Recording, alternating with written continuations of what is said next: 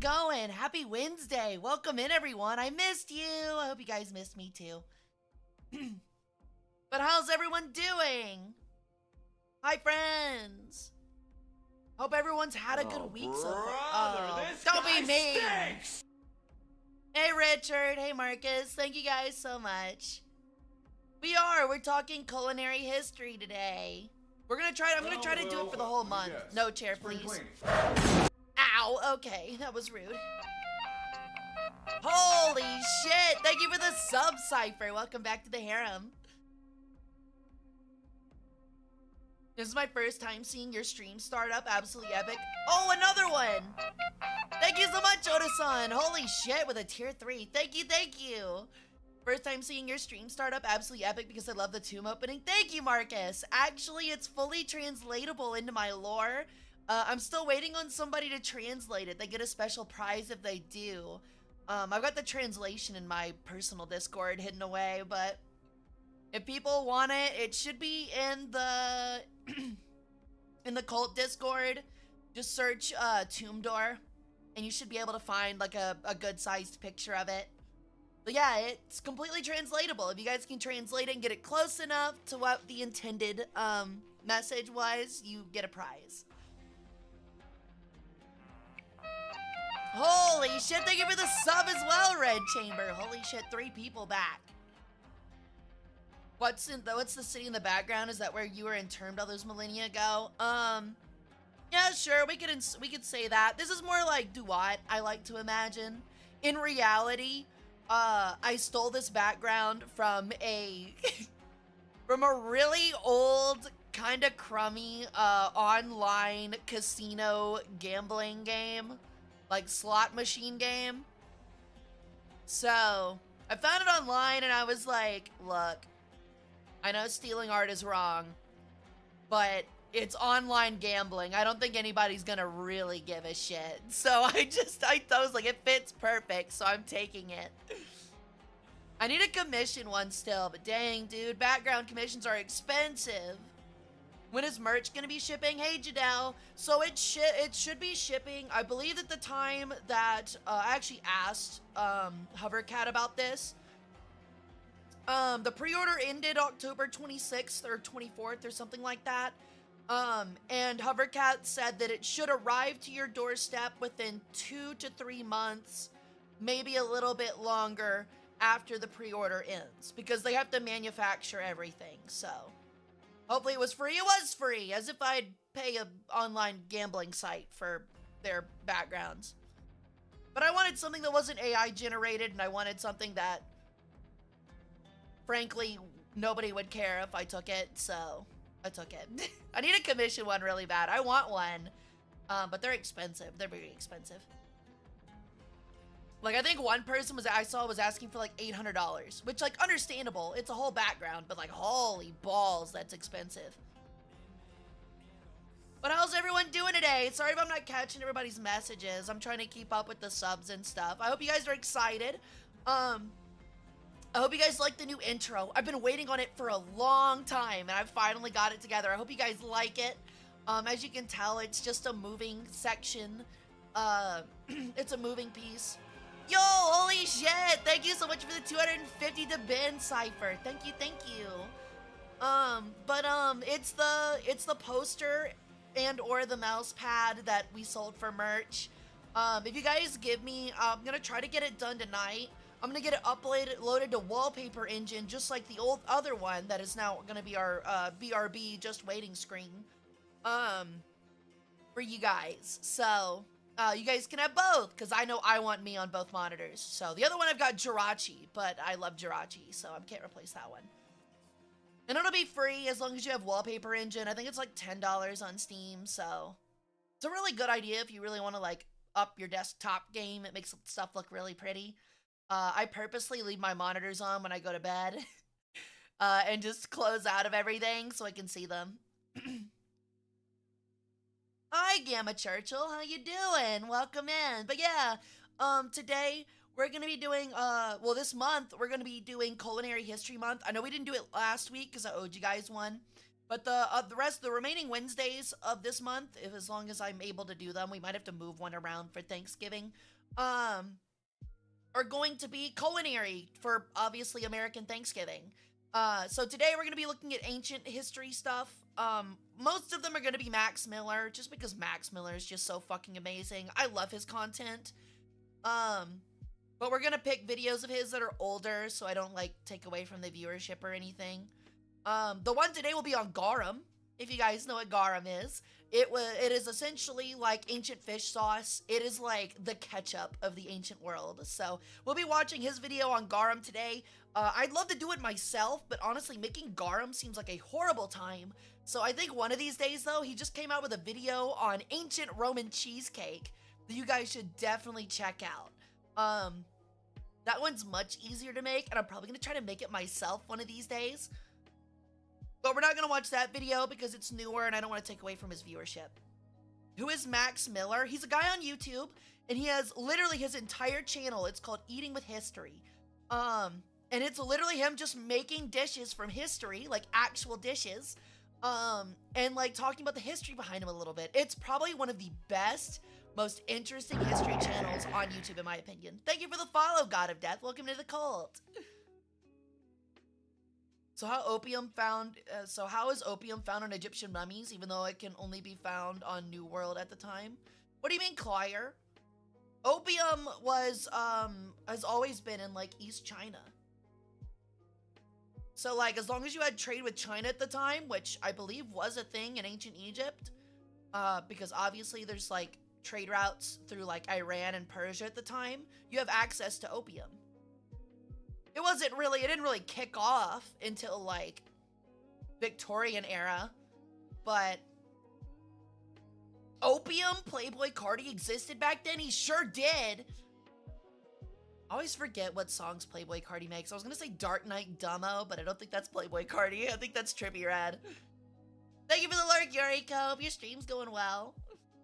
Didn't the Romans have limits to how close garum could be made to cities? Yes, they did, and you will find out in this video why it smelled so horrible. Is your name a combination of names from different cultures? I asked because Hara sounds eerily close to Hera. Actually, it's not, Marcus. So, Hara is just a feminized form of Horus that I thought sounded cute. Ray is a feminized form of Ra, and then Sol just means sun, so... Yeah, Roman fish juice. Hey, Lorelai. Hey, Reckless. I'm doing good. How are you doing? I do just want to say, by the way, excuse me, sorry. Need to clear my throat a little bit. I haven't talked a lot today. It really means a lot to me that you guys, like, come and show up to these history streams. We only started them about a month and a half ago, and I only do one a week. But seeing how much you guys have come to love them and, like, show out for them has really made me super happy because I love history and, like, I don't really get to share it a whole lot in my daily life. So it means a lot to me, seriously, that you guys, like, are willing to come in and, like, listen to me yap about probably my favorite thing ever. So seriously, thank you guys. I hope it's fun for you guys, as fun as it is for me.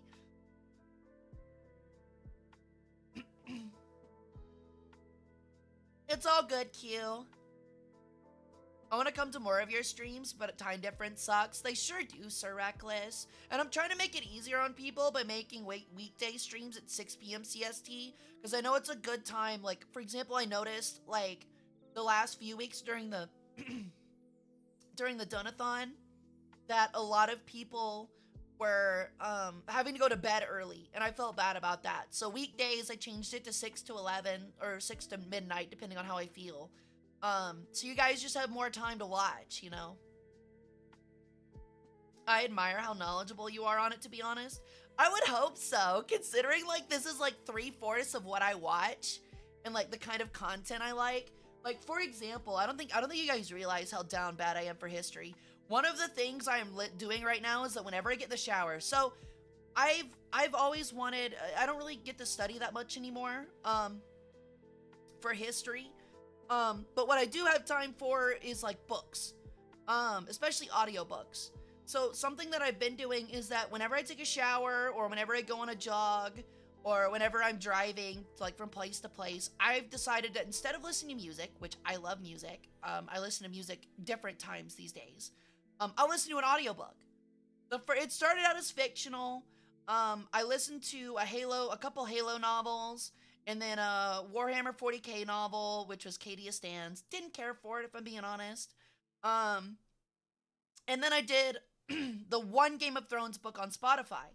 Well, now I've decided to change it back over to my real passion, which is nonfiction history, and I'm currently listening to a book by Vladislav Zubak called Collapse, the Fall of the Soviet Union, which like focuses and details closely, like really in depth on Gorbachev's term as like the premier before the fall of the Soviet Union. So I'm really enjoying it. I'm about an hour in. The book is 24 hours long, the audiobook is, so I'm just gonna chip away at it for a couple months and hopefully engross myself in it. After that, I'm gonna try to find a book on Roman culinary history, because I took a class on it in my undergrad and I loved it, but I barely remember anything about it, so. Thank you, Lorelai. Hi, Anubis. I'm afraid I don't know Thomas Sowell or Metatron, but they sound really cool. Honestly, I always love new history stuff. Hey, Thomas, how's it going? Welcome in. I'm UK time. Yeah, I'm finding that pretty frequently, Reckless. I don't know what would be easier for you guys. I try my best, because I know a lot of viewers, especially for like War Thunder streams or like across the sea. Doing good, just chilling. Let's go. Hey, Beck. Man, sorry guys. It sounds like I've got like a lot of stuff in my throat. Let me get some water.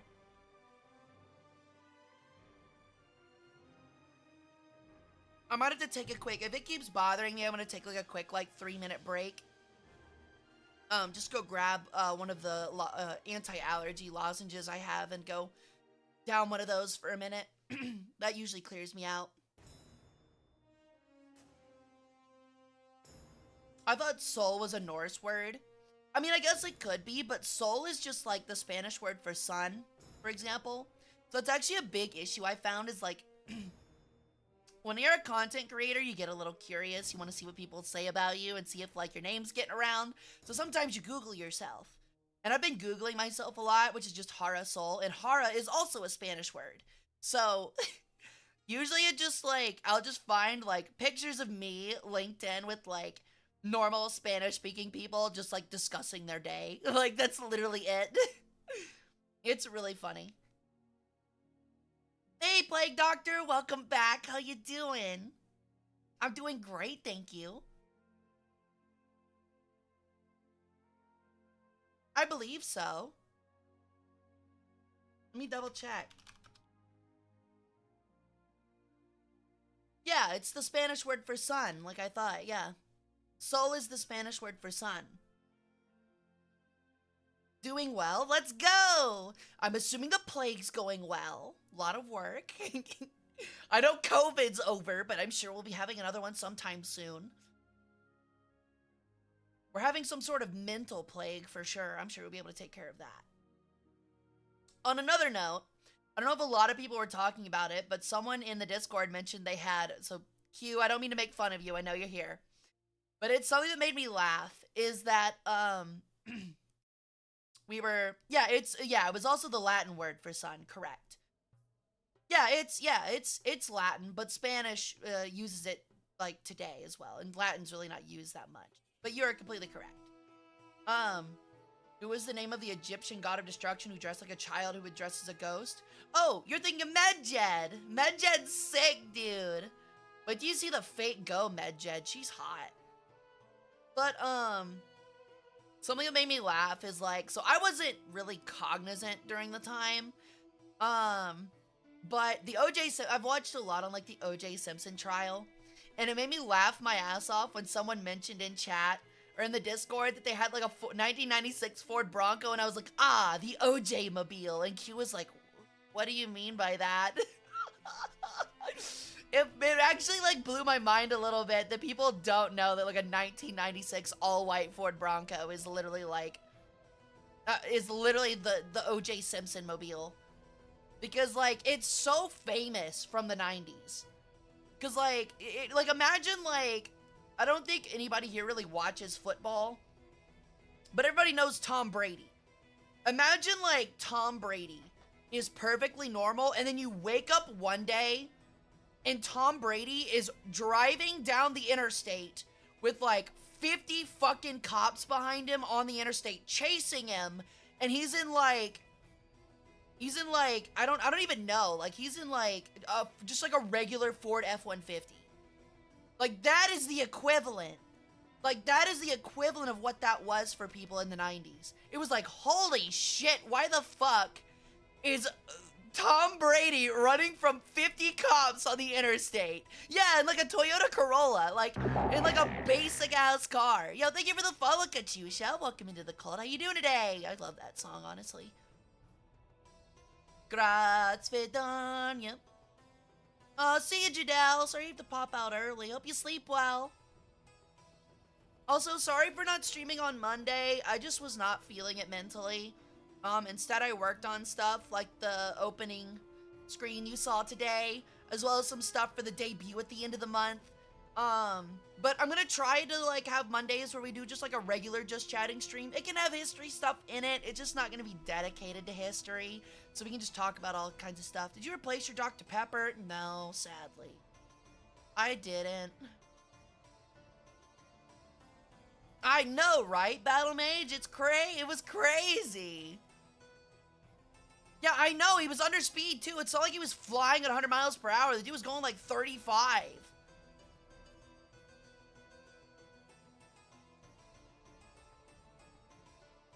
When you get into the modern era, I recommend looking up how Brian Jacques uses Culinary in his Redwall books. It's quite wholesome, really. Interesting. I will check it out. Honestly, somebody I want to focus on is Lopez Kinji Alt, who, like, brings, like, a scientific view into culinary arts, where, like, he, like, looks at, like, chemistry reactions to figure out the best way to cook and, like, flavor food. And I'm not gonna lie, I try a lot of his stuff, and it's always a fucking banger if I make it right. It's so good. His chocolate chip cookies were a banger. His Detroit style pizza was a banger. What else did I try from him? I've tried so much. I think I tried smash burgers from him as well. Like, Lopez Kinji Alt, like, if you want somebody that makes simple but, like, awesome recipes, Lopez Kinji Alt is exactly who you want to look for. He makes some great fucking food. Yeah, it was like the whole fucking department was chasing his ass. But I'll be sure to check it out, Marcus. This month, I kind of want to focus on, like, one major period each week. So we're going to do Ancient this week. Next week, I think we're going to do, like, Middle Era, like, probably I'll try to find a Max Miller episode for, like, Victorian or, like, World War II era. And then for the last one, I want to focus on something more modern. Ow, did you try their double John's chocolate cookies? No, I haven't. I have seen that, though. Griff. That guy is hilarious. Him and his kid are hilarious. I think what made me laugh is that, like, so I'm, like, big on his Super Mega, and they talked about him on the podcast. And I was watching it, and it made me laugh so fucking hard how pissed off Jimmy Kimmel was getting at them for, like, doing their little, like, thing or whatever. It was so fucking funny. Like, you can see that Jimmy Kimmel was, like, physically upset that they wouldn't stop doing their, like, boom thing. Like, it got to the point where, like, the kid would do it and be like, all right, yeah, whatever, come on. Like, Matt Ryan from Super Mega, yeah, as long as you have a short blue thing and a tall red thing, it's automatically Super Mega. Lopez Alt, that's a name I've heard of just now. I was sold when you mentioned the chemistry part. Kinji, so it's like, here, I'll type it in chat. It's Kenji Lopez Alt. And you'll just search his recipes. And just, like, search his recipes online, and you'll find them. I did, like, it's a really simple recipe, but you can kind of mess it up pretty easy. His recipe on brown buttered chocolate chip cookies are amazing. They're legitimately some of the best cookies I've ever put in my mouth. They're so good. Was it Fallon? No, I'm pretty sure it was Kimmel. Yeah, no, I'm like 99% sure it was Kimmel because Jimmy Fallon wouldn't get pissed off. Because that's like 100% like Jimmy Fallon's like energy is like that wacky shit. Jimmy Kimmel's the weirdo. Yo, thank you for the follow, Aniko. Or, thank you for the follow, Aniko. My brain's melted. Hi, Aniko. Welcome back. How's it going? Yeah, Lorelai. He makes some good stuff. For the Brian Jacques part, when you get to the modern era, there's no video on the cooking specifically, but there's a channel by the name of Exits Examine, which had a video explaining that aspect. Sounds good, Marcus. If you're in the Discord, could you drop that in recommendations so I can easily find it for a couple weeks from now? That'd be super helpful. There's an ESPN documentary called June 17th, and it's just a video footage, no added commentary from that day. The day was packed with sports history. Arnold Palmer played his last major tournament, the World Cup Open. Rangers had their first victory parade. That's crazy. Dang, Badger. I didn't realize. It's weird how you have, like, some historical days where, like, stuff just kind of, like, all happens at once. You know what I mean? I don't know if he has videos, Marcus. I know he has a couple. I would check out his Detroit-style pizza one. But his Smash Burger one, if you're looking for the scientific chemistry behind it, his one on Smash Burgers is probably the best. Because, like, he like, goes in depth on, like, how to, like, get it, like, nice and crispy and, like, what you need to be doing perfectly and things like that. Another guy that does Smash Burgers really well, I forget his name. He's really funny. He looks like Albert Einstein. He's like a wacky burger professor. Hold on. And he is, like, a burger wizard. George Motz. His name is George Motz. Georgemotz. And that guy is like a fucking burger wizard. He also focuses on the history of hamburgers as well in like one of his videos, like the one on the Smash Burger, which is actually really fucking neat. Because like he talks about like why Smash Burgers came into being and like how hamburgers became popular. And it's essentially just the fact that like you'd have people like set up these like really rinky-dink, disgusting, like, curbside burger carts. Like, they do, like, kind of like hot dogs in New York, but, like, way less clean. Outside of, like, industry factories and stuff like that, like the 20s and 30s. And, like, all it took was a griddle. So, like, they just, like, smash out these fucking smash burgers for people. And, like, that kind of, like, caught on after that. Oh, don't blame you, Marcus. I gotcha. Yeah, just make sure to remind me towards the end so I can grab it. What is the most ancient food you've ever had? Man, that's a good question.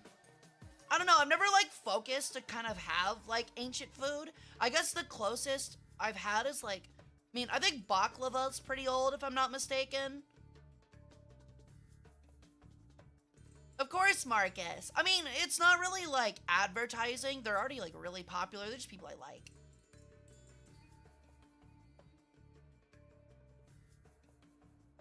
We sure do, Lorelai. Yeah, binging with Babish. I watch a lot of binging with Babish, yeah. George is like a mad scientist that cooks mean burgers. That's what I'm saying, Plantainer. He's like a burger Einstein. It's hilarious. He looks crazy. He looks like the exact kind of guy you'd expect to know a lot about hamburger history. That's all I'm gonna say, and I mean that in a good way. Hey, Mr. Mantis, welcome back. How you doing? But yeah, he looks like a guy that knows a lot about hamburgers. Can't get past your rules page on the Discord. Okay, Reckless, I think I noticed some people having some problems with that. So, if you read the rules thing, all you have to do is emote at the bottom. So, like, just get to the bottom of the message, and there's, like, some emotes there. Make sure you read the rules. But after you read them, you just have to press the little emote button beneath it, and it should let you in. Yo! Welcome in, Raiders! Welcome in, everyone. My name's Hara Rae Sol. I'm an Egyptian Peregrine sun goddess. I do War Thunder, history, and variety streams. Thank you for the raid, Arthur. How was your stream? If you guys don't know, Arthur is a very awesome artist that is extremely kind enough to make surprise art of me on rare occasions. So he's a propaganda specialist for the bird cult. So you guys should go check him out. He's very nice, too. He draws very well. Makes very cute art. Did ancient Egyptians have any ceremonial foods they would eat to honor their gods? I don't know about, like, ceremonial foods they would eat to honor them, but they did have a lot of sacrificial, like, foods that they would use for sacrificial purposes. He deserves the propagandist role more than me. I'm not gonna lie back. I don't mean to be rude, but like I dropped all the special roles because I had to make so many new ones. I'll probably be giving y'all new ones for especially for you, Beck, but I'll have to figure out new ones for you guys. Played some Fashion Police Squad, Transformers Earthspark Expedition, and Buckshot Roulette. Hell yeah! Do you like Buckshot Roulette? I need to play the multiplayer one. It seems really fun. Still stuck? Uh-oh. Is it not working? Uh-oh. It should be applying the worshiper role.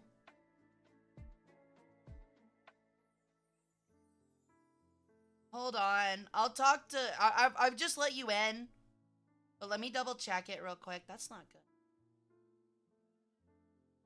Like, if you give it the thumbs up, does it not give it to you?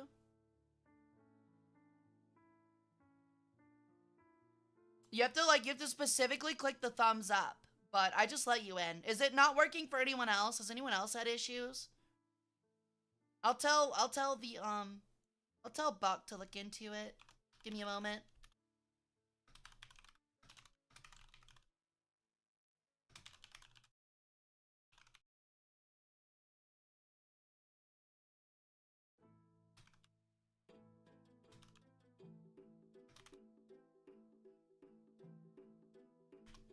You ever just like outwardly realize how fast you type sometimes?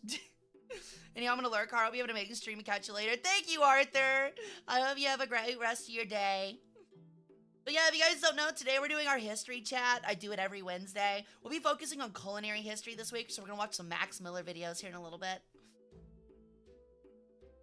And I'd have a bot message pop up. I gotcha. Well then, let me see here.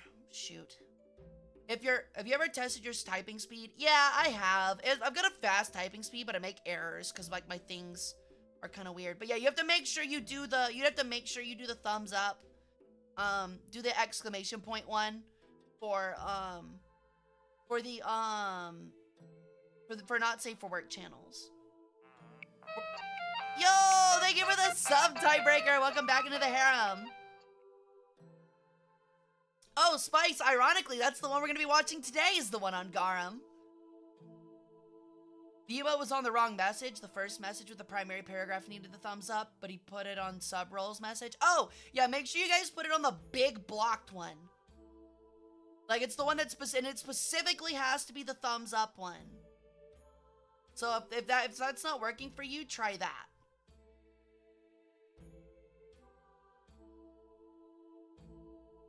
So yeah, it's not like the one where it says like roll menu and it has like streams, tweets, and VTuber. It's like the big one posted by Me6, the blue-faced guy. And then at the very bottom it says thumbs up to agree, and then you press the thumbs up. Still nada. I gotcha. Would you mind posting your Discord name? And Beck, if you don't mind giving him the worshiper role, that'd be great. I'll talk to Buck about getting it fixed. We might have to shut it off for a little bit. The rules, like the bot that lets people in for the rules channel isn't working right now. I might have to double check it. I might have messed something up. I need to reset emotes. What, do I just need to remove all reactions at that point? Would that help? Oh, anyway, we'll talk about it later. If you could get with the mod team back, and try and figure it out, that'd be great. I don't really have time to focus it on stream. Just in case people decide to join. I was wondering why so many people were leaving last week. Because I noticed like a lot of people were popping in and were having to like dip back out. I got you all good, Marcus. Thanks again for coming and hanging out. Yeah, it does get wacky. Yes, there are not safe for work channels. You have to go back, if you're already in the Discord, if you go back to the rules section, you have to press the exclamation point sign, and it'll give you access. I'm not in them a whole lot, because I'm not like a super not safe for work person, but there is a not safe for work bird channel, so you can catch up on a lot of bird boobs. The Sorted Food channel does a lot of historical stuff too, like cooking from old cookbooks. Ooh, to save that one. Thank you for telling me, Spice. Sorted Food. I'll keep that up for later. Another one I really like, I don't know if you guys have ever checked him out, but he does like specifically cocktails, and it's called How to Drink. He does a bunch of really cool stuff too. I wish he got more viewership. He really deserves it. He's got like a really nice, like if you're interested in cocktails at all, please go check out How to Drink. He deserves viewership so hard. He does so much work. Like he's so good at what he does. He's so cool. He's got this really nice like studio, like actual like bar studio set up, and like his wife like films him, and he's just a really cute guy. Also, I asked before, but what's the name of the raider you have? I want to look him up because I love art appreciation. Oh, Arthur Kingdom. ARTHURKINGDOM. All good, Reckless. Sorted is pretty good. They haven't done the historical cookbook in a while, though. They pivoted to cultural exploration and budget cooking. That makes sense. Another one is, God, what's his name? Another one that we'll probably watch this week, that's the one we'll probably do for the colonial era, is, let me check. I forget his name.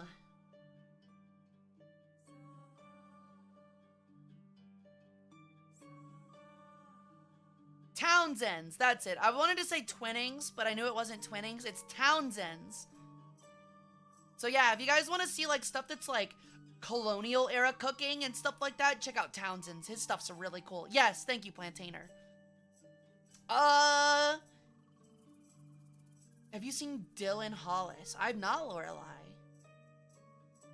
Sorted's pretty good. Oh, I already read that. I'm done. Gotcha. Happy you got in, Smart Tart. Sorry about that.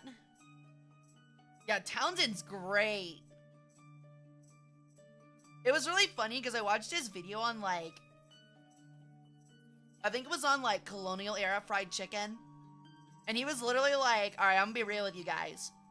Don't do this shit. You'll set your house on fire. It's like way too fucking easy. Like, he was straight up like, I have like 2 fire extinguishers on hand because it is so easy to set your house on fire with this. His roast beef one is good. I'll have to check it out. I haven't watched as much Townsend's videos as I probably should have. He's also very goofy. I like it, Lorelai. I'll be sure to check him out. God, I'm getting all the history recommendations. I'm digging it.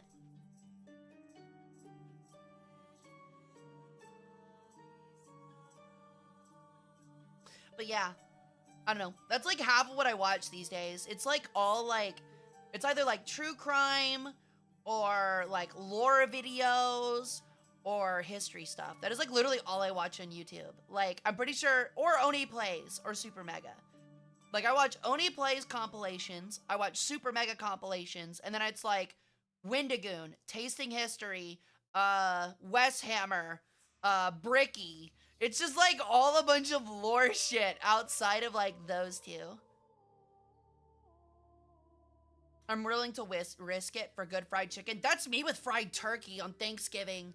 Holy shit, dude. It's like some odd like 10,000 homes a year like fucking like burned down because of people frying turkeys. But dude, I don't blame them. Like, fried turkey is the shit. I don't know if you've ever had fried turkey for Thanksgiving, but that shit cooks. It's so fucking good. I was absolutely a Discovery and History Channel kid when growing up, Smart Tart. Absolutely. I'm one of those people that wishes they'd go back to old-style documentaries. Like, at the moment they changed to, like, Ice Road Truckers is the moment that TV died for me.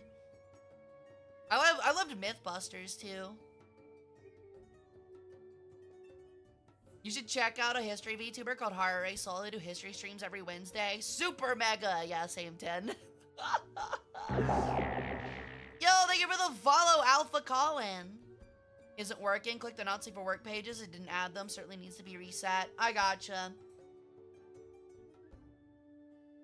I'll take a, when I take my 10-minute break, I'll work to get them fixed. History Channel when it was actually History Channel. Even when it was History Channel, though, it still had, like, sprinklings of dumb crap. It still had sprinklings of, like... Because, like, that was the issue with, like, History Channel, was that it was, like, all day, it's like, dang, actual history, cool documentaries. And then, like, the moment it hits, like, 8 p.m. every single night, all right, here's your 5 interrupted hours of Hitler. Like, actually, like, that's what it actually was. It was like, oh my god, okay, colonial history. All right, conquistadors, dogfights, and no, we've hit 8 p.m., so now here's your 5 interrupted hours of literally Hitler and then infomercials. Like,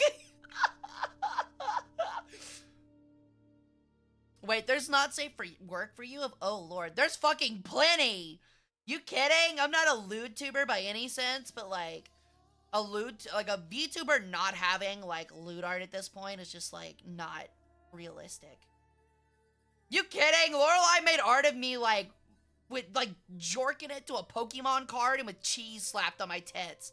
Like, granted, half of them are just funny shit posts, but my say so VTuber how?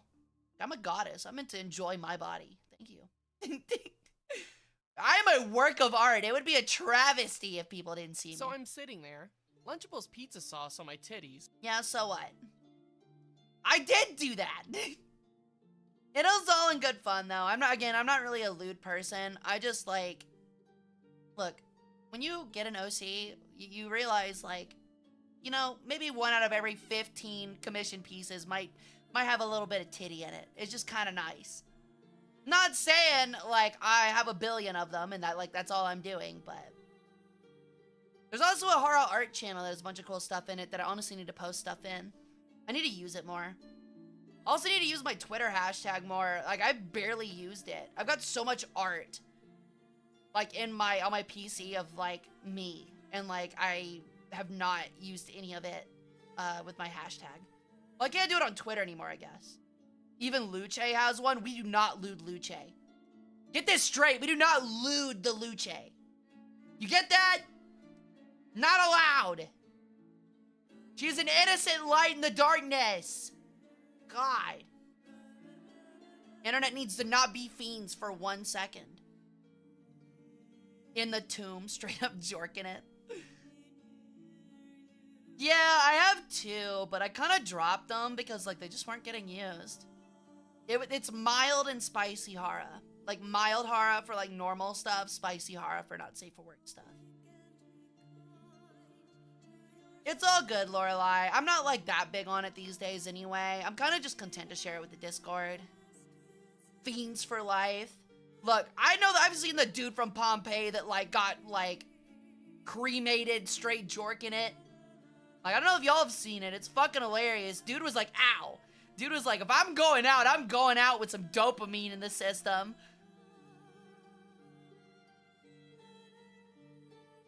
And he's immortalized that for all eternity. What? Yeah, no, seriously. I'm not kidding. This is not me making it up. I'm not gaslighting. You know how, like, they have casts of people that, like, died at Pompei? There is one of a dude that is literally him jorking it. Like, he is literally, like, legs spread, ass, like, back on the ground, like, hand between the legs, like, fist clenched. He's gripping that thing, man. He's squeezing that thing for dear fucking life. Like, yeah, I wouldn't be surprised if there's a couple. Hey, Anubis, welcome back. I think we have 3 different Anubises now. The fuck did I walk into? What's up, Panzer? We're talking about Pompei. But going back to culinary history, something else that's really cool about Pompei is that you can see, like, perfectly preserved bread loaves. So, like, we know exactly, like, what their bread loaves looked like at Pompei with, like, the stamp and everything. It's so cool. We do. Also, how's it going? It's going great, thank you. Hope you're doing well. Man was dedicating his last moments to what he knew he wanted, for sure. But, like, I think Max Miller actually recreates the bread, so. What about Krakatoa? I'm more of a, shit. What was SpongeBob's superhero name? Fossilized bread is my favorite gemstone. Unironically, I would love, perfect birthday gift. I don't even know if it'd be worth anything. But I would absolutely love, like, fossilized Roman stamped bread, like a slice. I would put that shit up in my room, dude. I'd have that on a shelf in, like, a display case. And I'd be like, here is my ancient piece of fossilized bread. Right next to the fossilized man jorking it.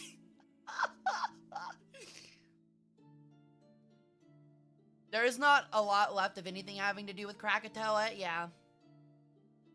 I feel like that would be impossible to get a hold of. It would definitely be very hard. I would like some Roman coins, though. That'd be cool. I have one from the time of Constantine, but...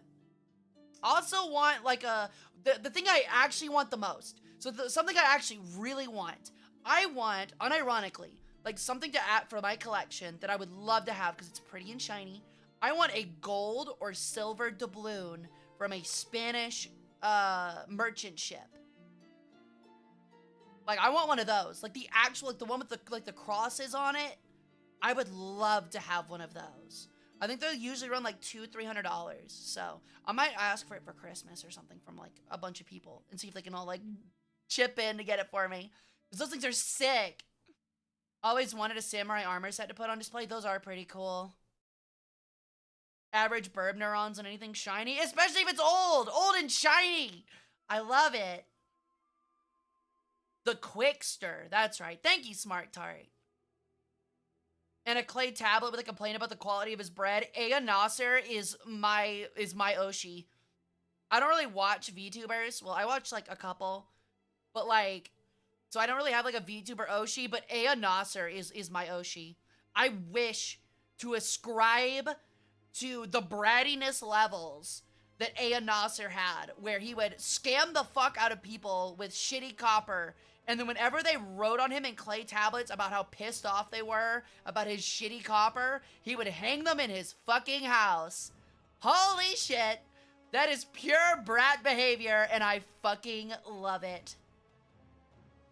Hey, Jazzy Wolf, welcome in. How's it going? Glad to have you here for the first time. I would like to let you know, however, now that you've chatted in chat, you've hopefully read the rules and realized you're, like, supposed to preen me every 20 to 30 minutes, as well as I get one of your organs. So pick one, whichever one you like the least. Honestly, I want the liver. The liver's the funniest because your skin turns yellow. You kind of look like a Simpsons character. But I'll let you pick. If you choose the eyeball, I'll only take one. So that's like the deal going on right now. So which one would you like to lose, Jazzy?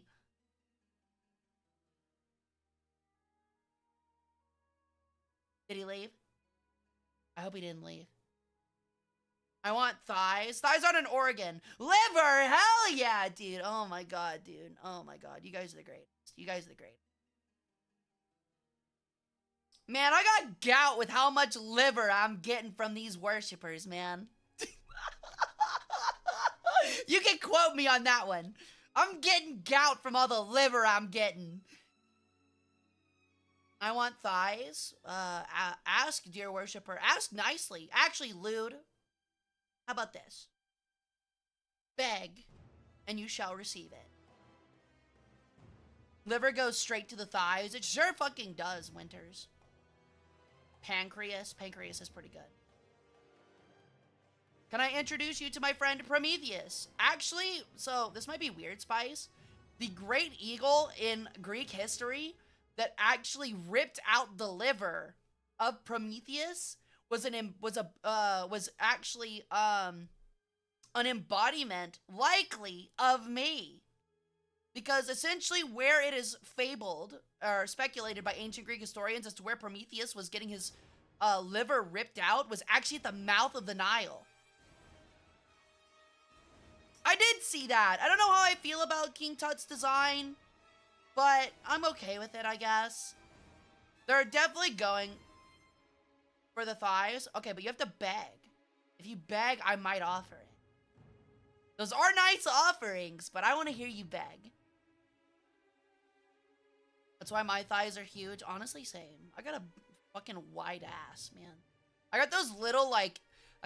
honestly, like, when I have to, like, walk around, I've got, like, a little RC truck that's got, like, a banner across the back with, like, a yellow light that says wide load.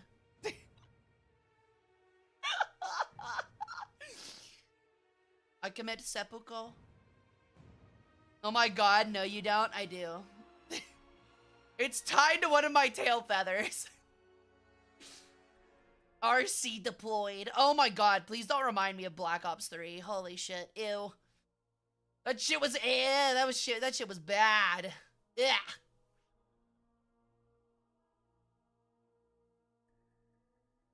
Also here, oh yeah, I already read that, Anubis. Because having an eye patch would be cool. That's what I'm saying! I'll even make a deal with you. If you give me one of your eyeballs, I will replace it with a really cool fire opal. There you go. You can be like the brother from fucking House of Dragons, where he's got like the big blue sapphire, except yours would be like red. Yeah, I know, right, Q? Wouldn't that be sick? Honestly, that's our cult's calling card. Everybody loses an eyeball and gets it replaced with like a giant red fire opal. Killer Hunter Swarm inbound. That shit was horrid. I hated that shit. I hated that. I preferred the bouncing Betty spam in Call of Duty World at War. Like, when you died, you dropped like a bouncing Betty on your body. I preferred that, because at least I could crouch and dodge it. More like Doo-Doo Ops 3. Hot got him. Hell yeah. Cypher, fuck him up. MP40 gang. I like the STG-44. The dogs of the Hunter-Killer Swarm. At least with the dogs, you can shoot the dogs. Yeah, the Hunter drones, it was just like, alright, you die. Like, it's literally just like, you're in a tornado and like, you just die. Herodotus tried to go to Egypt because it was said that that is where Hercules was killed, but it was stated by Herodotus that the ancient Egyptians don't have ancient heroes. Honestly, we kind of don't. All of our ancient heroes are gods or people in actual history. Fetch me their souls. Like, use the opal as like a glass eyeball? That's what I'm saying, Rico. Yeah. It'll suck having no depth perception, but damn, I'll look cool. Damn right. Damn right, dude. War Thunder should have the Carl Garat. What is that? I'm afraid I don't know what that is. That's not one of the giant railway artillery, is it? That reminds me, I need to ask Gaijin for my monthly allowance. I haven't done it yet. My favorite game to play would have to be Smite. Smite's cool. I just don't. It's not for me. I've also said it before and I'll say it again. Like, any game that does like multimedia crossovers, like, it completely ruins it for me, if I'm being honest. Like, the Fortnite kind of effect. It's like, I love Ruby. And like, I love like ancient mythology, but when Smite added Ruby, I'm like, yeah, you guys just kind of killed any interest I ever had for the game. I don't want to be like sitting here like trying to be sick ass Thor going up against Quetzalcoatl, but Quetzalcoatl looks like Yang from Ruby. You can never hate Minecraft. I hate Minecraft. I'm just kidding.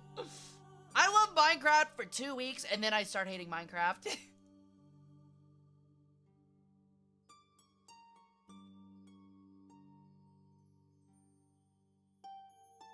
Oh, thank you for sending me that cue. I'll read it after stream. Ruby, nice. Yeah. I'm back by unpopular demand. I don't know. I like you being back. And I'm popular. Kind of. I'm so glad the 2-week Minecraft phase is a universal experience. I think it's because, like, I'm not really, like, a Minecraft fighter. I'm not bad at it, but I'm more of a builder. Like, I like building the most in Minecraft. But the thing is like, so like, when I start, I'll set out on like this massive project and I'll get like, I'll start my project and I'll work on it day and night for like 2 weeks and I'll finally get it built and I'm like, dang, it's built. That looks sick. Okay, now to furnish it. And I'll spend a little bit more time like half furnishing it and then I'm like, damn, I'm burnt out as shit. All right, I'm quitting. Like... Of course, Q. I'm excited to read it. It does get really boring past the point. The one that I did really like, though, is that there's a mod where you can add where you get, like, pet dragons. And, like, over time, they go from, like, being, like, shoulder-sized to literally, like, mountain-sized. So, like, it was really cool. Like, I spent one time building a, like, you have to hunt the dragons, though. So you have to kill the dragons and then you, like, steal their eggs or whatever. Because that's, like, they drop them. So you have to, like, farm dragons. You can, like, breed them to get different colors and stuff like that. It's super neat. So that one, like, kept me busy for a long time. Because, like, you have to go in an alternate realm. And you have to, like, actually approach the dragons with, like, some kind of smart, like, game plan. Because they'll fuck you up if you don't. You keep each other motivated? Yeah. You definitely have to play with friends. It's also better when you have shared projects.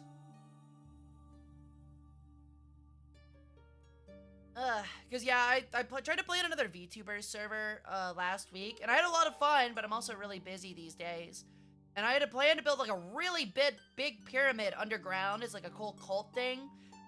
Me and Yoriko like mined out like a quarter of the pit, which took like 2 hours. And I was like, all right, fuck this. I'm gonna go find more diamonds so we can have diamond picks so this goes faster.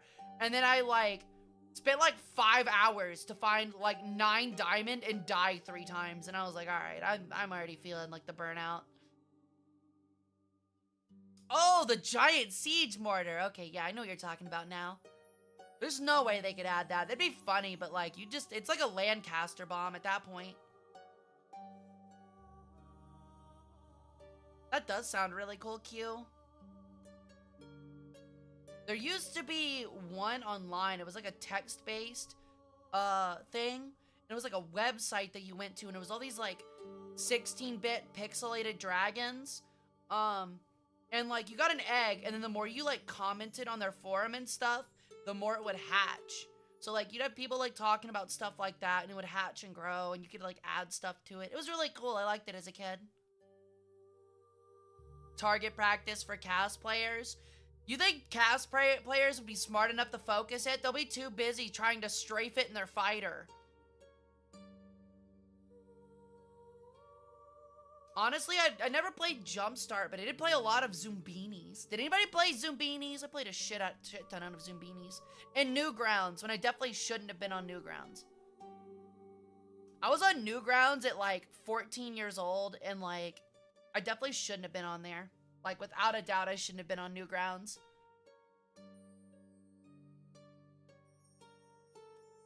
Actually, funny story, kind of thinking back to it. I was on Newgrounds at like 14 or 15.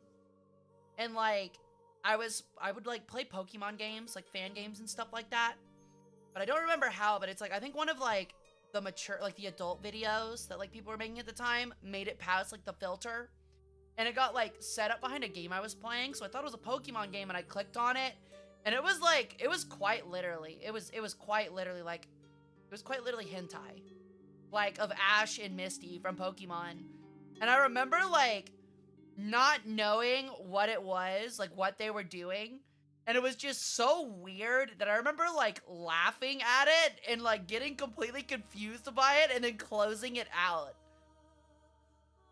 Like, I was just like, I don't know what they're doing, but like, it's fucking weird, dude. And then I just like closed out and went back to the other game. Oh, man. I was a pure kid. I was a really pure kid. I said 15, but it was definitely like 12 or 13.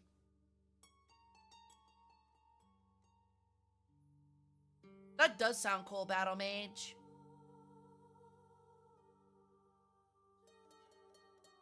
Yeah, Newgrounds really was like the epicenter for like a lot of like modern porn addiction, if I'm being honest. Also, you have to get your Gaijin allowance, so does that make you a War Thunder sugar baby? Absolutely. I dance for Daddy Snail. He gives me 10,000 golden eagles a month and 2 vehicles of my choice.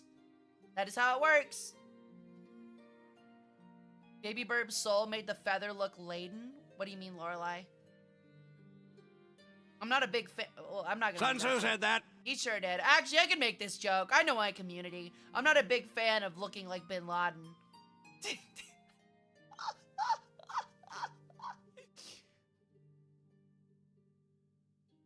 Taking 3 to 4 hours, download 1 episode of a 8 show on Kazaa. Those are the days.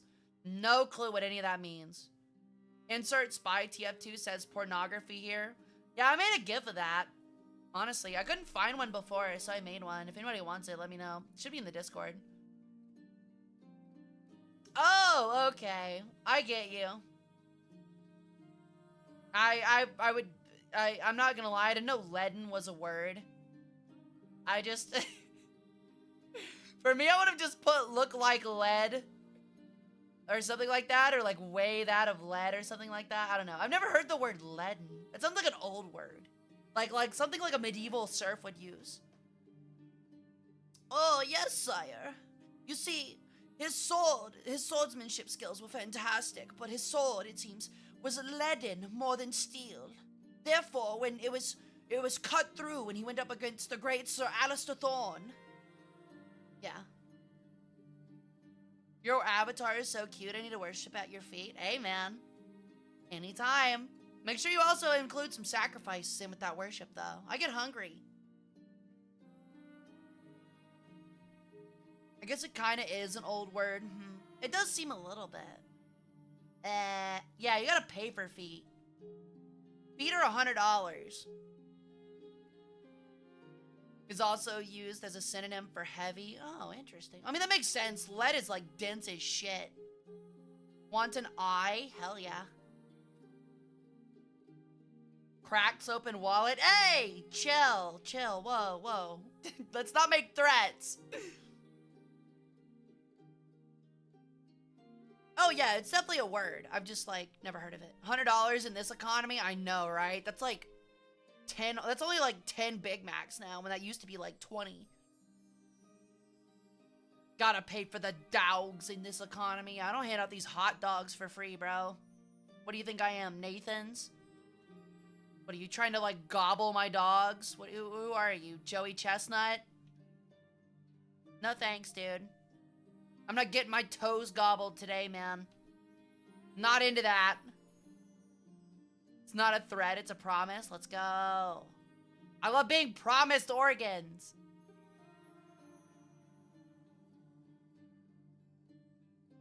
Man, I wonder how like long it takes. I feel like it's seconds, but I feel like how long it takes. Sun Tzu said that. He sure did. I wonder how long it takes for a new viewer to be like, oh my god, what a cute model. She's adorable. And then like checks in. And I'm just saying like some of the most insane, like inane ramblings you've ever heard in your entire life. And they're just like, what the fuck? Like, I'm alright, I'm out. Like, yeah, definitely like 0.01 seconds for sure, dude. Oh shit, I forgot. I need to order myself more rogue energy too. Shit, I'm almost out. Mama needs her happy chemicals. Yo, what's up, Lascar? Welcome back. How's it going, dude? This is what makes you wonderful? I hope so. Because when you guys turn on the TV 2 years from now to see me driving down the interstate away from the cops like O.J. Simpson because of a crime I performed like O.J. Simpson, I hope you guys aren't that surprised. I like to think of myself as a more upfront person in that boat. So I'm sitting there, Lunchables pizza sauce on my titties. Yeah, so what? I'm allowed to have hobbies. Israel grind is driving me insane. Just one more! Just one more Magok! Brother, this guy stinks! Yeah, so what? Thank you for the follow, Jazzy Wolf. Welcome into the cult officially. What do you mean, Lascar? Can you not handle one more Magok? You've only been through 4. You got 4 more to go. Come on, buddy. Pick it up. You only got to drive 4 more Magoks. What do you mean you're tired of driving the exact same tank with slightly upped armor and slightly better pin? What do you mean it's dog shit compared to all the modern shit you have to go up against? It really is. The Israeli tree is like, here's some Magoks with like a couple Merkavas sprinkled in. And like 1 ASU 57. It's good, trust me. It gets better. It gets better. Just rowing down the Nile River away from the cops. Yeah, except I'm not the one rowing. Hi, welcome in. Thank you for the subscription. Thank you so much. I'm happy to have you. I'm sorry I don't speak Japanese. Honestly, it's something I've always thought about learning. Not because, like, well, I am a weeb. Don't get me wrong. But not because I am a weeb, but just because, like, it was between German and Japanese and what else? I think I was considering French in university, and I just went with German. The P400 sucks in America turning-wise. It sucks at turning, but it's great shooting. Yeah, you're all rowing the boats. Don't get it mistaken.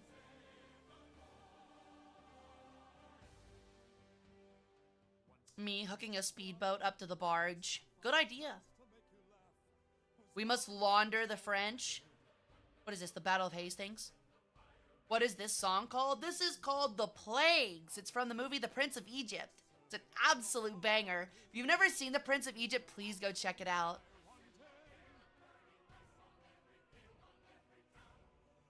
This was mine. It was pretty cool. The only thing I would be worried about is the kanji. Yeah, I'm already bad at languages. That's why I picked German. I don't think I would have survived Japanese class. If I was like, didn't know English and had to learn English, thank God for Egyptian magic. Because if I had to learn English like natively, like just like trying to learn English, I think I might actually like go drown myself in a pothole. What the fuck is a bad scene? Actually though, Panther, you're so right, dude. From the short amount of time I've been here, I'm pretty sure Sol will be the type of person to force someone into their escapades. 100%. 100%. I'm definitely the type to be like a gaslighting manipulator where I'm like, hey, like, you do this, like, I'll give you eternal life. And then they do it, and I'm like, yeah, you thought I could give eternal life. That's cute. Anyway, I'm taking your organs now. English just 13 languages in a trench coat. It really is. And like 10 of them are other forms of English. Thank you for the follow, Ratmouse69. Welcome into the cult. I love your name. Do you like my rat priest? I'm sure you'd like him a lot. Hi, Wrath. How's it going, dude? But nah, like, seriously, though, like, it might actually, like, Prince of Egypt might be one of my favorite movies of all time. The cool thing about learning Japanese is that it gave me a reason to watch anime. Speaking of anime, so, like, I've always kind of, like, always considered myself a closet weeb, because in the sense of, like, I find anime series that I, like, really latch onto. Excuse me. I've got hiccups. That I really latch onto and fall in love with, but I don't actually watch a ton of anime. Well, if I'm being honest, I'm kind of entering another weeb phase. I'm gonna be completely honest. I fucking loved Don Don. I'm loving Don Don. In Ranma 1/2. Like, I am actually absolutely obsessed with Ranma 1/2. It might be my new favorite. It's so good. It's so good. And I'm so happy they're remaking it. Knowing that I have like 300 episodes ahead of me feels great. I'm gonna support it as much as I can. How's my favorite tourist? Doing great, Shag. How are you doing? Same here, Panther. I want the Nighthawk really bad. Soon you will like trash isekai. If I'm being honest, I've watched anime for like 15 years. I've really never liked isekai. I just haven't. I like Toradora is not an isekai, but I do love Toradora. I really like Inuyasha, which I don't really think counts as an isekai, kind of. I like Inuyasha a lot. That makes sense why I like Ranma 1/2. It's by the same person. I love Full Metal Alchemist, yes. I'm actually gonna be putting up a Full Metal Alchemist poster at my room here in the next week. A framed one. It looks really good. I'm really excited. And then, the only other isekai I liked was, Konosuba. But I don't know if I really count that as an isekai as well. I just like stuff that makes me laugh my ass off, and Konosuba, Ranma 1/2, and, a couple others have managed to do that. Also, I love the English dub for Don Don, just because of, like, how, like, free they are with the lingo. Like, it's so funny. Wakako Zake, because it's a 12 2-minute episode about food. That does sound cool, Spice. But no, I actually, like, kind of hate isekais. I didn't really like Sword Art. I don't really care for Ray Zero, even though I think it's good. This is gonna be a hot take. Well, this isn't the hot take. I hate Mushoku Tensei, because the pro tag is a literal pedophile. But I don't like Rimuru. Like, what's that one called? Reincarnated as a slime. That's my hot take. I don't like it. I don't think it's very good. Turbo Granny's funny. She's my favorite. In the newest episode where, like, there's the picture of, like, the scene of the lighter, like, going across the floor, and she's in that cat form and catches it with her foot and is doing, like, the JoJo, like, the pose that is exactly like this, where she's just like that. Like, she's like Like, that shit killed me. I love her. She's my new favorite. Plus, like, the whole idea of her being like, I'm gonna eat your ding-a-ling is fucking hilarious. Except, like, in the English dub, she says dong, which is even funnier. It's like, I'm gonna eat your dong.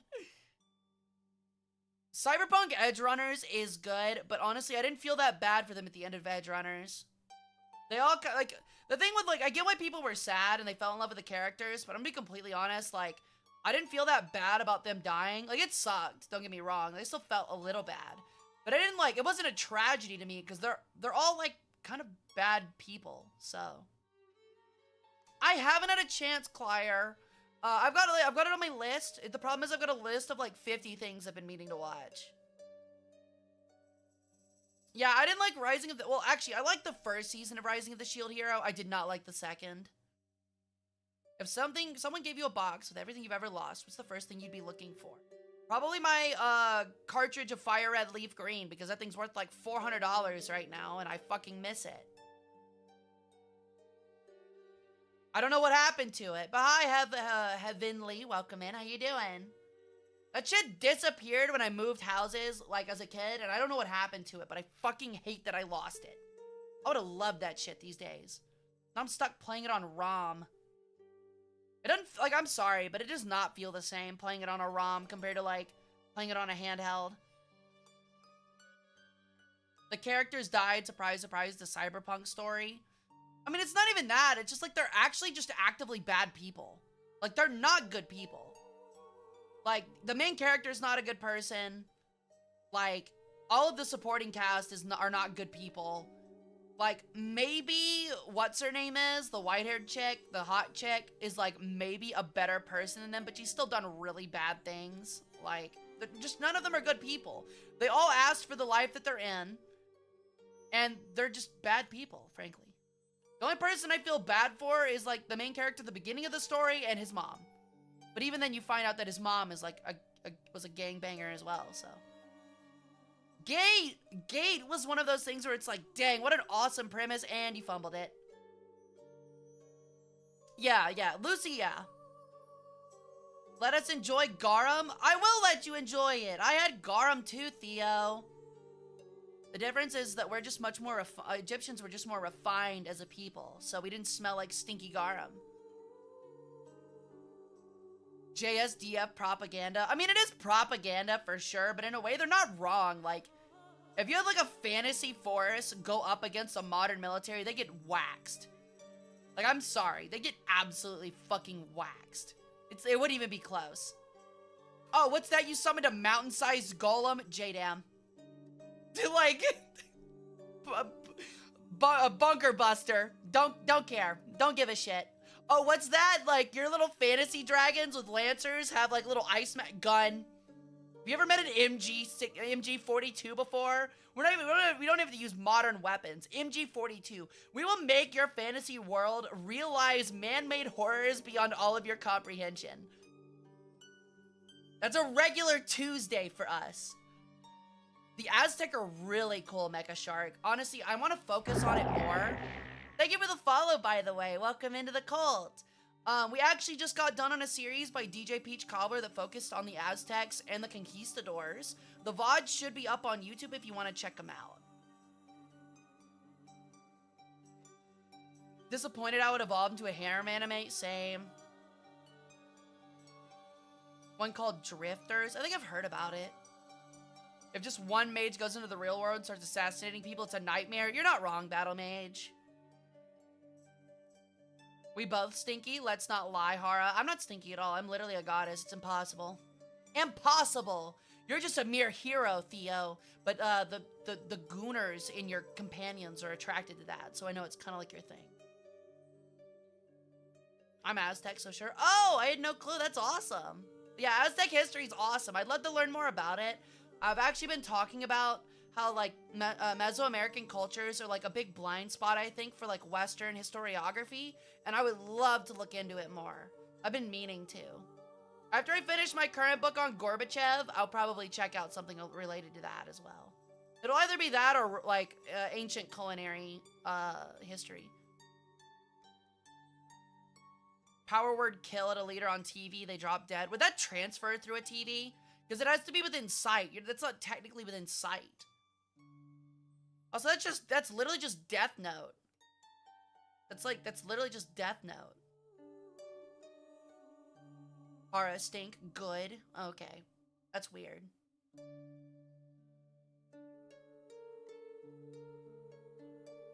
The current meta in historiography is Japan, which makes sense because like they're starting to slowly enter that sphere now, and there's a lot of very interesting Japanese history because it feels like prior to the Tokugawa period, like there's just no Japanese history when that's completely not true, you know? Quite gory and mathematic. Yeah, but it's like really neat though, because like it's such an individual culture. Like Mesoamerica is so different from everything else. That's what's so nice about it. It's like Japanese history. It's so different from everything else because it remains so isolated for so long. See you, Red. Thanks for coming and hanging out. Hope to see you back on Friday. Speaking of Friday, we'll be building Yugi's Millennium Puzzle. We'll get another hand stream, so you guys get to see my real life mortal grippers. So not the feet, the hands, like the things actually meant for gripping. Thank you for the tithe, Red. I have so many. I have a literal bookcase. So I've read all of them, but I've been meaning to reread Benedict Anderson's Imagined Communities. It's more of like a philosophical history book, but it's extremely interesting nonetheless. It's kind of the idea of how modern nations began and like how it's like really all just actually imaginary. And like once you read it, you can like you see like how it was formulated and fabricated by like early 20th century governments as a means of control. It's very interesting.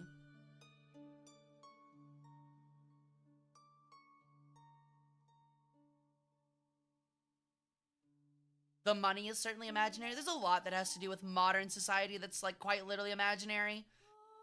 Mesoamerica is kind of weird. Incas came, built a few cities, and disappeared. It's a lot more than that, Panther, but I see what you mean. The weird thing is that like, so here's something that I don't think a lot of people think about. And it's kind of those like, one of those like coming to like terms with reality and sobering moments. Is like, I don't mean to like get kind of like dull or like dreary or dark on stream all of a sudden, but like if you think about it, there is nothing, there's unironically nothing that keeps someone from murdering you. The only thing keeping someone from just killing you, the only thing is an imagined or assumed possibility of consequences. There is no physical thing holding people back. And I think that's horrifying to think about in terms of like a psychological, like a philosophical standpoint. Yeah, it is an extreme oversimplification, but true.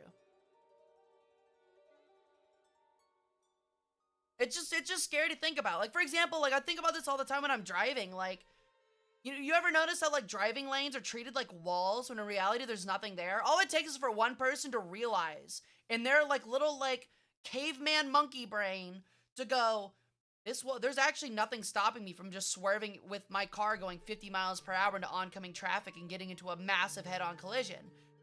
For them to do it. Like, it could be just a switch for some people. And all of a sudden you've got a guy that's literally trying to turn you and him into like crash test dummies. It's crazy.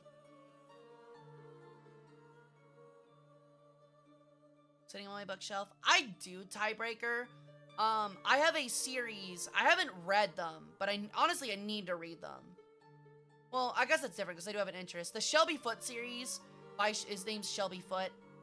He did one on the Civil War. I have the trilogy. I need to read that. The one on my shelf that is there but I have not read is The Five Rings. I have read Sun Tzu Art of War and the other one in that philosophical trilogy. I can't remember the other one. But I've not read The Five Rings. And I kind of don't really have an interest in doing it.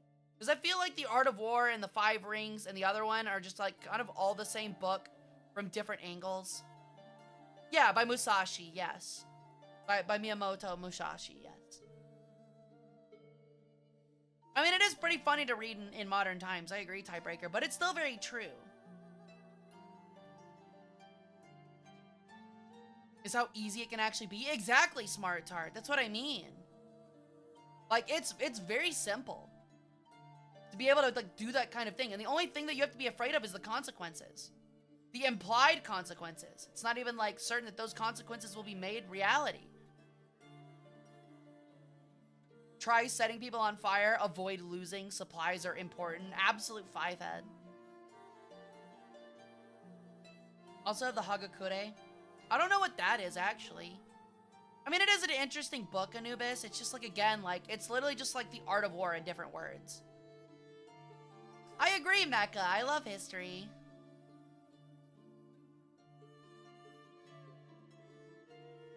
Honestly, the Russian book I'm reading on Gorbachev has been really enlightening lately as well. I'm really enjoying it. Like, it's given me a lot of perspectives on Gorbachev that, like, I've not heard before. So, it's always nice, like, reading things like history in, like, a Western perspective. It's even better when, like, you read it from the actual culture that lived the history itself. Like Russian, for example, with Gorbachev. And thank you for the pets, by the way. Alright. So I'm going to take a quick 5-minute break. I'm going to go to the little bird's room.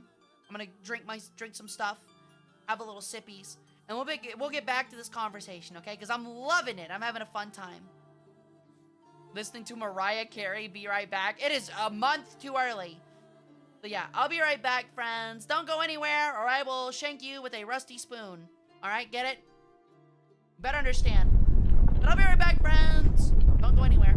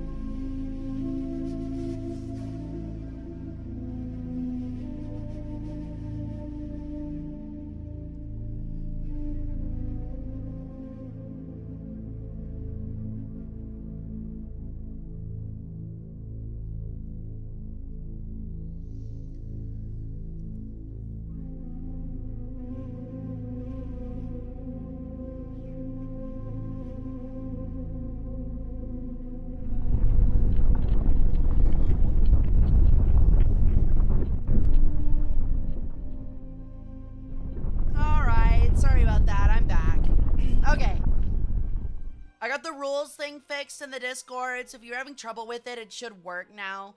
Also, thank you for telling me, Tiebreaker. I didn't realize I left it on War Thunder. That's my bad. Thank you for telling me. I should have realized that, so I fucked that up. But we're back over to just chatting like we're supposed to be. Ugh, it's all good, Dread. I hope you have a great rest of your night. Hope to see you back on Friday. No, I just straight up forgot. Feels bad. There were definitely probably a lot of War Thunder people like, what the fuck is this shit? You know? The Hagakure is another book that delves into what role of the samurai should be during the Edo period, like Five Rings. It's more extreme. Interesting. I mean, that sounds more, like, accurate to the Edo period, I guess. I did watch a video earlier today, though. What was his name? About the duel between... God, what was the name of the two samurai? There was, like, some famous duel where, like, one of them was, like, the best swordsman in Japan. And he had this, like, he had a Nodachi, which was, like, the 3-foot-long katana.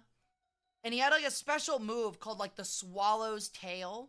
Where what would happen was that you'd, like... Because it's a heavy weapon, right? You'd swing downward, and typically it would take a long time to, like, pull it back up for a second swing.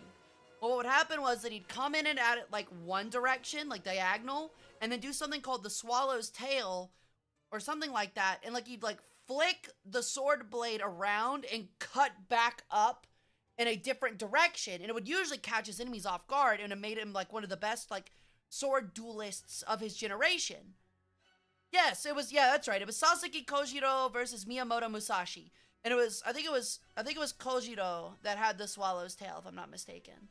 But essentially, like, one of them showed up, the other one showed up late.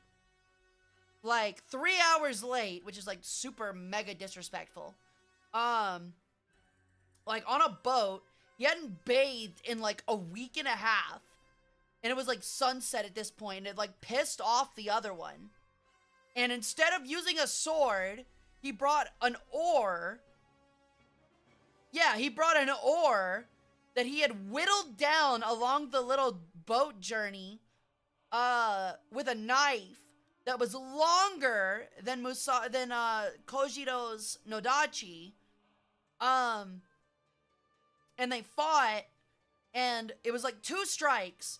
Like, Kojiro, like, swiped out at him and used his Swallow's Tail technique, and Musashi, like, barely dodged without dying. It, like, cut his head and cut off his headband. And he stepped into the sunlight, like the setting sun, like, with his back to it, so it made it hard for Kojiro to, like, see him. Like, he blinded him with the sun, like a Peregrine does. And then Musashi leapt forward for a strike and hit him in the head with the oar so fucking hard it cracked his head open and killed him. Which is just, like, fucking wild. Like, Jesus Christ, man. It's brutal.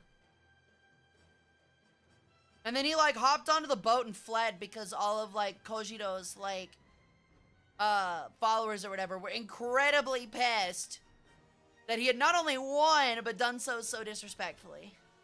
Pretty cool. The Duel of Ganryujima. Yeah, that's what it is. It's fucking wild, man.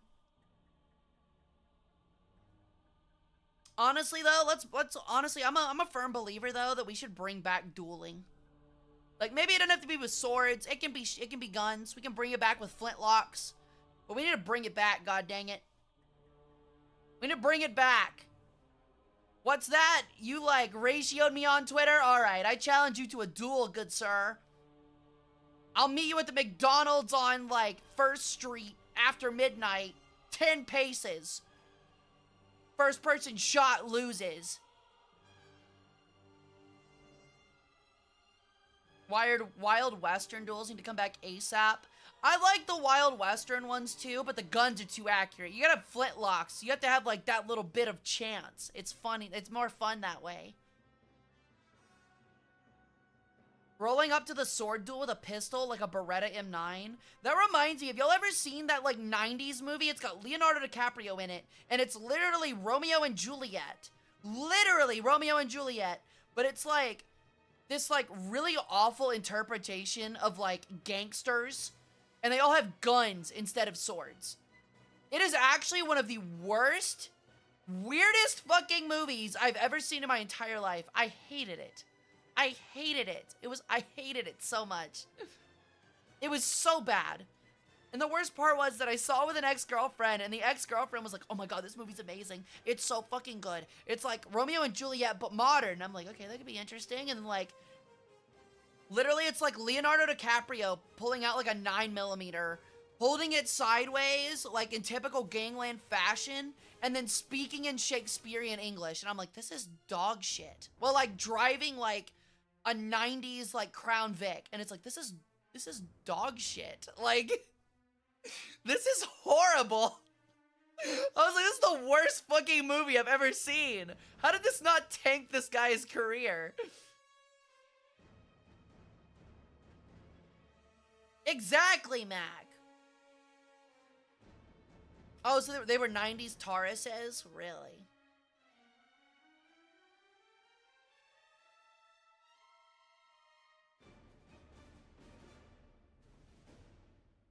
Against first-person shot wins. Oh, I meant loses. My bad. I misspoke. Yeah, and it was set in fucking Brazil. Alright. Like, why? Yeah, you know, Brazil, where Old English is extremely popularly spoken, and a white boy that is a teenage heartthrob is, like, the scariest person on the street. Yeah, totally. Totally, dude. Fucking totally. Hand me my longsword. It's a freaking assault rifle in a shadow box in a freaking limo. Honestly. Honestly, dude. It's just not a good movie. It's just not a good movie. Like, I seriously, like, I was watching it and I was like, this feels like the beginning of Zoolander. Like, the first Zoolander where they have, like, the gasoline fight. It felt like that. Like, I was like, this just feels like the beginning of Zoolander with Old English. Pete Postlethwaite was so wasted in that movie. I have no clue who that is, tiebreaker. It's so stupid, it's good again. It's not! It's not! It's so jarring. Like, half the movie, I can't even tell what's going on. And I've read Shakespeare. Remind me of that one movie with the dude that travels back to the Dark Age with a sawed-off shotgun. You're thinking of Ash versus Evil Dead. The prince is the chief of police. Yeah. He's Roland Timbo. I still have no clue who that is. I don't care for Jurassic Park. Thanks, Graham Cracker. Yeah, Ash versus Evil Dead fucks. The problem is like, people say, like, it's so funny that it's good again. Like, or so bad it's funny and it's good again with, like, that Leonardo DiCaprio, Juliet movie, whatever. But, like, I feel like they didn't do that on purpose. Like, I feel like it's like The Room. Where, like, they meant it to be serious and be cool. And it was just, like, a bunch of middle-aged white people. Not that I have anything against white people. It's just white people trying to write, like, gangland era shit. To where it just comes across as, like, extremely corny. And, like, really dumb. Meanwhile, Ash vs. Evil Dead knows it's fucking wacky. Ugh. Hara, mind if I remove this pin and put a similar tip message in the Rules and Rules channel? Yeah, I don't mind back, but I think I did fix it. I should have fixed it. But if you want to change it out, I don't mind. Honestly, if you could consolidate it back, if you know how to operate the MeSeek spot, if you could actually edit it to where there's like more reactions in the Rules post, that'd be great, instead of it being two posts. And we can honestly get rid of them, honestly, actually. We can get rid of that one. I kind of need to delete it. The 2 roles should actually be perfectly fine. Delete the other one. We kind of don't need it anymore. Scary Movie's a great movie. You take that back, you Sun Nova. Wait, was I talking? I don't think I was talking about Scary Movie.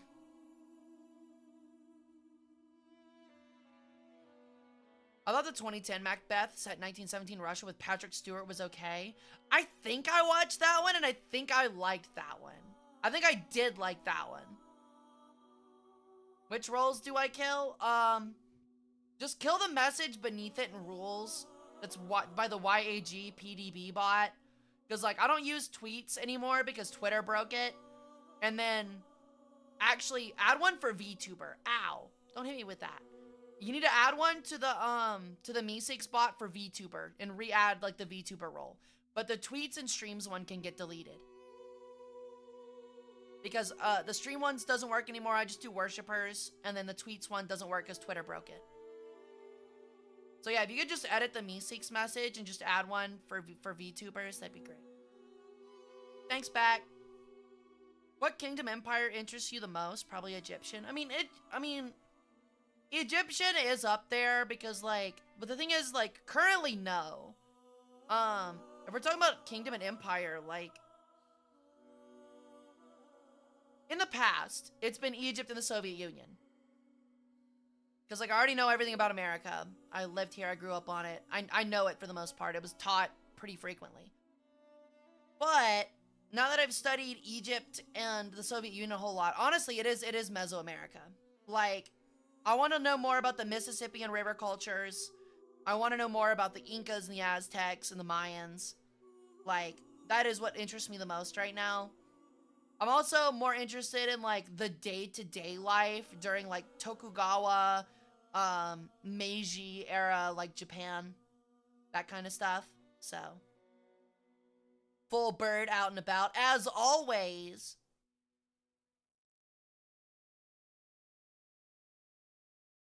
Hey, Zingpak, welcome in. Oh, it's very distressing, understandably so, Plague.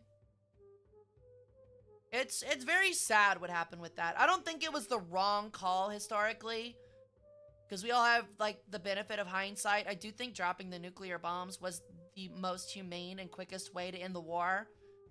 Not that we're gonna get into that can of worms, because there's a lot of people who will, like, die on the hill of saying the opposite, but which is just dumb, frankly. But I think everyone can admit that, like, it is still horrific. Like, to have that inflicted upon you is horrific no matter what. And that it is sad that what those people had to go through. It is horrific. 100%. It's distressing for an understandable reason. If you're telling me that, like, a ball of light and fire is so fucking crazy that, like, the only thing left of you is your shadow on stone, like, that's horrific. It just is. Yeah, if you do archaeological culture, like, archaeological work at all, like, that's what's so funny is that, like, in America, like, a lot of kids are like, I want to do archaeology, like, I want to discover dinosaur bones, and then it's like, day number 1,345 of digging in a dirt hill outside of Little Rock, Arkansas, to dig up pot shards, like ancient, or not ancient, like, Native American pot shards, like... And, like, literal, like, Native American garbage. Like, it's really funny. Because that's, like, literally all it is these days. But I would like to know more about it. That's what my roommate wanted to do. It is super cool. I've actually got a book on my desk over here that's on the Great Archaeologists. And I've got a human skull on top of it. So that's pretty sick. Researching what the Japanese did to the Chinese and Koreans and really looking into it was one of the mistakes of all time. Yeah. You have to have some pretty strong mental fortitude to realize, like, what Unit 731 was, and you find out the true depravity of what humanity can enter. It really is. Unit 731 is actually, like actually unironically borders on, like, Warhammer 40k-esque. Like, there are no rules. This is what, like, unabashed science looks like without any kind of morals put into it whatsoever. The sad part is that a lot of it wasn't even, like, for science. It was just straight up cruelty. All I'll say is that Japan's Unit 731 is, like, the closest that, like, humanity has gotten to, like, Dark Eldar. Like, unironically.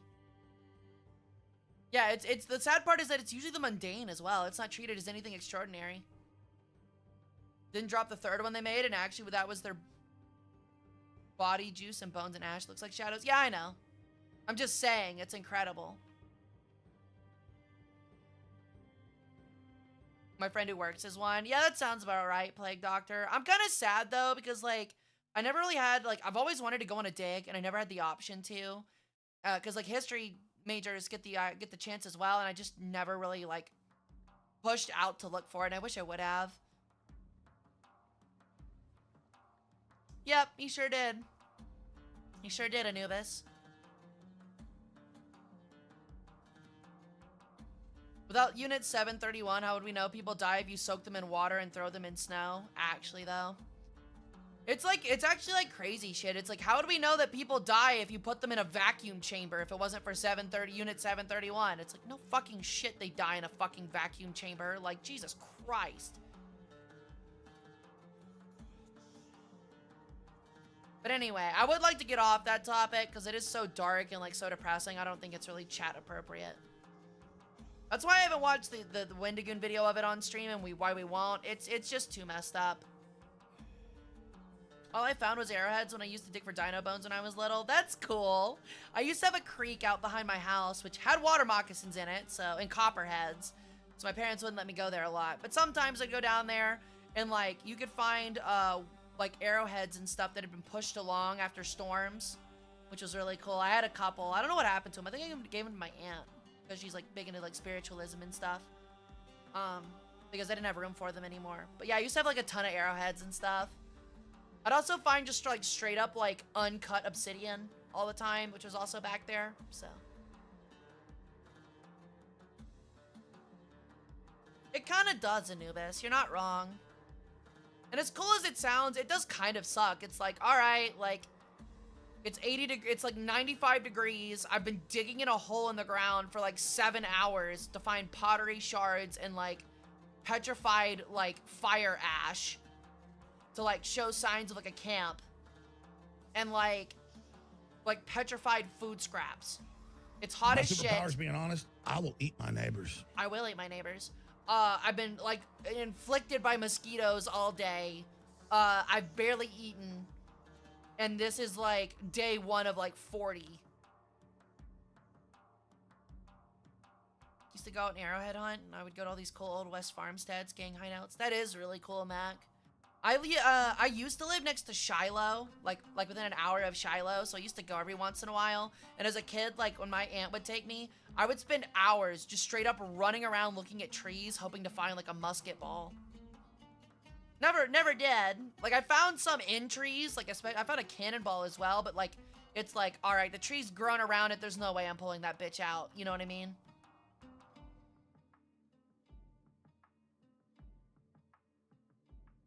Because I don't think at Shiloh, I don't think you're allowed to like, you're definitely not allowed to dig. I don't think you're allowed to, like, metal detect around there, because it's a protected site. You got soft hands, brother, you got soft hands. Damn right I do. I moisturize daily. Most of the time you're just doing shovel testing or a PED survey. Yeah. It's really nothing. It's pretty mundane for the day-to-day.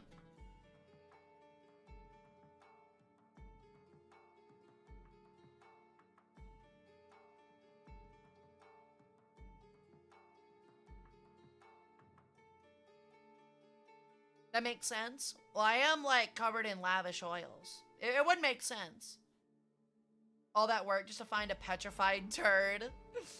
I mean, that's not usually what it is. It's actually usually like pottery shards and like specific like minerals you're looking for that show like signs of like fire pits and things like that. But yeah, or like usually like animal bones is like usually the more common stuff. But because you're looking for animal bones with like tool marks. But I don't moisturize. I don't like the feeling of lotion in my skin feeling soft. I feel really bad because like I used to walk barefoot a lot when I was a kid because, you know, tomboy. Especially outside. So I've actually got like really bad like thick calluses on the bottom of my feet. And they are impossible for me to remove, and it makes me sad because they look kind of bad. I'm not a fan of them. I also still walk around barefoot in my house, which isn't like the greatest thing, but I don't like getting shoes all over, like shoe dirt all over my carpet. It is cool in that sense, Mecha. It's just that, like, when you're at your, like, 10,000th piece of, like, chopped animal bone and, like, carving, it's like, alright, I'm kind of not caring anymore. Yeah, flakes from flint napping, yeah, or, like, broken obsidian, yeah. It's nothing ever interesting, and that's what, like, there was, like, at the university I went to, there was, like, a very well-known, seasoned Mississippian culture, archaeologist and geologist. He dabbled in both. That I took his class. Very difficult class, but I somehow did better than the master's students at the time, grading wise. And he consistently talked about, like, how, like, you might get into your mind that, like, archaeology is this, like, grand, like, search, like Indiana Jones or something like that, and it's not at all. Like, that's what he said. It's like, the reality is you're digging in a pit way out in, like, eastern Kentucky or something like that, and, like, in the heat, getting McDonald's for breakfast, which honestly sounded pretty pog, and then for, like, 8 hours, you're just digging in a hole to look for pottery shards. Like, that's, like, literally it. That's, like, 99% of it in the area, and it's like, that makes sense. Like, every once in a while, you'll find something cool, like a broken arrow shaft, or, like carved animal bones, or, like tent materials, which is cool, but usually it's like, you're looking for garbage. Like, literally, you're looking for their garbage.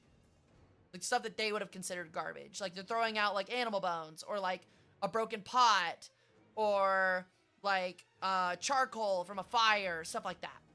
Like, clothing scraps. Don't need to fiddle with bots later. It's all good. Just make sure they work good enough for people that join the Discord. While foraging weapons, used to put crushed animal bone in the mix with the belief it infused the soul of the animal in their weapons. That's kind of cool. Ute Native American fixation. So our entire house was just filled with these old native antiques. That's sick. I talked about it before, but, like, my grandma and my grandpa, before he passed away, used to own a jewelry store in the center of the city that I live in. And they used to go to the reservations out in Oklahoma and trade for Native American jewelry. So they had, like, a literal shop of, like, nothing but Native American turquoise jewelry and stuff, and that's all they would sell. And they sold a ton of it, so. Like, none of it's, like, ancient, like, stuff or anything like that, like, old stuff. It's, like, very, like, it was, like, made during the 70s and 80s, but it was made by actual Native American tribes and stuff, so. I don't really know on, like, the ethics or the morality behind that, but I still think it's neat, so. Yeah, I wish I could be Indiana Jones, the bad guys I could punch. I'm not gonna lie, I'd definitely be more like, how do I always forget his name? The guy from The Mummy. You know who he is. I don't know how I always forget the actor's name. I can see his face. Brendan Fraser. I'd be more like Brendan Fraser, where it's like, instead of punching people in a whip, I'd be like, alright, machine gun. Like, submachine gun. You know what I found out? That where I live used to be a cannibalistic tribe here? Really, Mecca? Where do you live at? That's interesting. Give me your address. You know what? Better yet, also give me your credit card information. I'm just kidding. And once I used to work on an archaeological project with the new Native Americans from the Sioux tribe. That sounds really cool. It's cool as fuck. My grandma had so much native jewelry, blankets, artwork, grinding stones, etc. Literally anything she liked was Native American made or antiques. Yeah, that's really neat. Okay, here's my credit card info. Great! Make sure you get the numbers on the front, the numbers on the back, and the expiration date, please. Thanks for the lark back. I'll happily take your organs. Want some credit card information? Get some for you right now. Let's go. I'm telling you right now, I'm buying nothing but Pokemon cards, McDonald's, and Beyblades. Or my bad, Zoids kits. What's a number 7? What, I'm at McDonald's? I think a number 7 at McDonald's might actually be either a quarter pounder or a Big Mac. I can't remember.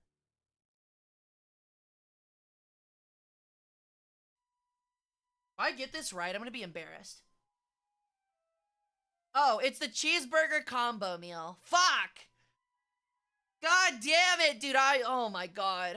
I'm a fraud. I'm a fraud, Chad. I'm a fraud. I didn't even know that a number 7 meal at McDonald's is a double cheeseburger combo. I'm a fraud.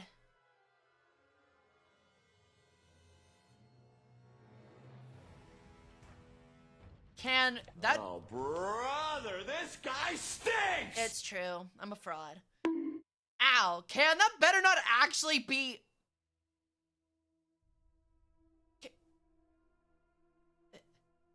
Did you actually...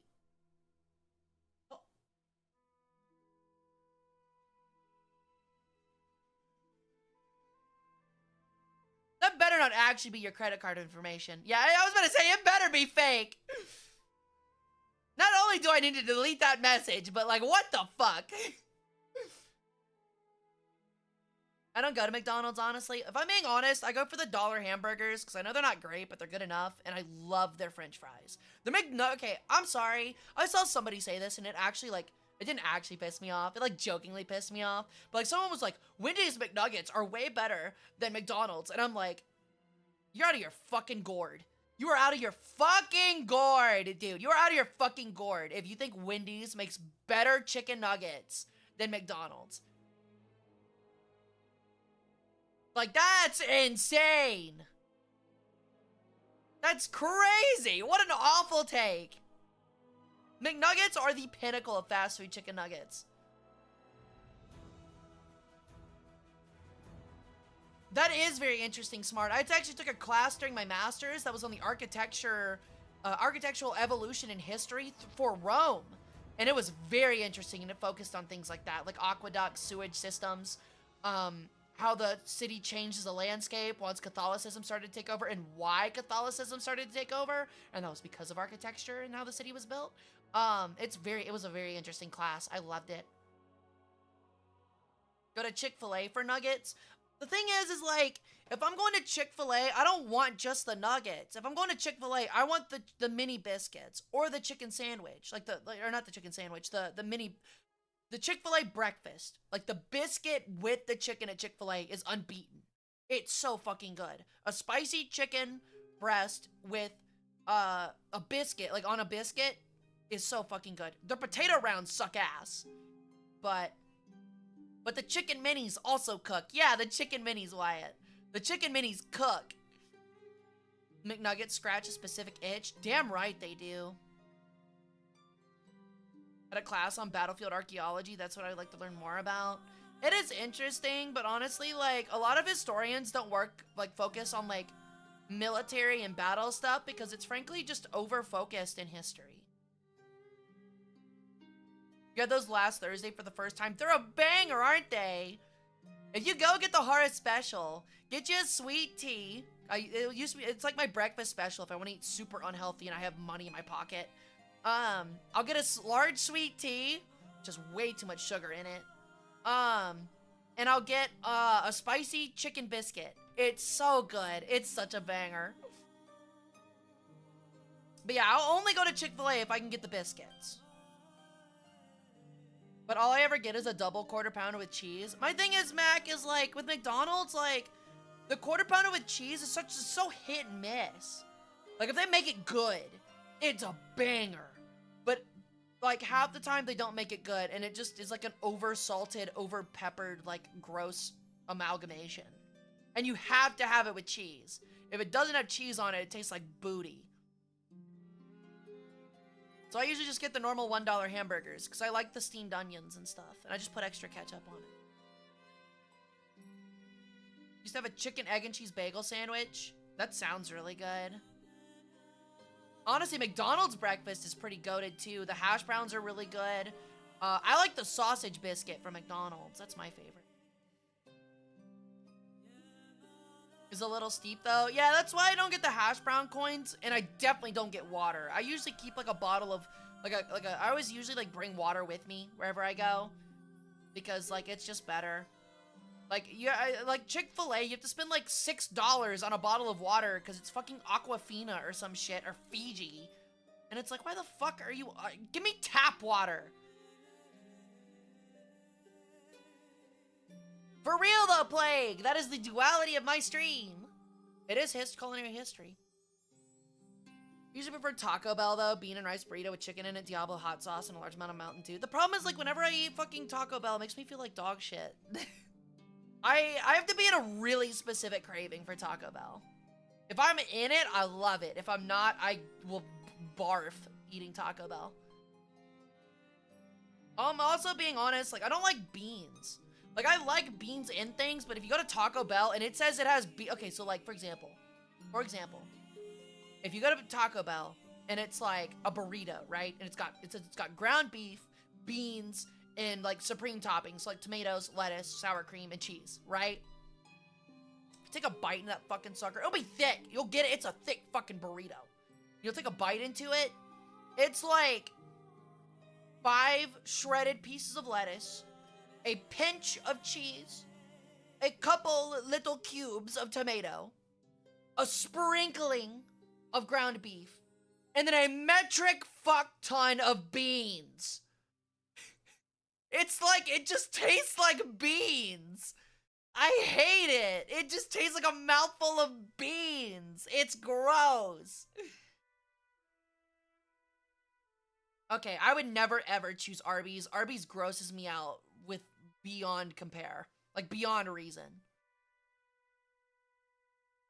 Yeah, I bet Battle Mage. I've got like a place next to me that does $3 authentic tacos at a taco truck. So like, I will literally just go buy like 3 tacos, which are filling as shit, for $9 and just blast some tacos. The hell am I doing in ancient Egypt? Hi, Arzong, you've been abducted. I've already taken your liver. Sorry to tell you that. But you are here in Duat with me until you start feeling better. Then we'll be putting you back down with the cult. No, you're just in Egyptian heaven. I am a heavenly body after all. Arby's reminds me too much of my ex to want to eat it. That's toxic. Here we bury you under the Alamo Dome. Yeah, I bet. So that's how I ended up here, pretty much. Okay, I'm sure the orange cream milkshake's amazing, but like, I can't eat roast beef sandwiches from a fast food place, man. It's the same thing with Wendy's and chili. And fish. I'm not eating chili or fish or deli hams from a fast food place. It makes me want to vomit. Arby's chicken tenders are okay, though. Their gyros are amazing. I mean, I'm sure their gyros are okay, but like, I have a tzatziki's. I can just get actual gyros from a dedicated gyro fast food place that are pretty good. Now I have a new hot take. Mountain Dew Baja Blast is terrible. Mods! Mods! Kick this guy's ass! He said Baja Blast sucks! Kick his ass! Get him! Everybody grab him! Take him out behind the temple in the alleyway. I know what we'll do with his kind. I've had food poisoning twice. One was from Church's Chicken, the other was Arby's. I don't think I've ever actually had food poisoning. I hope I don't. I'm trying my best to stay away from it. That's why I don't get fish. All good, Buttered. I hope you feel better, hun. I'll send some lovely sun goddess vibes your way, okay? Meow. Feel better, beam! Yeah, I'm gonna be cringe. Dr. Pepper and root beer mix is my option for a drink. That actually sounds kind of good. Baja Blast gives me migraines. I can see that. Mods, rotate this man 180 degrees counterclockwise. Mods, take off his arms and legs and put them in each other's places. So he has legs where his arms should be and arms where his legs should be. Tried it. I wanted to like it. I wanted to join the cult, but damn, it just tasted so off. It might just be the machine's fucked. Because, like, Taco Bell, if you know the good Taco Bell, the Baja Blast is, like, amazing because they'll load you up on syrup. And then, like, the bad one will be, like, here's some water with, like, a hint of Baja Blast. It's like the LaCroix version of Baja Blast. Yeah, Sbarro's isn't great. I have a local place in my city called Milano's Pizza. It's, like, family-owned. And so if I want New York slices, I usually go there. Thank you, Stiggs, for the follow. Welcome into the cult. I've never had a Korean UFO burger, no. I do have a Korean fried chicken place that opened up near me, though, that I've been meaning to go try out for a while. Force this person to collect all the blue coins of Mario Sunshine without a guide. Oh my lord. Q, let's not get too violent. I feel that, Mecha. That makes sense. Sbarro's is better than Domino's and Pizza Hut. I disagree. Because, like, I'm gonna be honest, Sbarro's is, like, trash tier pizza, as is Domino's and Pizza Hut. And if I'm feeling trash tier pizza, I'm always going Pizza Hut. Just something about the trashiness of it. It's, like, the right formula of garbage for me to shove in my mouth. So we only got one Taco Bell. Next closest one is on the reservation. Dang, that's crazy.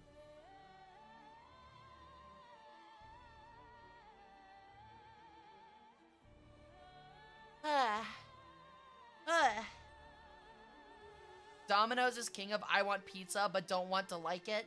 I mean, I like it. It's just like, it's... Okay, look. The thing is like, Domino's Pizza and Pizza Hut and Papa John's are nowhere near as good as actual local places or my own pizza. I make a pizza that's 10 times better. However, when I want trash pizza, I crave trash pizza. You know? I eat halal food in New York City carts. I remember when halal platters cost $5, it's double the price. That's like everything Arzong. Literally, it feels bad. The combination Pizza Hut Taco Bell, that literally sounds like Gut Destruction City. Got real tired of it growing up. That makes sense. Little Caesars is really good. It's actually way better if you order a pizza and then pay an extra 75 cents to get the giant cup of sauce on the side and just dip it in the sauce. 50 billion times better. You heard it from me first. Do it. It's so much better that way. Yeah, I feel that, Mecca. I mean, that's exactly how, like, Little Caesars works. Is that, like, their sauce is actually pretty good, but they are able to keep it $5 with, like, a pretty bad crust and, like, okay pizza with, like, really light sauce. But if you order the cup, like the sauce cup on the side for literally 75 cents, and they give you a massive fucking cup, just dip that shit. It's so good. Ooh, Cece's Pizza. Oh, man, I love that place as a kid. After every soccer tournament. We still have one. I need to go. I miss that cinnamon roll pizza. I could eat my weight in Cece's Pizza. Mac and cheese pizza, the bomb. Honestly, mac and cheese pizza for me was always a little bland. Really? You get the sauce for free? Yeah, it is just much better. Wait, what is a Zap Pack? I haven't heard of that, Mac. Always go for chicken if they got harissa. I put lots of that. The white sauce is mayo ranch and the red sauce is super hot. Yeah, I know what you're talking about, Arzong. I'm not a big fan of harissa. I'm always a red sauce fan. Yeah, I feel the same way about lamb, Arzong. I do feel the same way. I completely agree. I've always been a chicken person. Unless it's for, like, I mean, it's Mediterranean food, but it's not Euros. A hawashi, which is like an Egyptian, it's like the Egyptian hamburger. It's like pita stuffed with like seasoned ground beef or chicken with like mozzarella, bell peppers, and onions. My favorite. It's my favorite. That's my favorite dish. I used to get that, and I love it with chicken or ground beef. Or steak. They're all really good. Man, now I'm hungry. Fuck. I want some steak tacos. It's like garlic-based seasoning with a couple of other spices in it. Okay, I'll have to check it out. Yeah, pizza's pretty good, Sherman. You ever gotten freaked out of the Chuck E. Cheese animatronics? All the time. But honestly... Oh my god, I almost burped on stream. Excuse me. Chuck E. Cheese's pizza's not that bad. Oh my god. All the other halal carts have super dry, salty paste for lamb. Toxic even to rats. Ew. You make pizza in a sun goddess, wouldn't you burn the pizza? Well, I use an oven. Look, just because we can cook on my tummy doesn't mean I cook everything on my tummy. Peter Piper pizza? What is Peter Piper pizza? Can it up on one of those VTuber burp compilations? I mean, I've definitely done it before on stream, and I'm pretty sure it's actually been, like, clipped, but people missed it. Peter Piper pizza. Halal foods there is really good. Interesting. I'll have to check it out. I wish I could go to Indonesia. I'd like to travel the world, frankly, but I don't have the money. Maybe one day. So you're saying you're not like the otter with the clams and rocks on your tummy? I mean, I am like that with other foods. Like, whenever I make Korean barbecue, I grill it out on my tummy with pineapple. Shit's pretty fucking good. Shit's a banger, frankly. Well. Let me guess. Spring cleaning. No, please. Ow! Oh my lord. Alright. I hate Rainforest Cafe. Hate it. Yeah, they can't get plastered with booze, true. Pineapple on pizza.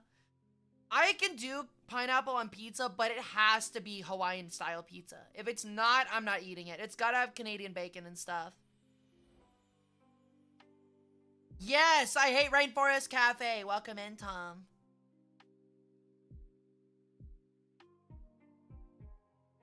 Alright, you heard it here first. I hate Rainforest Cafe. The gorillas creep me out, man. And the food's not that good. And it's expensive. Oh, hell yeah. You got a pizza oven? That's sick. I wish I had one. Instead, I just use... I always do Detroit-style pizzas, because, like, you can just throw them in a normal oven and they'll be fine. And I sometimes throw them on a pizza stone. You're an Egyptian goddess, not an Aztec Mayan goddess. True. I do think I have the ass and the skin tone to be one, though. I could just be Chell. Honestly, now that I think about it, I kind of do look like Chell. My hips have to be a little bit whiter, though. Even I don't have the ass power of Chell. Yeah, my least favorite is not Arby's, but Arby's definitely grosses me out.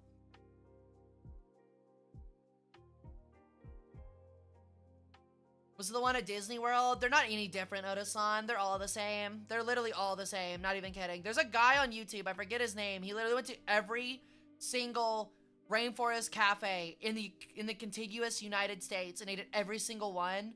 And he was like, they're the exact fucking same, man. They fucking suck. Like, they were like, they suck. Are you dummy thick, though? Hell yeah, I am. There's one thing a bird's got. It's got a fucking dumper, that's for sure. Yes, he did go at every Margaritaville. But being honest, though, if you want, like, a good deal, go to Margaritaville and get their nachos. Like, unironically, the nachos are kind of good, and they're fucking massive. They feed, like, 8 people. So if you want to eat on nachos for a week, go to fucking Margaritaville and spend $8 on fucking a literal mountain of nachos. What I miss? We're still talking about Margaritaville, but someone asked if I've got a big ass, and I said, of course I do. I've always been told I have birthing hips. I have a Hooters in NYC, and they still got the same type of chicks you'd see decades ago. I mean, you're not wrong, Arzong. Honestly, Hooters, like, actually doesn't have bad wings. It's kind of crazy. They kind of don't have bad wings, but every time I've been in a Hooters, I've been creeped out, which has been like 2 times in my life. Just kind of weird. I feel bad being in there, you know? I feel like a pervert just for being in there. So if I ever wanted Hooters wings, I just order them to go. Yes, Eddie Burback. Yes. Favorite place to eat at Disney World? It's an Indian food place down in the food court that leads to the paragliding ride. Halves of chicken and rice. Heck yeah. My favorite place at Disney World is the grapefruit beer in Germany at Epcot. And then for, like, actual food, no, they have a lot of good food there. The Mexican place is pretty good.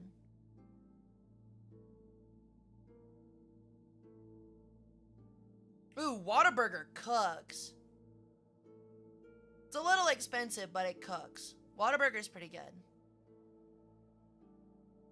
Whataburger is like one of the few places where I feel like if you wanted the idea of like a good backyard grilled kind of burger, like that's a good place to go. It used to be Backyard Burger, but that place closed down. Backyard Burger used to be the shit. Wings at places completely depend on if they fry them right. I agree, Wyatt, but the other issue is like you get like the shitty party wings that have like no meat on them. So it's like $14 for like 7 wings, and they're like paltry as shit. The Dr. Pepper shake is pretty good.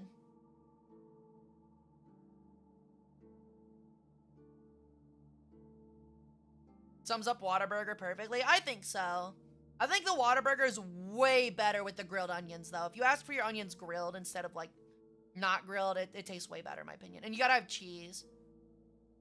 Can't do Whataburger after seeing the rat in the fryer video. Haven't seen it. I will hopefully never see it. Thank you for the follow, Penguin Clips. Welcome into the cult. How you doing? Ooh, Freddy's is pretty good too. Yeah, Freddy's isn't bad. Every time I see Freddy's though, I think of fucking iCarly. Really ruins the allure.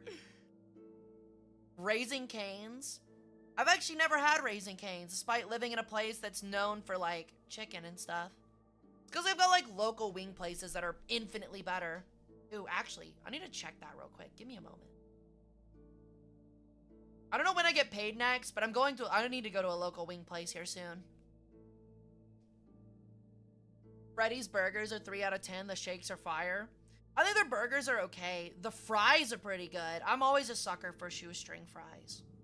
I like them thin, crispy, and hella salty. However, there is a local place near me that fries the ever-loving shit out of some steak fries, and they're fantastic. I love those, but if you let them get cold at all, they're dog shit. Honestly, the other thing is, like, I wish I knew of more, like, Memphis area VTubers. That's where I live. I'm not afraid to let y'all know that. Memphis is a big place. But I really wish I knew more, actual VTuber talents that, like, lived in Memphis. I see so many people online that, like, meet up with other VTubers, and they're having a cool time. They'll go get, like, hot pot and have fun and hang out, and I'm like, man, like, must be nice. That seems cool. That seems like a lot of fun. Wish I could do that. I still can't eat chicken wings because I'm still coughing. Ouch. Their fry salt is really good, Battle Mage. Was disappointed with a Krabby Patty from Wendy's. I didn't think it'd be that good. I never got it. The 10 icy line? Yeah, I have. Yes, 1 billion times. See, that's crazy, Lorelai, because there's probably a ton of VTubers in Austin. I can't imagine there's many VTubers in fucking Memphis. Seeing other people together. I don't really get jealous, but it's like still just like, dang, that seems cool. That'd be fun. To have like VTuber friends I can meet in real life. Hi, Jen! Remix this quote. Jesus Christ, it's... Well, I like Jason Bourne already. The meme makes me laugh. But Jesus Christ, it's... the Hamburglar. There you go. Jesus Christ, it's the Hamburglar. The hot one. The hot Hamburglar that everybody was like thirsting over.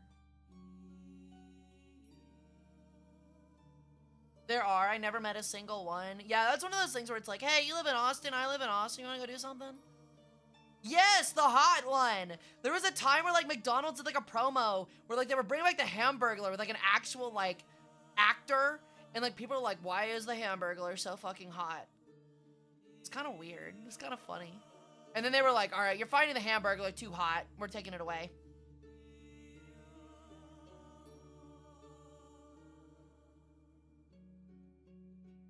I know that there's one other battle mage, but I don't think they're active anymore, and I've never seen them again. So I don't remember their name. I only know because they had, like, their Twitch handle on the back of their car. Which I was like, not only is that good advertising, but that's crazy advertising. I would never advertise that I'm a VTuber on the back of my car. I'd be so fucking scared. It's going, Hark. How you doing, buddy? Are you one of those fit, muscular tomboys? I'm afraid not, Mac. I'm a goddess. So, like, my body wasn't built to work. I used to play a lot of sports, but I stopped in high school. Like, just after high school. So, I'm a little tubby, but it just gives more to grip on, right? Besides, I'm more of, like, a bratty tomboy than I am, like, super muscular, workout, fit tomboy, you know?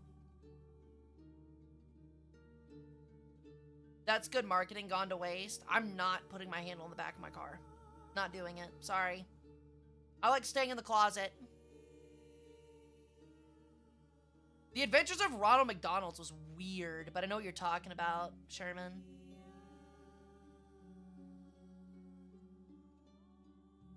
But man, I can't hide my use of yins. Yeah, that'll give you away pretty quick, Wyatt. I live, laugh, love for tomboys. You stay away from me saying live, laugh, love. Not allowed. Ugh. I spent like 10 hours in Hobby Lobby over the past 2 weeks.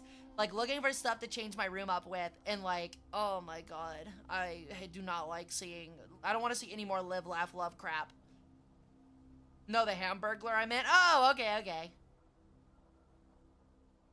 Why did McDonald's axe their mascots? So, Lyconics, I think that they axed their mascots because I think that they're, like, during the early 2000s, a lot of people had a problem, like, parents specifically had a lot of problems with advertising in such a kid-like fashion to children for food that is extremely unhealthy.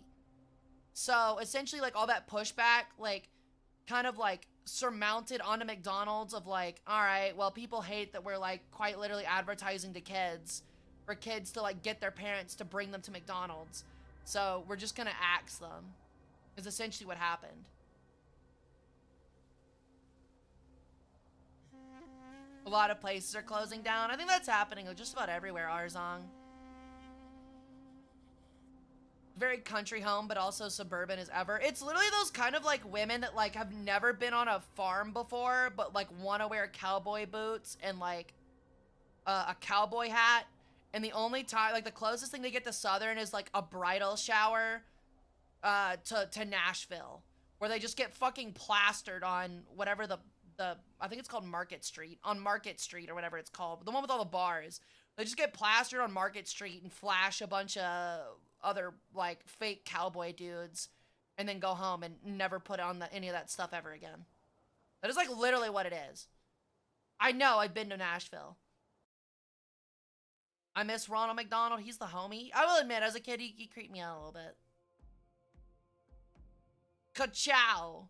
Downtown Nashville is hell. It really is. So is downtown Memphis. I'm going to be honest.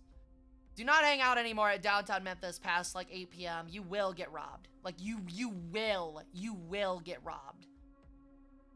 Like, honestly, peak downtown hours for Memphis are, like, 4 to 6 p.m.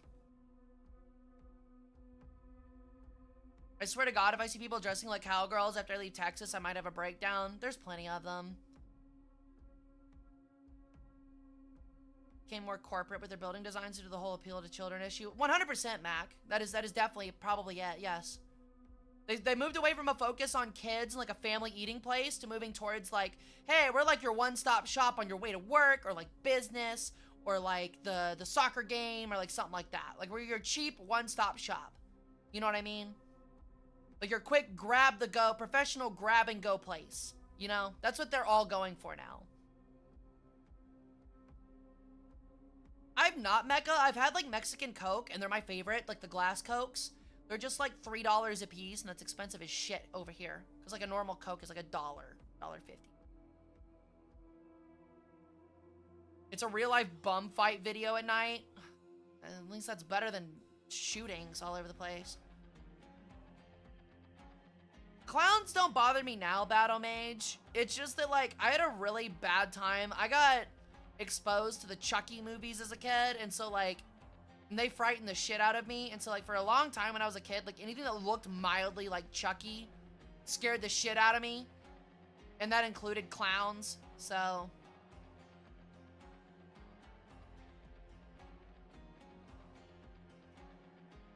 Sounds about right, Odo-san. Yeah, the Mexican Cokes are really good. I've got them near me. Like, I've got a convenience store that stocks them, but they're just expensive. Oh, yeah, Middle Eastern yogurt. I've actually got a Middle Eastern market next to me that prepares halal meats for you to cook, and fresh pita every day. I go almost all the time to get fresh pita.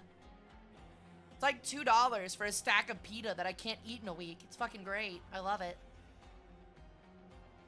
You used to be scared of Elf on a Shelf? That's hilarious. That's hilarious, Mecca. Mecca's over here like, I wish I could enjoy Christmas, but there's a little elf that could go grab a steak knife out of the kitchen and stab me with it in my sleep. By The Happening? What's The Happening? What the heck's The Happening? I don't think I've ever heard of The Happening before. Jimmy John's Italian rap. Jimmy John's is the worst hear this from me. Jimmy John's, let it be known, Jimmy John's was the worst sub sandwich I've ever had. Because who the fuck makes an Italian sandwich and doesn't toast it? The only place that doesn't do that is still good is Jersey Mike's, and that's because they load that bitch up. It wasn't it that gave you a fear of clowns. I never saw it as a kid. No, I haven't, Tom. Just no. That's funny. Any more dedicated salad place to eat healthier? It's expensive as hell to make it all yourself all the time. Is it really? Is it really expensive for you to make a salad? I just go and get like a bag of like romaine because I use it on burgers because it's way better on burgers. I get a bag of romaine and a bag of spinach and then like an onion, so a bag of radishes, and like some croutons and bacon bits. And then finally like a little bit of lemon juice and a Greek vinaigrette. And like, it's like $30, yes, for all of that. But it lasts me like 4 weeks. It's like a month worth of salad supplies. Eating healthy is expensive. It depends. It depends. Like, fruit's pretty cheap. Like a Honeycrisp apple's only $1. So what I'll do is I'll mix and match it with unhealthy foods. Like, for example, today for breakfast, I had half of a bagel from Einstein's Donuts, the Asiago cheese, because they're my favorite. And then I had a Honeycrisp apple, which was $1. The Einstein's bagels were $3 for a bag of 6. So I had a half a bagel, the Honeycrisp apple, which was massive for $1. And then what else did I have? Oh, and a slice of bacon. That was it. It's pretty good.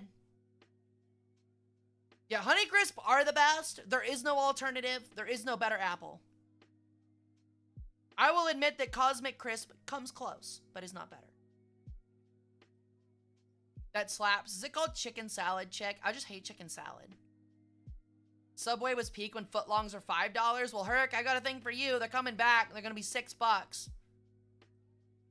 Honestly, I know that Subway's trash, but I do like their Italian sub. Granny Smith superior when it comes to baking? Maybe. But I'd still rather have a sweet apple pie than a sour apple pie. Honeycrisps are very bakeable. Subway never manages to fill me up. It fills me up. It doesn't keep me full, though, which is crazy because I fucking have them stuff it with a mountain of fucking spinach, so I actually get some kind of nutrients out of it. Or the 2 pieces of cake flanking deli meats and a fuck ton of cheese. Speaking of pies, any particular favorites? I like turtle pie. I like chess pie. Apple pie is pretty good. Peach cobbler is really nice. I've never had a blackberry pie, but I feel like I'd love it. Also like chocolate cream pies. I don't know. I like a lot of pies. Chicken pot pie is pretty good. The cheesecake cookies at Subway. I don't think I've ever had those. Oh.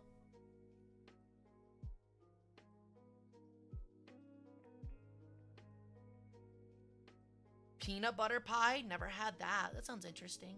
Yeah, I've had Oreo pie. They're pretty good. Hershey's or Reese's? Reese's 100%. I like the peanut butter. Turtle pie has me curious. Actual ingredient or cute name? Okay, so it does not have actual turtle in it. I was actually very afraid of that as a child because I had a turtle. Turtle pie, so it's like turtle refers to something that has pecans, chocolate, and caramel. So it's called like a chocolate turtle. Like if you ever have a chocolate turtle, like what it actually means is it's usually just a pecan wrapped with caramel and then wrapped with chocolate. So yeah, that's exactly what a turtle pie is. It's like chopped pecans, roasted pecans with caramel and chocolate. That's probably my favorite. Chess pie is pretty up there too, though. Chess pie is pretty good. What the fuck, Mecco? Out here eating bugs? Ew. Or Kit Kats. Kit Kats are pretty good. I think I still prefer Reese's though. Out of those 3. The Hershey's cookies and creams bar are really good though too. You mostly go for the cookie at Subway? I definitely go for the sandwiches. I actually love a spicy Italian. My go-to order every time is a spicy Italian toasted with mozzarella cheese instead of provolone. And then I ask for purple onion, spinach, banana peppers, vinaigrette and oil, or vinegar and oil, lettuce. I know I get something else too. That's pretty much it on the Italian urban cheese, and I fuck that shit up. That shit's good. Problem is, it's like fucking 700 calories or some shit like that. It's so not good for you. I used to like the crunch of bugs. Please stop talking. You're gonna make me puke. Please stop talking. I fucking hate bugs. I hate roaches, and the idea of eating them makes me want to vomit. Ugh. I remember going to Jimmy John's as a kid, but like the cookies they gave me were like a foot in diameter. Wait till you found out that during COVID, you could go to McDonald's and get like 4 fucking piping hot chocolate chip cookies for $1.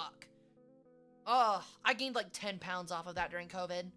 It was my comfort food. It was like, all right, well, it's COVID. Like, I don't have anyone to hang out with. I'm gonna go get me a 4-pack of cookies and fuck them up while watching YouTube. Like at like midnight. See you, Sherman. Enjoy breakfast. This stream's probably bad for my diet. It's bad for mine too. I'm fucking starving. Italian BMT, flat white bread, shredded mix, toasted tomato lettuce, green peppers, olives, and ranch. I can't do ranch. It's rocha. Nah, that's fine. It's really like saying roaches doesn't disgust me, because like I think of like weed roaches, like pot. But seeing a roach makes me freak out and want to vomit. Pringles or Lay's, and why? Lay's. Pringles almost always have no flavor.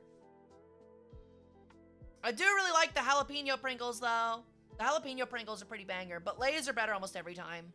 Salt and vinegar Lay's are my lifeblood, outside of flaming hot Cheetos. I can't buy them because I'll snack on them too much. I'm not allowed to buy chips.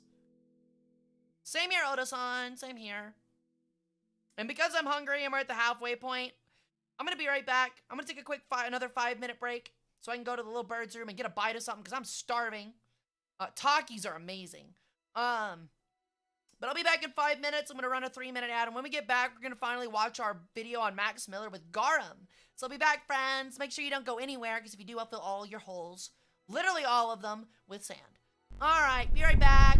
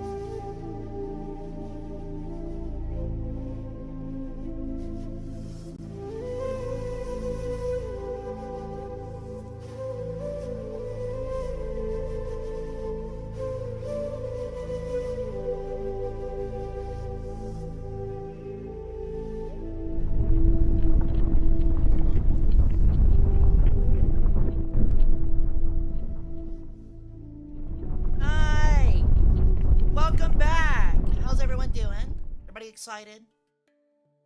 Everybody excited? I'm excited. You better be excited. If you're not excited, I'll be upset. Thank you. But yeah, we're gonna start our video on, scooch on over. On Max Miller's Garum. Thank you for the follow, Ruby Fox 217. Welcome into the cult. How you doing?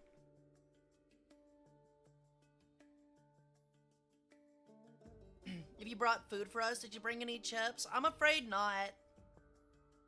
I didn't bring any chips.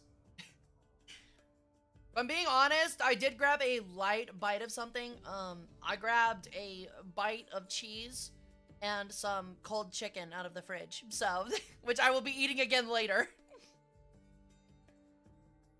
Just to make sure it was filling, you know? I gotta make sure it's filling.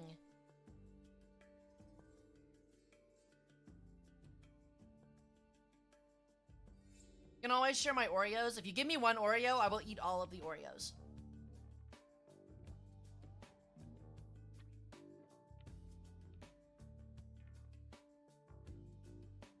Sorry, hiccups again. Alright, so we're gonna get started on our video on Garum. I think this is like one of the most interesting videos that Max Miller makes. And also, holy crap, does he look completely different here than he does in his current videos. So we're gonna go ahead and get started because I love it. I might pause a couple times. No, I'm not might. I will stop multiple times to talk about it. But it'll be a good time. Dark chocolate or peanut butter pie flavor. Never had those. Only really like the originals. You can make a grilled cheese and then shred the chicken and put it in the sandwich. Honestly, a grilled cheese with the beer cheese I've got would be amazing. But I wouldn't put the chicken in it. I just have it on the side. But I should make honestly, I might do that now. I might make a beer cheese. I'd have to go get like I'd have to use my cheese grater, which is scary. But I'd grate the beer cheese onto the bread. Ooh, sounds really. It actually like tastes like beer too. Okay, yeah, I'm making that. I'm having that. Thank you. Thank you, Mecca, for the idea. I'll be doing that later. All right. So we're gonna get started. Okay, we're gonna get started on the video on Garum. I'm definitely going to be stopping it if you say something. Please feel free to talk about whatever. I'm going to focus on the Garum video, but I will respond to you still, even though the video's going. So it's no biggie if you feel like please don't feel like I'm going to ignore chat, because I'm not. Leave a barrel of dead fish out in the hot Mediterranean sun for 2 months, and you are going to have a smoked Gouda would be good if I had any. Mess.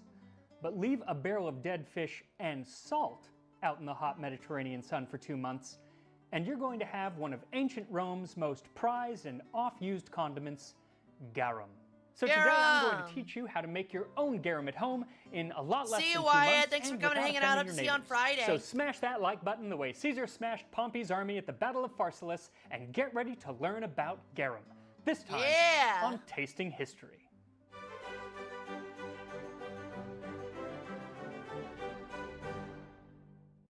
Garum, sometimes called liquamen, is fermented fish sauce.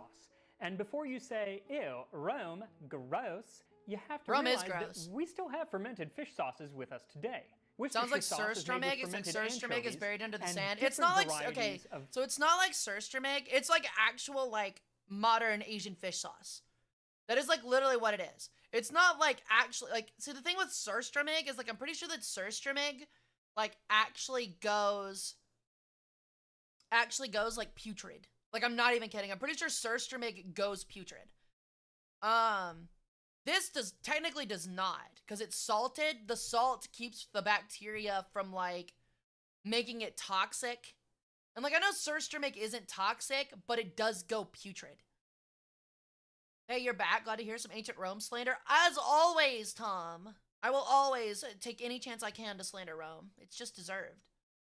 Fermented fish sauce can be found throughout cuisine. But no, if you like go to your local market, Nam yeah, Pla in Asia, Thailand, Nuoc Mam in Vietnam, and Ekjot from Korea, just to name a few. Like if you literally just go to your local shop and get like fish sauce for like Asian dishes, it's literally the same thing. And in the small fishing village of Cetara in Campania, Italy, they make something called colatura di alici, which translates to anchovy drippings, and is probably anchovy drippings is a way to garum. describe it. If you don't want to make your own garum, you can go ahead and use this as a good Gotcha, substitute. Herc. Hope you feel better. See you back on Friday for a Millennium Puzzle Build. build. Tasting history is all about trying to recreate the dishes of the past rather than just buy their modern cousins, I decided to make my I've always own wanted to garum. try Now, mana. when I It's not as ventured cool as down you think this it is. fool's path, It's really I not. assumed it would take me a couple months. I mean, the name of it's because neat, the and traditional the idea way behind it's of really making cool, but garum, like, the ancient in terms of Romans like did, actually would be eating to it, take a large it's not vessel, that put crazy. a layer of whole fish, then a layer of herbs, and then a thick layer of salt about 2 fingers thick,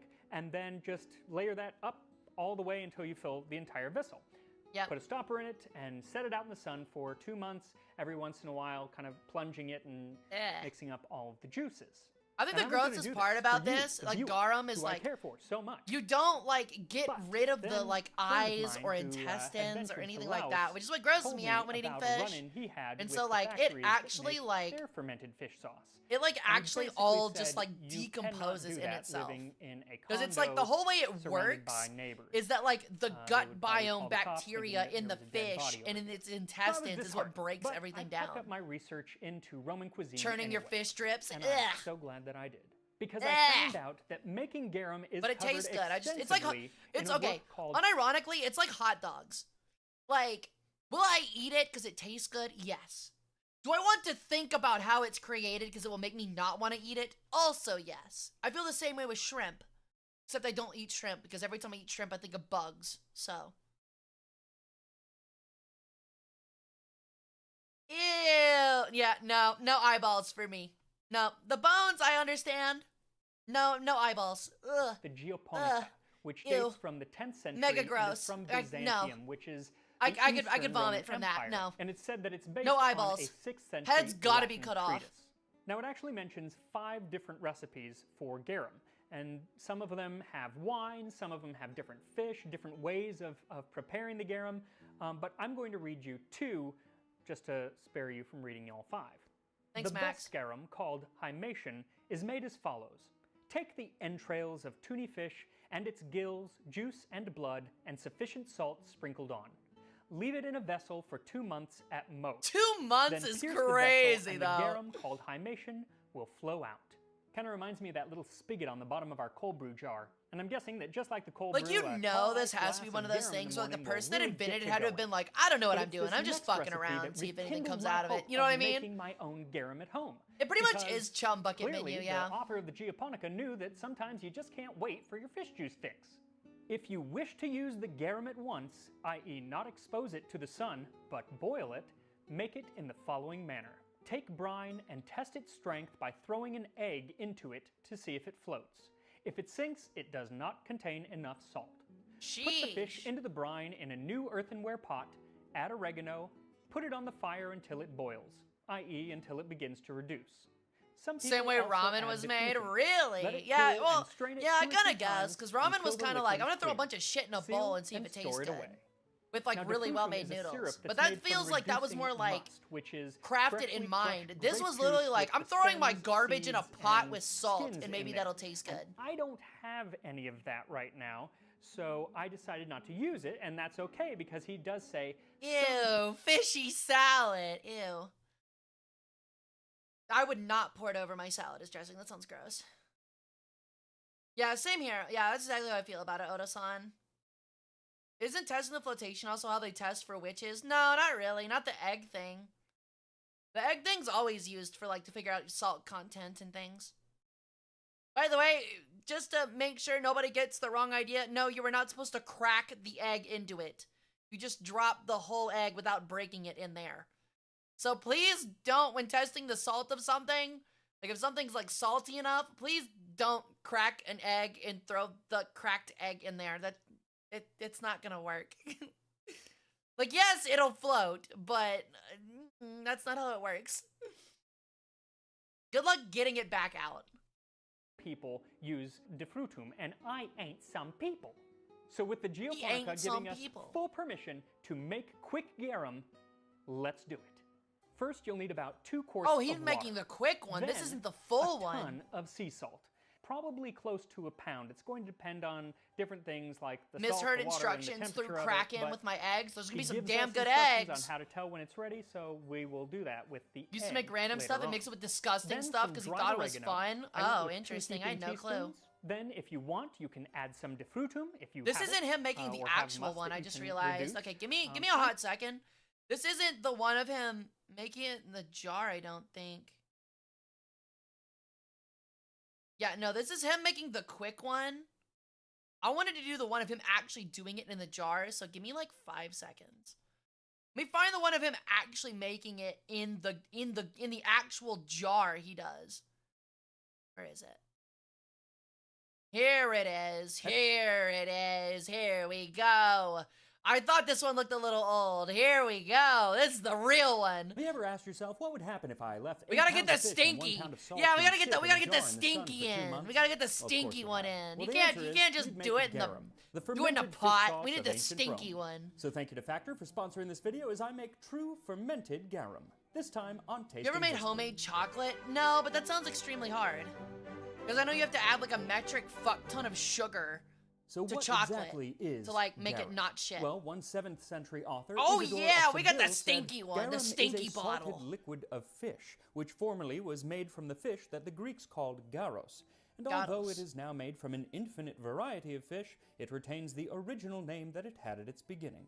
But I feel Isadora had He never also actually makes seen the the stamped product bread being I saw, made, so we'll because watch the yes, it stamped is a bread after salted this video, after this liquid one of too. Fish, but it's how you get to that product. The that is stink would so make you interesting. barf? Yeah, Now, the probably. Roman poet Marcus Manilius, I've smelled did it write before, about the though, to be process of honest. taking fish and salt and putting them This in a wasn't terracotta just in vat Rome and or letting them Greece. It was ferment. across And the then being a poet, Mediterranean, so he it was popular in describes the end Egypt. result in some flourishing language. Their inward parts melt. just add and 1 issue cup and forth more as a cream? stream of Really? decomposition. Here, a precious exudate flows out, which vomits up the flour of the gore, and mixed Ugh. with salt balances taste in the mouth. Why would you describe it Yeah, like that? That's what I'm about to make. He's It's talking actually about the that stream fish of like vomiting decomposition up its that- like that I'm going digested for. guts. And to make Ugh. that, I needed to find a proper Hi Cairo, infant welcome in. recipe. How's it Now, going? 3.5 years ago, shortly after I started this channel, I did a video on garum. In We just fact, actually it's watched how that one. most people found this channel. It's why I made a t-shirt that It says, has "You had been a me at minute. How garum." you been, But it was buddy? the beginning of the pandemic, and I was living in a tiny little condo, so I wasn't about to ferment a bunch of fish in my condo because I'm not that crazy. Also, if you So instead, notice, I you followed keep a an eye recipe out, for and every quick single one of garum, his which videos, he has a did come from Pokemon in the an ancient background. document called A lot of people don't Geoponica, know that. which is a It's treatise going. on Well, I hope it gets farming. better for you, And Cairo. the Thanks for Geoponica coming back and also hanging has out. some more traditional ways of making garum. The Reminds me of Bithynians poo make it coffee. thus. Don't Take talk about the preferably poo small coffee. or large mandole, Or the if pea none, eggs. anchovy or scad I know or about the mackerel, pea eggs as and well. put Don't them talk into about a the pea baker's eggs. bowl of the kind in which dough is needed. To one modius of fish, knead in The 6 coronavirus Italian pints inspired of culinary salt so genius. that I it feel is like he well had it. It mixed just with the pushed him fish. to actually Put work it in on an it. earthenware vessel It and is, leave Cairo. it uncovered in the sun for The 2 or war, 3 months, there's literally pea occasionally eggs, stirring like with a Chinese stick, eggs that are then take fermented the in fluid, pea. cover, Not and kidding. store. And that is what I am doing. Also, I really have to thank culinary historian Sally Granger Oh, for wait, are redeems not working now? Oh my god. Don't tell me redeems aren't working. Don't tell me redeems aren't working. Hold on. They should be working. Hold on. Sun Tzu said that. Nah, they work. They work good. helping me through the process and ensuring that I don't poison myself at the Yeah, I end. think of it's this just you, episode. buddy. So for this recipe, all you need is fish and salt. Yeah, don't talk But about the it's lettuce either. ratio Ow. That is so important. 1 modius of fish to 6 Italian pints of salt. Unfortunately, it's hard to 6 buy fish pints of by the salt. Modius Oh my these God. days, but it comes out to People be find an strange 8 ways to make 1 food. ratio, or 12.5%. I mean, think about the guy that found milk for the salinity first time. He at was the like, end of God the damn, I'd like to process. suck on And that it's cow udder. important to hit Oh that my because God. that's going to kill pretty much Oh my all God. of the bad Let me suck the bacteria cow titty. that you don't want in this condiment. Now, most modern fish sauces And he sucked have on even a it. He was higher like, "Hey, it looks salinity, pretty good. 25 Actually to worked out." 35% Like, in he's some like- cases. But It's like, I'm wow, going me to being go a with the fucking ancient freak Roman worked out for percentages. once. Do not make this. Leave this to me. Watch and Do be not make satisfied with this. it. Do not make it. But if you do want Yeah, to it could have been a try woman, but let's be garum, honest, I it will was a put links dude. to where you can get Let's be certain, completely honest. I'm modern not a versions of garum that are misandrist, but let's made. be honest. It was a Definitely not dude. That is a poisonous. It's dude what thing I to do use right here on the there. channel very often. So I'll put links to that. In all down likelihood, there, but though, it was probably this someone who's version, actually leave it fucking to me. starving. So first, I went to my local fish market. And we're to buy just the like, freshest I'll fish that I breastfeed could from a find. cow. They I didn't don't have care, the dude. I'm gonna suggested die. mandole or scad or anchovy, but they did have mackerel, so that's what I ended up getting. 8 pounds of it, and then 1 pound Fish of look the weird. finest Italian sea salt that I could find. Fish Then look I chopped weird, up the just fish saying. into large pieces. Why do fish what look I did so not weird? do is clean the fish, gut the fish, because you want the enzymes that are in the digestive tract of the fish to be in the jar, because that's actually what's going to do a lot of the breaking They down said for it. include the So I fish chopped poop. up the fish and started to add them to the jar Oh along my with the God, salt. And I ew. wanted to make sure that the salt was Ew, rubbed into ew, each ew, piece of ew. fish before dropping Gross. it in. Now I'm using a glass jar because I want to see the process as it goes, but more You're not historical wrong. would be a terracotta jar. Doesn't of caramel some got to be sort. clean since Once it has a the lot fish of and salt were bacteria? added, I It's gave it a better good for you if it's plunging or clean, two yes. to make sure that everything was mixed together. But you're not What gonna I get did sick not if you add drink was any unpasteurized kind milk. of liquid. You're not so gonna it's get actually sick, kinda but it is a hard good to idea, get yes. it mixed together without liquid. Then I set it out in the sun, and Yeah, I fully did organic cover milk mine 'cause tastes I didn't want any weird, critters getting to be into it. We honest. got raccoons, but I was Because, opening like, for the example, jar several Cairo, times like- a day to make sure that Like, there is, like, in, like, Europe, like, you can have milk that is, like, cleaned. Like, I don't know how to say, like, cleaned. It's, like, filtered. But, like, you don't have it pasteurized. Like, you don't have to have it pasteurized in Europe like you do in the US, where, like, pasteurizing means, like, you heat it, or, like, I don't think you boil it, but you do heat it to a safe temperature where it kills any sort of bacteria. The problem is that apparently it loses a lot of its flavor, which, honestly, I'm not, like, freaking out about missing out, because I still like whole milk a lot, so. You know the one where the puffer eats a carrot and goes, ugh, yeah, we have it as a redeem on Twitch. People can redeem it at any time, actually. We recently brought it back, Arzong. enough oxygen was getting in, which helps to stop botulism. Now, before I Yeah, said all that stop you the needed was fish and botulism. salt, but really, you also need a third ingredient. I and don't that like is strawberry time, milk, honestly. Specifically, time out in the sun. There it is. Oh, 2 months. God out in the damn, sun. he So loved that if you're looking carrot. for something that's not going to take 2 months, might I suggest Your a grandma meal made you from drink today's it? Oh, sponsor, Lord. Factor. Factor delivers fresh, Okay, we're never skipping frozen the meals ad. right to Skipping your the ad. garum, because, like I said, it takes Ad's 2 lame. months, but it Ad's is an lame. active 2 months. The day after I set the jar out, I got to mixing. And the first thing that I noticed Oh was my there God, was the a heads. lot more liquid. And it turns out that the salt that is added by osmosis draws the liquid out of the fish's flesh. And Ew. so it became a lot easier Oh to my stir God. even by Ugh, day 2. oh my and God. every day I would go out at It least looks once, like preferably mud. twice a It day, looks like and mud. mix the garum. And within just 4 or 5 days, I Dude, it noticed looks that like the fish mud. really started to Oh break my God. down. Fins were falling off, bones were sticking out. It was something out of a horror film. But it Oh my wasn't God. until a little bit later, about at the 2 I don't hate it. I'm and a just not a big half week mark, fan. that the fish were no longer recognizable. Oh my God, it looks like as a fish. gravy. There were still some bones, yes, but overall That's it was a disgusting. thick, brownish gray liquid that had a golden Ew. sheen of fat floating on top. Something reminiscent of a liquid that you'd see flowing out of a sewer pipe. Now, does that look nasty? Yummy. Yes, it does. But what was shocking was the odor, or rather lack Yummy. thereof. It did smell. It had a very strong smell, but it smelled like a fish market. If you go to a fish market and you just kind of get that fish smell. Well, that's it's what not it smelled like. decomposing, smart Pretty tart. much all the way through the process. I expected it to be putrid and kind of rotten smelling, but it wasn't. One of my favorite Right. things to Because do. that's the thing is like the thing about this dish is that again it's not putrid or rotten fish. Like it hasn't actually gone bad. It's its own bacteria eating itself. So it's essentially the sense of like it's like if the fish digested itself.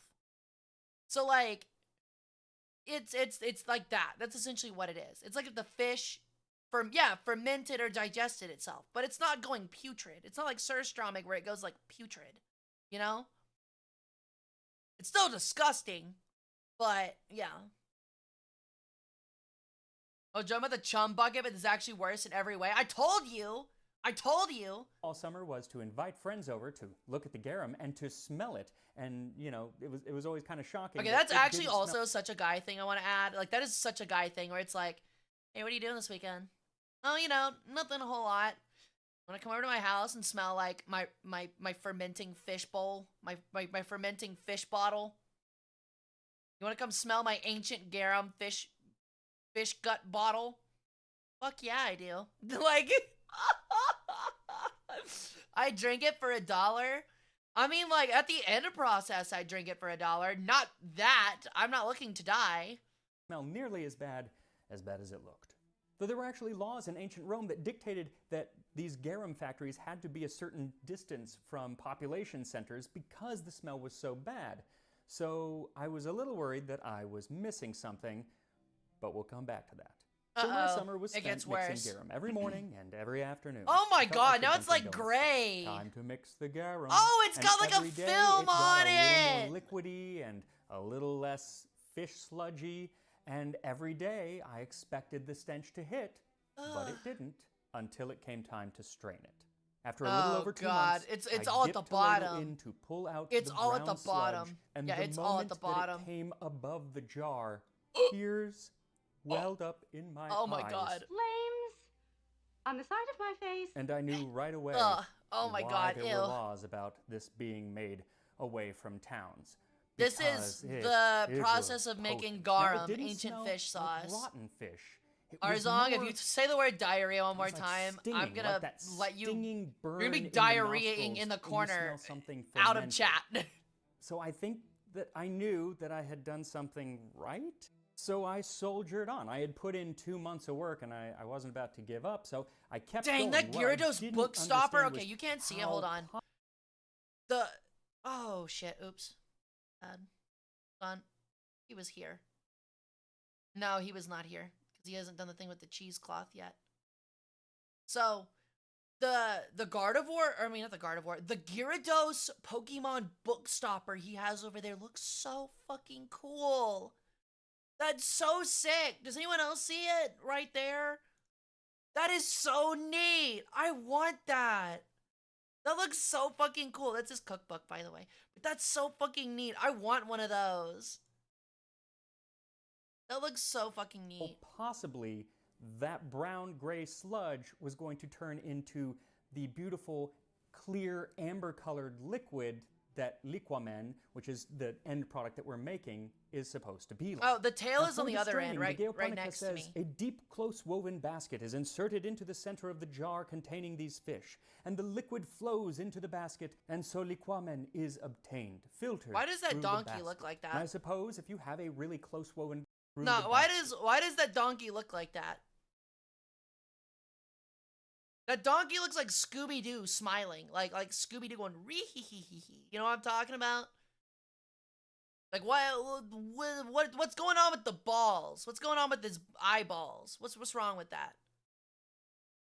Why do his teeth look like? I don't like it. Like the donkey right here looks like, okay, you ever watch like an ARG series? Or like not an ARG, but like a VR, like a virtual, what is it called? Analog horror. You ever watch like an analog horror series?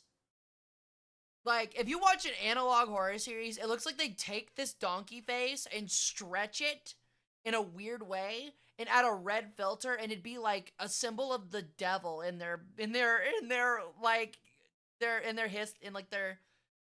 analog horror video. It likes the smell, apparently. It is Wednesday, my dudes. Hi, Tara. How's it going?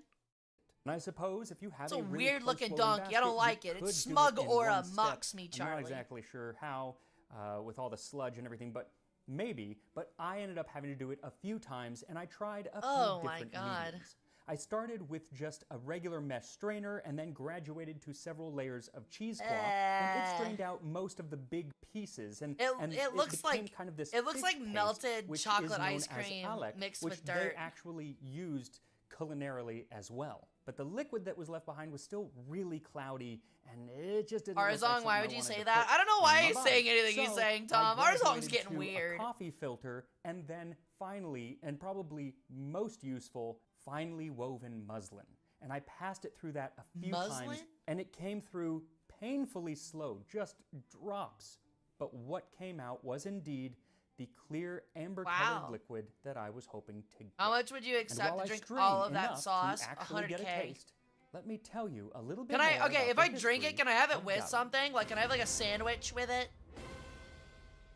So that So way as I could mentioned, like I have already done take a a video bite and then a talking sip about the and then a history bite and then a of sip. garum Like, can I way do back that? when I started the channel before I'm I still had a technically beard. drinking it. Truly, tasting history Yeah, is the house 5 that garum figures. built. But 5 since then, I figures. have found so much more new I would do it information. $1, So while some Mecca, of this may bro. overlap Bro, with that you, original bro.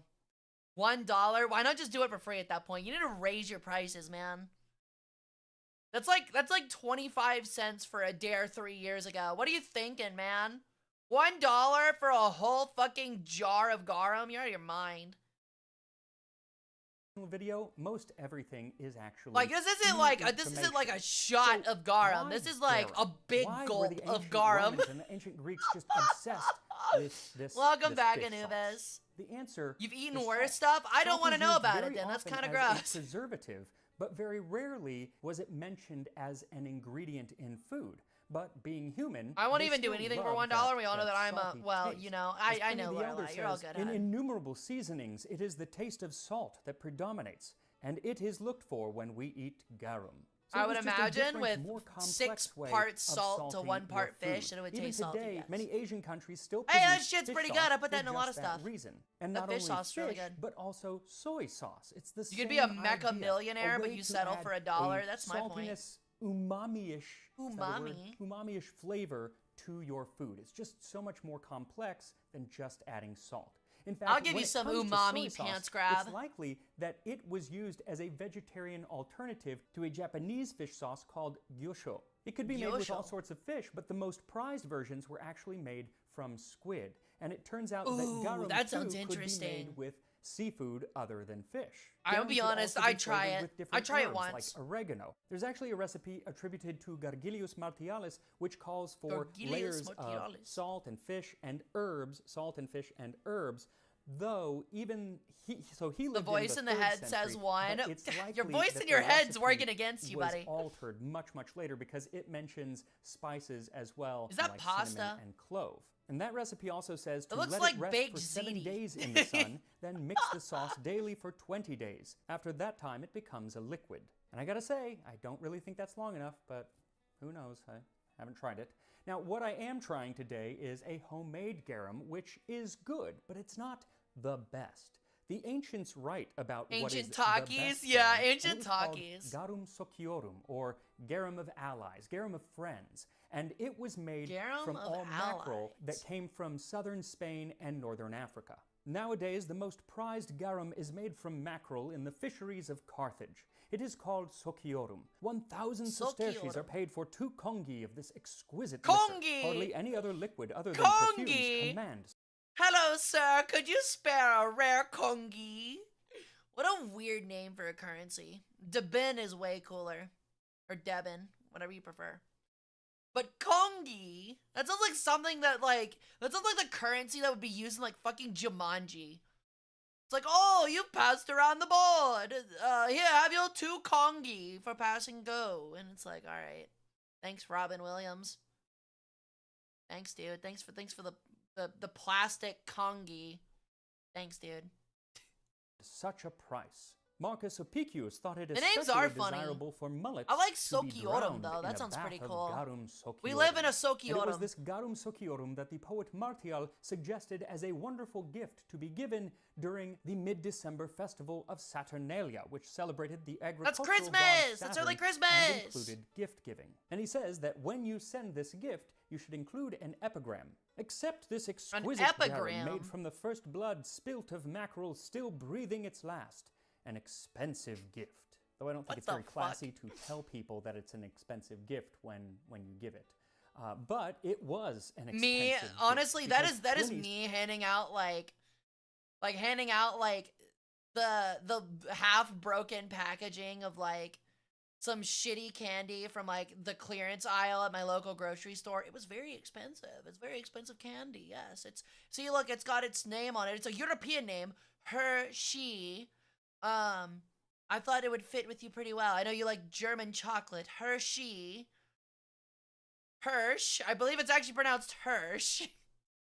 He said that it was 1,000 sesterces for 2 Yes, congi. half the That's wrapper about is gone 1 and somebody's year's taking a pay bite out of for it. the Probably wasn't average me, Roman but legionary at the time. That's a lot Okay, of money. calm and down. Not everyone could afford that. Luckily, Martial has an epigram to be sent if you're sending less quality garum. Hell yeah. Inferior garum. I am, I confess it, the offspring of the tunny fish of Antipolis. Had I been that of a mackerel, I should not have been sent to you. But that makes it seem okay. Well, from now on, I'm now referring to anyone. We're changing. We're changing slang. Mid is no longer allowed. You must now refer to things that are average and not great as tunny. As you are a tunny fish. No longer saying like, yeah, you're kind of mid, bro. It's like, you're kind of tunny fish, dude. You're kind of tunny fish, man. Not gonna lie, you ain't no mackerel. You kind of tunny fish. As what? Like, we're replacing the word mid or like average or mediocre. You know, I like getting clothes for Christmas. I like getting clothes. I agree. As long as it's clothes I pick out. I should not have been sent to you. Though that makes it seem that you sent this inferior garum not because you couldn't afford the garum sociorum, but rather if you had got the good If someone garum, calls me you would have tunny kept it for fish, I yourself. think my only Yet choice even is to while kill garum you. was prized, some calling it the most noble of liquors, its Yeah, okay. Like, I'd never be pungency afraid of made some it tunny for an fish easy as a punching bag fine for the mackerel ancient such as Roman I. authors. Martial has an epigram about the eating habits of his friend Baeticus. Neither mullet, Baeticus, nor turtle dove delights you. Oh, nor is that hare fucking ever tunny acceptable fish to cut you, me or off. wild boar. Like, Nor do actually. sweet meats please you, or slices of cake. Instead, you devour capers and onions swimming in disgusting garum, and the Goddamn. soft part of a gammon of bacon whose freshness What is a questionable. gammon? I suspect that there must be some other more secret vice in your stomach, for why, Baeticus, do you eat such What the fuck is a disgusting gammon? things? I played Though my favorite of backgammon, his but what's a garum normal deriding gammon? epigrams is to his friend Fluctus. Isn't that the bad You guy are a from man Legend of iron, Zelda? Fluctus, if you are able to make love to a woman after she has had 6 helpings of garum. Oh, I Garum is so- absolutely would. Holy shit, bro. If you are able to make love to a woman after she has had 6 helpings of garum. Bro, I don't even question it, man. She could be on her 6th helping of garum, and I'm still putting my tongue in that mouth. It's seasoned! It's seasoned! It's better! Garum was so potent that sometimes even animals shied away. Columella, in his treatise on agriculture, wrote, "Great Weird, care but must be okay. taken Well, by I'm the a man bird in of charge iron, who so- feeds the bees and when gold. he must handle the Mostly hives, gold. that the day before he has abstained from sexual relations and garum and all the liquids which accompany it." But while Makes the ancient sense. writers love to poke Doesn't fun wanna at smell garum, like stinky it's clear fish. that they also love the stuff because they're always talking about Bad where Hara? the best Ah, garum good came Hara. from. Some said that it came from the Black Sea, others from what is now Spain. But one of the It's most like that famous meme garum that's going around right now where it's like 2 people kissing and it says one where it's like says like first time kissing and then the other one says like expecting tongue. Like, you know what I mean? Have you seen that one around? It's fucking hilarious. They made it with the Don characters. It's really funny. producing It's like cities ancient was Taco Bell, actually actually, though. Pompeii. And we even She know only the wanted me name for my of above one of the average top garum, your mackerel manufacturers garum. who lived there, Aulus All right, Saurus. chat. You guys got that Riz to get you some of that fine Anatolian mackerel garum? None of that tunny fish garum crap. We don't have any of that shit here in this cult. No tunny fish garbage. You get that Anatolian mackerel shit if you get with me, babe. You get the fine fish sauce. Bottles with his mark on them are found all over the Mediterranean, and a full Yeah, that sounds about like 1/3 that of would the happen, garum bottles Becca. found in the sites of Pompeii and Herculaneum came from him. It's also from his workshop that there was found a famous mosaic that bears a label which translates to the flower of garum, made of the Marshall feels mackerel, like he'd be running a an alpha product male of YouTube Staurus, channel in the current from day. shop You mean of Mecca? Staurus. Though Who's he Marshall? also offered a product called the flower of liquamen, which Talking about would Marshall infer that Mathers? at that time, Eminem? garum and liquamen were 2 different Can we donate things. fish organs? Now, No, that'd be throughout human. history, the terms sometimes have been used synonymously, but by the early empire, High it does quality seem bluefin that they tuna. were slightly If you use different bluefin products. tuna, you'd only be able to It's use like an possible that 18th of liquamen a tuna referred to what fish we're to make a making whole thing of today, garum. And then garum That is so was much made fish. with more of the blood and viscera of fish, and so it was a darker color and more pungent.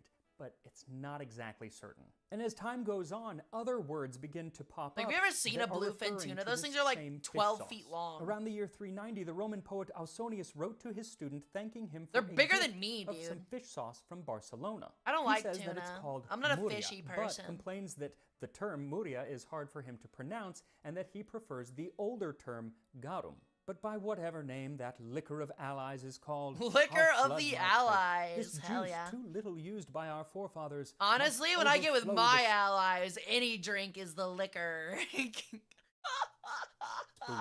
And when he says too Mine's little used by usually our Malibu. forefathers, he surely isn't meaning those people who lived during the Roman Republic and early Liquor Empire, of the because Allies, and it's garum just like a was room of like everywhere. 4 But college-age by the dudes end of the pounding 2nd back century, 10 Mike's Hard garum Lemonades factories had apiece. begun to dwindle That's in the real Roman liquor of Empire. allies. People probably began having to make it at home or Mahi not mahi use it tacos are at pretty all good. as an ingredient. But by the end of the Roman I have my Empire, uncle caught we one. see it Hell yeah. mostly being used as a medicine. It's found in numerous medical texts going back for centuries, and it could be used to heal burns, cure ulcers, and even treat the Oh my bites of God. dogs and crocodiles. And if you're feeling a little backed up, garum was What? a go-to laxative. Again, the bowels are Okay, guys, so look. I saw that you got stabbed yesterday. While walking your way through the grounds. And so we've come to heal your stab wound in your left thigh. No, I did not bring any like alcohol wipes or any kind of like tourniquets and I didn't bring hydrogen peroxide. I brought a bottle of Thai fish sauce. So I'm going to be pouring that into your open wound. What is it? It's a lot of salt, which should clean it out, mixed with a lot of extremely decomposed fish guts. Surely that won't cause an infection. 10 college-age dudes pounding back Red Bulls. Well, first off, I said Mike's Hard Lemonades, but Jesus Christ, what do you take me for? Best thing to say after being stabbed, you gonna want this back, or... Honestly, that reminds me of Borderlands 2 at the very beginning, when like you meet Moxie in her shop for the first time, and there's a guy in the chair, and he's like been stuffed or taxidermied or whatever, and it says like last or final words, what are you gonna do, stab me? And then it says cause of death, stabbed like 47 times. Literally stabbed like 47 stab wounds or something like that. How do we know that you weren't the one that did the stabbing? I mean, I think it's safe to assume at this point I am the one doing the stabbing. Please no, Hara, I want to live. I'm sorry, Oda-san. The ancient doctors said to put disgusting fish sauce on it. That is literally the equivalent of being like, all right, well, you got a gash in your forehead. I'm gonna go get this I'm gonna spray it with this bottle of mustard. Like, I'm gonna spray some mustard on it. That ought to fix it. Oh, what's that? You got constipation? Just drink a whole bottle of mustard. Like, have a whole bottle of barbecue sauce.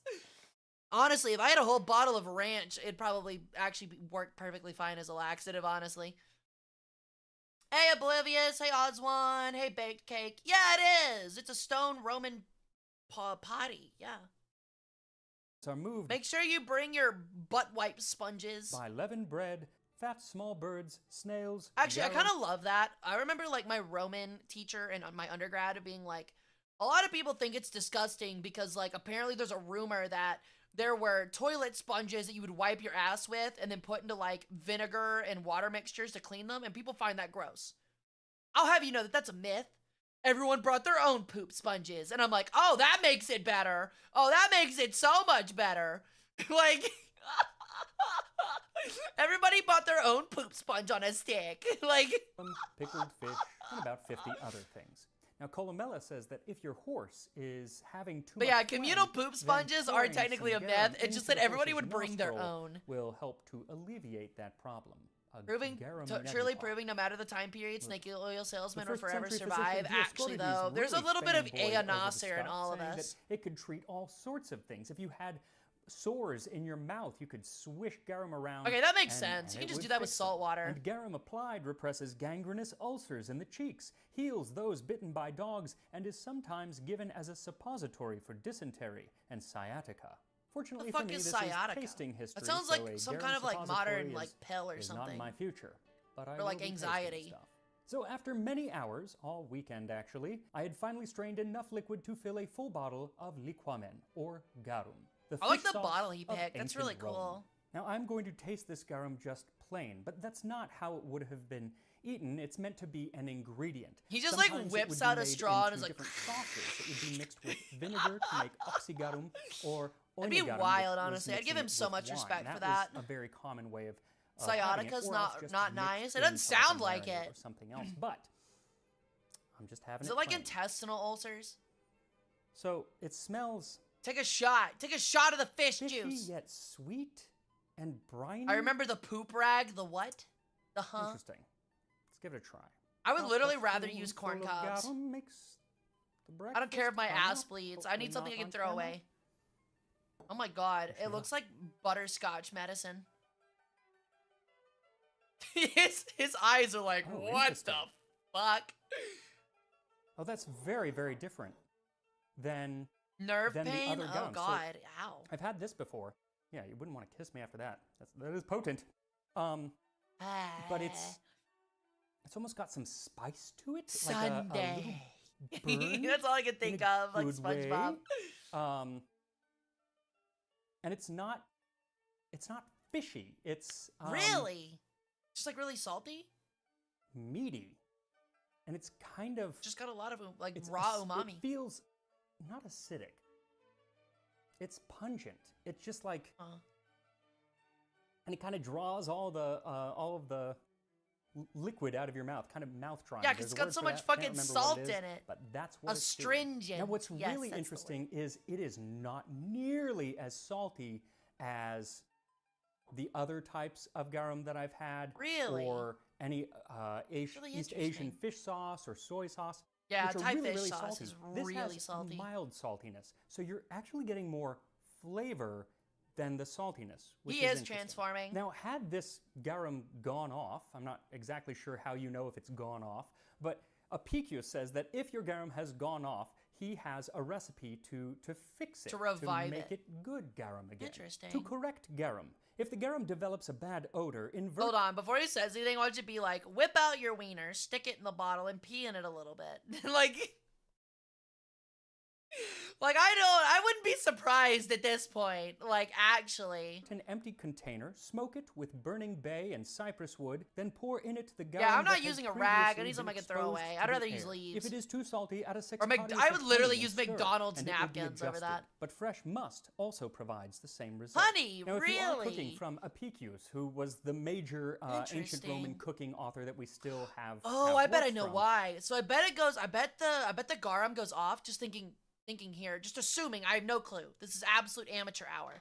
But like thinking about it, so like garum uses the gut bacteria from the fish to, ferment it, right? So I would imagine that it would go off if the bacteria continues to expand too much, and then it starts tasting and smelling worse. It loses the mild flavor, becomes really bad, really strong.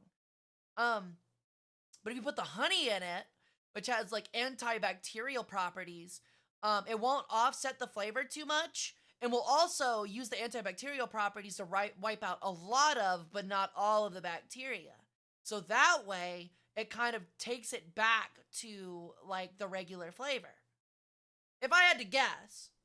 You need garum or liquamen because it's in almost There's every been more single fecal discussion recipe in this that he stream than I has. expected In all today. the It's a normal sauces Hara that stream. he mentions, and when people talk about garum being the ketchup of ancient Rome, it's actually those sauces that they're referring to. People weren't usually just eating the garum, Yeah, but of it's course. also in Hey, savory dishes no touching and the crown. sweet dishes. Rude. Who There's did it? even a dessert, patina of pears, that's a sweet dish that uses fish sauce.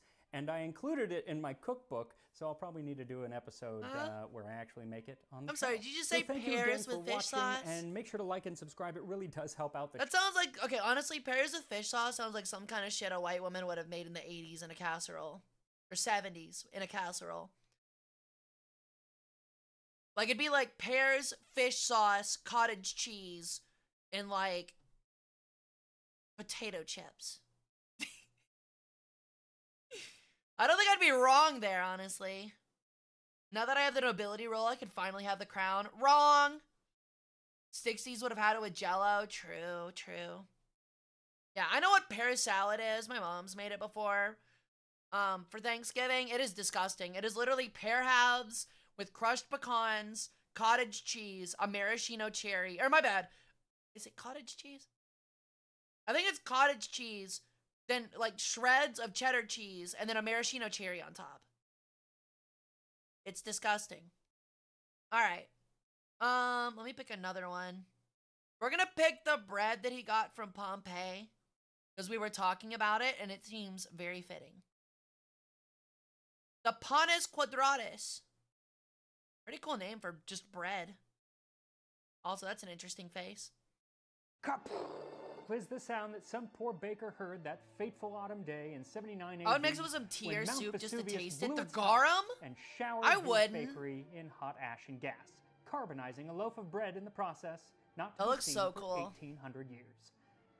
Bread Such rock, babe! but great. Babe, wake up! Bread rock just dropped. New rock just dropped. It's a bread rock.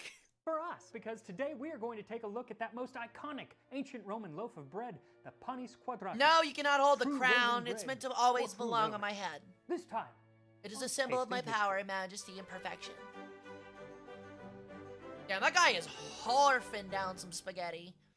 so as we saw in the episode a few weeks ago on Apicius, we have a decent Apicius. number of recipes from ancient Rome, but we don't have one for Latin literally bread. goes from like What having we the do most know of their bread sophisticated comes sounding from words to the writings funniest about sounding bread, words not ever. really recipes, pictures done in frescoes, and then the burnt loaves from Pompei and Herculaneum.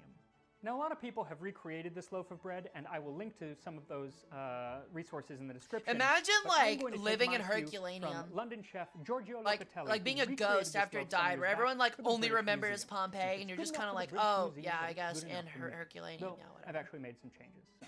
Like, would that not be kind of Anyway, annoying? Like everyone knows 90% about of breads Pompeii, out but it feels there, like nobody Chef talks about Locatelli Herculaneum. assumes that this is made of Hey, Blondish, flour, how's it going? water, Welcome in. yeast, and salt. And when I first made it, those are the only ingredients that I ended up using, and it made this lovely, That looks beautiful, really pretty. loaf. But it That was looks rather gorgeous. bland. And so I ended up doing it again. Now that first loaf, I only used It was sort of whole wheat flour, bland. gorgeous color. This second loaf that I'm doing today looks rather different, but I'm hoping that the flavor is better because I'm adding in some herbs. Probably so a for good this loaf, idea. you will need 1,000 grams of flour, 250 grams of biga or freshly fed sourdough starter, 3 teaspoons of salt, 400 to 500 milliliters of lukewarm water, and then some dry herbs. I used about a half teaspoon of fennel and a teaspoon of hyssop. What the Also, fuck the is amounts of those hyssop? ingredients are a little bit variable depending on how loose your starter is. My starter ended up being a little tighter than I usually like, so I You aren't ended even up using that related to the whole explosion? Why 500 can't we get a milliliters of History water, Channel special? but you might not need Exactly, it if you have a Tom. loose starter. So the first question you probably have is, what kind of flour do I use? Well, you got options, kid. And for answers, we are Don't call going me to go kid. to that most prolific of ancient Roman writers, I'm older than you. Pliny the Elder. There is no grain that displays a greater avidity than wheat, and none that absorbs a greater quantity of nutriment. Nutriment. With all propriety, That's I a may word. justly call winter wheat the very choicest of all the varieties of wheat. It is white, destitute of all I don't know flavor, what the hyssop and with not you, nothing oppressive much, to the dog. stomach. Sounds like Pliny would have been a fan of Wonder Bread. Now, Pliny goes Probably. into extensive detail about the different wheats of the Pliny empire. sounds He like the talks name of a about dude their that eats a weight, lot of their Wonder color, Bread. their flavor, yada, yada, yada. But he saves the top 3 spots for the wheats of Boeotia in modern-day Greece, the Isle of Sicily, and Egypt.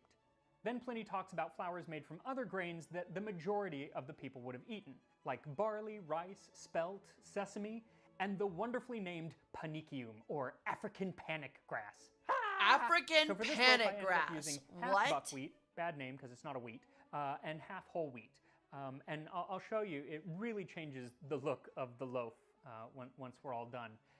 But you can use whatever flour. Blondish, we you actually want. just Pliny got also done has a lot watching to it. I'm say not even about kidding. leaveners. Like 5 minutes He ago. talks about one that's We made just from watched millet it. and I was must throwing or up my mouth a skins little. of fresh wine grapes, and that is where the yeast would come from, actually the yeast that's on the skins. And then he talks about one made from barm.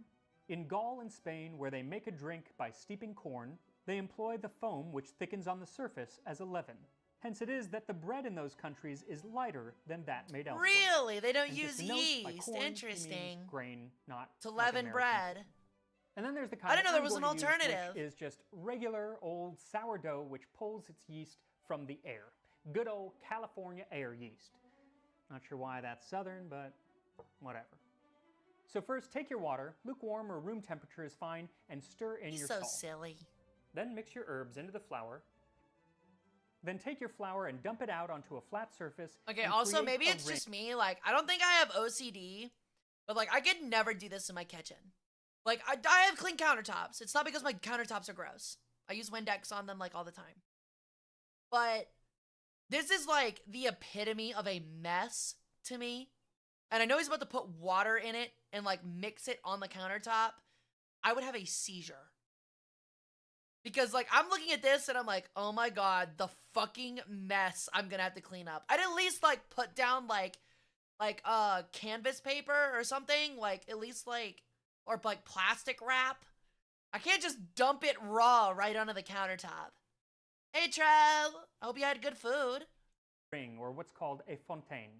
Then, in the words of Johnny Cash, pour that yeast in that burning ring of flour and start to That's work so the flour bad. into the I sourdough love it. starter with one hand. While What you happened pour to the this, salt water Max, bro? slowly That's with the so other. bad. I Then love just it. keep mixing as the dough comes together. And like I said, Yeah, you might yeah, not or like, need yeah, all of parchment that, paper. Water, so just kind of keep an eye My on mom it. would murder me You with a want- once it comes chocolate if she saw me do together, this as a stop adding kid. water. Yeah, If 100%. it's actually too wet, then just throw some more flour in there and you're good to go. Then go ahead and knead your dough. I kneaded it by hand. It took about 15 minutes to get Honestly, kind of a it cleaned nice, everything smooth up dough. quite nicely. But if you have a bread maker, you can go ahead and use that. I You wouldn't pay me, use I'd clean it a for you. stand I don't want mixer you because licking this my is a lot of countertops. heavy dough and you might burn out that motor. But if you do have a bread mixer, no shame in using it, taco especially bowl. because Hell then you yeah, have a dude. free hand to tap that I'm gonna go have me some subscribe chicken and button rice the after notification this. bell so you And never a grilled miss cheese. Another episode of Tasting History, which would be a disaster. Not It would be a Pompei and disaster. Vesuvius, but a close second. Now, once your dough is kneaded to perfection, place it in a bowl, That is a cover it, dark and let it looking rise dough. for 90 minutes to 2 That is a hours, very or dark until looking it dough. about doubles in size. It looks So like now, a lot of classical gingerbread. writers wrote about Like, that bread actually looks like and wheat and all gingerbread. That these is ingredients. dark. So let's take a look at why relying on Pliny the Elder is so apropos for this bread. Gaius Plinius Secundus, aka That man's got a six Pliny the head, Elder, by the way. best known as an author and philosopher, but overachiever that he was, happened to also be the admiral of the imperial fleet moored at Misenum north of Naples on that fateful day in 79 AD. Sadly, his nephew, Pliny the Younger, not incredibly creative with You his hated the family, night shift? he Well, was at least the you only hopefully made person some to extra give an money. eyewitness account of the disaster, a blow-by-blow of the eruption. And he gives us some insight I did a into just blow-by-blow how his with your uncle died. mom. Here's where the story picks up Got just him. after the eruption. My uncle's scholarly acumen saw at once that it was important enough for a closer inspection, and he ordered a boat to be made ready, telling me I could come with him if I wished. Your mom saw my acumen scholarly enough for a closer inspection. That was a good one. That was a good one. And she said I could come with her if I wished. Replied that I preferred to go on with my studies. Are you guys A tired chance of to me check yet? out a massive black, unnatural, looming cloud coming over the Hara, horizon. please, already suffering and from the this ash, kid have mercy, decides but that just he makes it can stay easier to home and be dance on their homeless. graves. I mean, I know I'm not one to talk, but nerd alert. He tells how his uncle Nerd took several alert. ships to go to Stabia to check on a friend. And it's a Oh, I little love odd you, because Max. clearly he was worried about his friend enough to go down there. But then when he got there, they packed up some stuff, put it on the ship, Loof and missed then you? returned Hell to yeah. his friend's villa for dinner while they watched broad sheets of I fire missed you too, and Trev. leaping flames from Mount Vesuvius. My uncle tried to allay the fears of his companions by repeatedly declaring that these were nothing but bonfires left by the peasants in their terror. You should have terror too, Pliny. You should have terror. But clearly he did not, because after dinner, he went and took a nap. Finally, Dude, Pliny some the hours Elder was later, an and only idiot. because the courtyard had gotten so filled up with pumice and ash that they were in danger of being trapped inside, did they decide So to I've got with a pillows running theory. strapped I've got a running theory. There is a lot of people that are smart, right? There's a lot of people that are really smart. But I feel like a lot of them are only smart in one of two ways. They're either but very rarely there's people that are smart in both. And those are the true geniuses. You have people that are very smart when it comes to like academics, textbooks, research, things like that. And you have people that are extremely smart in common sense. And I feel like most people that are actually smart fall in one of those categories. Either of those categories. Never both. The true geniuses are able to hit both. Ow. And like Pliny the Elder is a perfect example of this, where it's like, dang, dude, like, You were fantastic for the ancient age when it came to like history, science, geography, and then it's like, hey, that volcano is literally erupting. We should probably run away. And then his dumbass comment sense said, nah, it's just smoke. I'm gonna go take a nap. And then he died. Like, yes, he saw the volcano erupting. Ow. And then saw the fires in the city and was like, that's not from the volcano. That's just people being stupid and panicking and setting fires while running away. Like, he was saying, like, the lava flows and stuff and the ash weren't hitting them. It was just, like, the peasants, like, being, like, causing riots because, like, they were scared of the volcano. Oh my god, I couldn't think of the word. The volcano. Ow. But, like, I'm seriously, like, a big believer of that. Like, I feel like you're either really book smart and common sense dumb, or you're, like, I feel like most people that are smart fall into this category. You're book smart or common sense dumb, or common sense smart and book smart dumb, and then the true geniuses are the people that are both. Which there aren't a whole lot of. Get bonked? I am getting bonked, Reiji. I will bonk your kidney out of your body. Strapped to their heads to ward off falling objects. So when they eventually get to the ships, Pliny realizes that due to the earthquakes caused by the volcano, the waves are way too high and they're trapped. So he sits down on the beach and takes a rest. Then the flames. This guy, and smell after of his sulfur, nap, which was gave like, I warning fucked of the myself, approach we're of fire, screwed. drove the others to take flight and roused him to stand up. He stood, leaning on two slaves, and then suddenly collapsed. When daylight returned on the 26th, 2 days later, Yeah, his he died body of was smoke found intact and inhalation. uninjured, still fully clothed, and looking more like sleep than death. And that's how most people died that day. He It just died wasn't of lava, smoke it inhalation. was noxious gas and Yeah. falling ash. And that's Burning kind of sulfur lucky for and us, shit like because that. instead of being completely flattened, Pompei and Herculaneum are Honestly, wonderfully Blondish, you wouldn't be preserved, completely wrong for including some their of them. bakery. I don't believe all of them were, One but such some of them bakery, or definitely pistrinum, were. is that of Popedius Priscus. He had his own mill with 4 giant millstones made God up of damn, salt look at that lava. millstone. Foreshadow much? They were likely driven by donkeys to Okay, grind don't the try to grain into romanticize the flour. moron here, Then in y'all. a Like I separate said, room, he's the dough smart was in mixed some ways. using He's just huge dumb in common mechanical sense. Pliny paddles. the Elder was very So wise. If you are using a, He was just very bread dumb machine in to common make this, sense, apparently. That's okay. He's 'cause also they didn't very do it by hand biased as a either. writer. Popedius approves. Hi, Quint.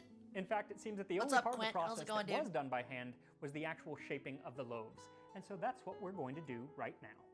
So Hell set yeah. your oven to 400 degrees Fahrenheit or 205 degrees Celsius and turn your dough out onto That a is, lightly again, floured that is a surface. dark, Then knock out thick-ass the egg. dough. Then shape it into a ball and set it on either a baking sheet or a bread cloche. It looks like the this is one gonna that be I the used. weediest And if you are dough using ever a bread cloche, conceived. be careful because Oh, the dough no! I broke mine today. I'm very sad. Sad. about it. Then pat the loaf down into sort of a flat-topped cake and cover it and let it rise for another 20 minutes or so. Once your second rise is done, we're going to go ahead and give this loaf I its too am very iconic dumb shape. but very smart when it So comes to take a piece RPGs. of That's how baking most string people and tie are. it right around the middle of the loaf and cinch it so it looks like my waist in pants that I haven't worn since before quarantine. Oh my Now for the god. lines on top, there's a You don't lot have of to hit debate, me that hard, Max. But there's debate on everything to do with this. He loaf really pretty does, much. So Piku. He using really Occam's does. razor, I'm He's going to very go with the handsome. simplest explanation Max and is use very the handsome. string that we've already got to make See, 4 the thing deep is, though, impressions. is that, like, a lot of people, like, when they put on makeup and stuff, you can tell because, like, they'll have, like, so much powder on or, like, so much foundation that you can, like, see it in the light of their camera. And, like, he doesn't have that. I think he just has, like, really clear skin. Like, he definitely has, like, probably a little bit of makeup on, but he just has very clear skin as well. And he's just naturally a handsome guy, so. On the top, which creates 8 separate sections. Then stick your finger in the middle of the loaf to make an indentation to keep the bread from cracking, and slide the bread into the oven for about 40 to 45 minutes. If you are using a cloche, remove the lid about 30 minutes into baking so it can darken up a little bit. Now, Yeah, my okay, loaf- see, Trav, I told you. Like, if y'all don't know this, like, I've only known it because I've watched so many of Max Miller's videos. Every single video of his, he's a massive Pokemon fan, and you can tell because every single video that he makes, every single video, there will be a Pokemon in the background somewhere. The one that we watched for Garum had Gyarados. This one has Magmar.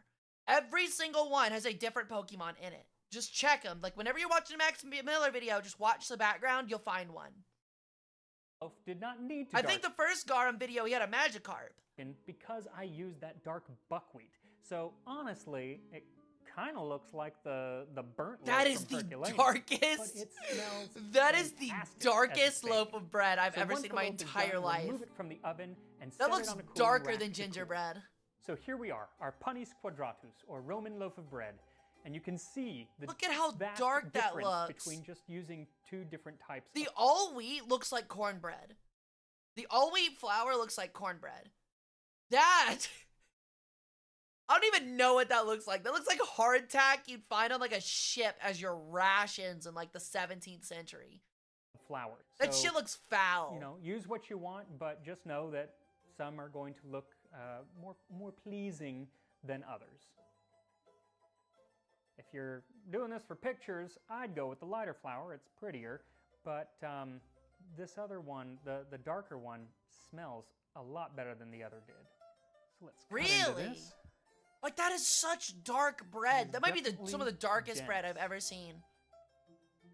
Look at how crazy Kinda dark knew that that by bread the is. shape. So let's take a little bite here. Yeah, it looks like rye. I don't like the color. I gotta say, it Yeah. smells good, but I don't like the color. The color looks, it's so gray. Looks like, it actually looks like rock. Oh, is it? Is it good? All right. Not great. So it's definitely Probably better with some than- olive than oil. the previous loaf that I had tried, but It kind of still not does, great. Sky Current Starfall. Italians do it better, I think. But then again, we don't actually know because all that we've got to go on are the looks of the bread and some of what Pliny tells us. But Yeah, because they that's- didn't have that's how it goes, they didn't you have know? all white Sometimes- wheat flour. Sometimes you win, and sometimes They didn't have it because they don't. didn't bleach it. If you're They didn't have interested in bleached other wheat. ancient Roman recipes, I have a playlist down here of all the Roman recipes that I've But done. I'm very curious as to what kind of wheat they would have used though, because like I think he said in this one I think he said he used half buckwheat, and man, I don't know if y'all have ever had buckwheat. That shit sucks. Buckwheat tastes like ass. Buckwheat is not tasty, man. All right, I think we're gonna do one more video. Let me see here.